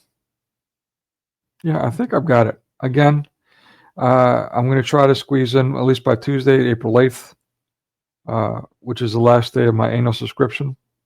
If you have a cashola, I need to raise about $100. I'll pay for the other half. The 130, I've raised 30 of 130. I'll pay the other half. It's $260 total to renew. If I don't renew with StreamYard and I find another option, then I'll take it. But so far, I've got an option for $100-something, but it's unclear if I can multi-stream and all that with that. It doesn't, from what I've seen, this person told me that he can't do crapola. He can't multi-stream and all that. So that's defeating the purpose. At that point, I might as well just stick with Rumble and use the Rumble Studio and just stream directly from Rumble when I feel the compelled to do so, and upload an occasional video on YouTube when But at this point, short of the censorship thing, I've pretty much done everything I wanted to do online. So, and again, of course, YouBoob censors me exposing pedophilia mass media and stops me before talking about AI and the censorship. What a coincidence. Again, foregoing their own policies to do so, just like Fascist Book did to me.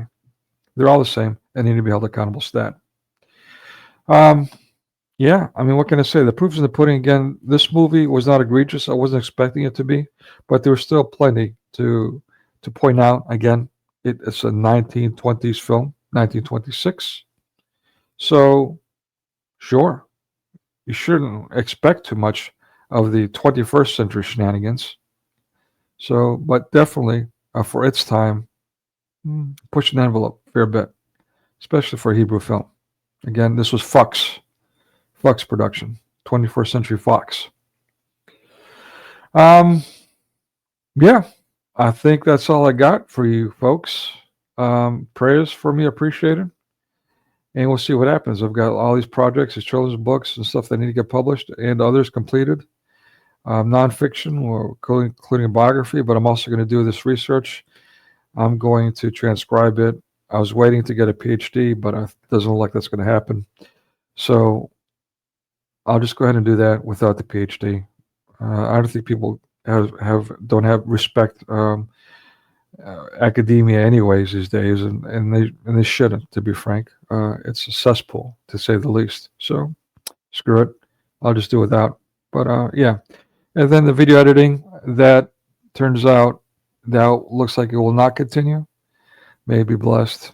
I was looking forward to that, but that person too is having problems. So what are you going to do? But yeah, the writing is plenty enough to keep me busy, along with my job and trying to fix this home if I can, and trying to get better, more stable income amongst all these other things I'm dealing with. So, but yeah, as I feel compelled to do, given that this money doesn't somehow show up, yeah, I'll just also give the gospel. I mean, she tried to give me money through GoFundMe. They did a refund, and then they didn't even give her all her money back. And then she tried to give it to me again through Rumble, and Rumble only used PayPal. PayPal is withholding the funds. I still haven't been able to access those. If I get that, I'll use her money to renew the streaming. I'll bank on that whether or not. But if I get the money from the video editing from this one person, it'll only be a one-time deal. Unfortunately, it was intended to be ongoing, but looks like it's going to be a one-time shot, and that's fine. Maybe blessed. I mean, I'm behind on my electric bill and all that. I did make some extra money this month. That extra money looks like it's going to go to electric bill, but I'll use this money to put to the side because my computer has been crapping out for over a year now, and that's how I survive. I work online, and I need that, so I think I'm just going to put that to the side for a new computer and add to it so I can go ahead and get that replacement, which I need stat. And that's the plans. But, we plan, God laughs. We'll see what happens. Anyways, prayers. Those of you who are struggling out there, keep the faith. I'm not trying to brag, and my life is a disaster. But by my standards, it's okay. As long as I stay alive and I'm able to produce, I'm happy. But, yeah, I mean, in addition to that, I've had all kinds of blessings. I had a full life. If it were a thing of retirement, I would have been able to retire mid-40s myself, having lived that full life that I have. Financially speaking, I'm nowhere close to retirement. I'm quite the opposite, actually. In fact, when I pass, I'm wondering who's going to bury me. I think, though, I'm not only going to be worm food, which is a given. That's fine, maybe blessed. But I'm concerned that they will put me in the fire, incinerate, because, a pauper's burial. So that's concerning. We'll see. Glory be to God in all things. Hopefully that doesn't happen. That's my concern right now at this point. How I'm going to get buried. Not that I'm looking forward to death. I'm not suicidal or anything. They'll get the wrong idea. But what I'm saying is that yeah, I've had a full life. Thank you, God, and thank you for those who've helped me out, family, friends, even people that don't even know me. Again, give the gospel is one of them. I feel is another. Pretty much all my co-partners, from Amir to Byron to those two. I mean, wow, what can I say? The support I got in chat, those who are not angry at me for being honest about Protestantism and its Christian bashing and its deviations. Thank you for all your support. God bless you. That's it. That's all I got. Thanks again. Take care. God bless. And, remember, this too shall come to pass. Blessed are those who endure unto the end.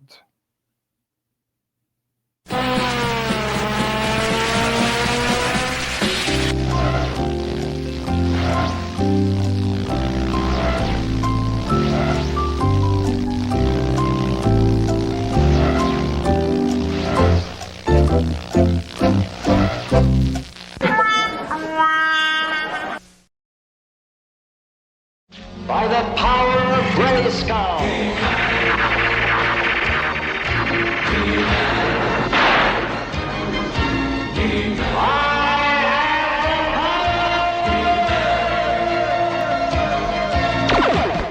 And to think that this was the cause of it all.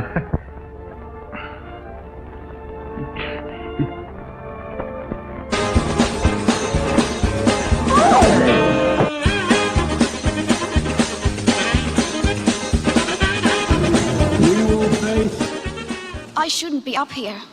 News for the first time ever anywhere. And very evidently so. How dare you? Weird. I'm so sorry to my world. I'm so sorry to my world. This is not what we want.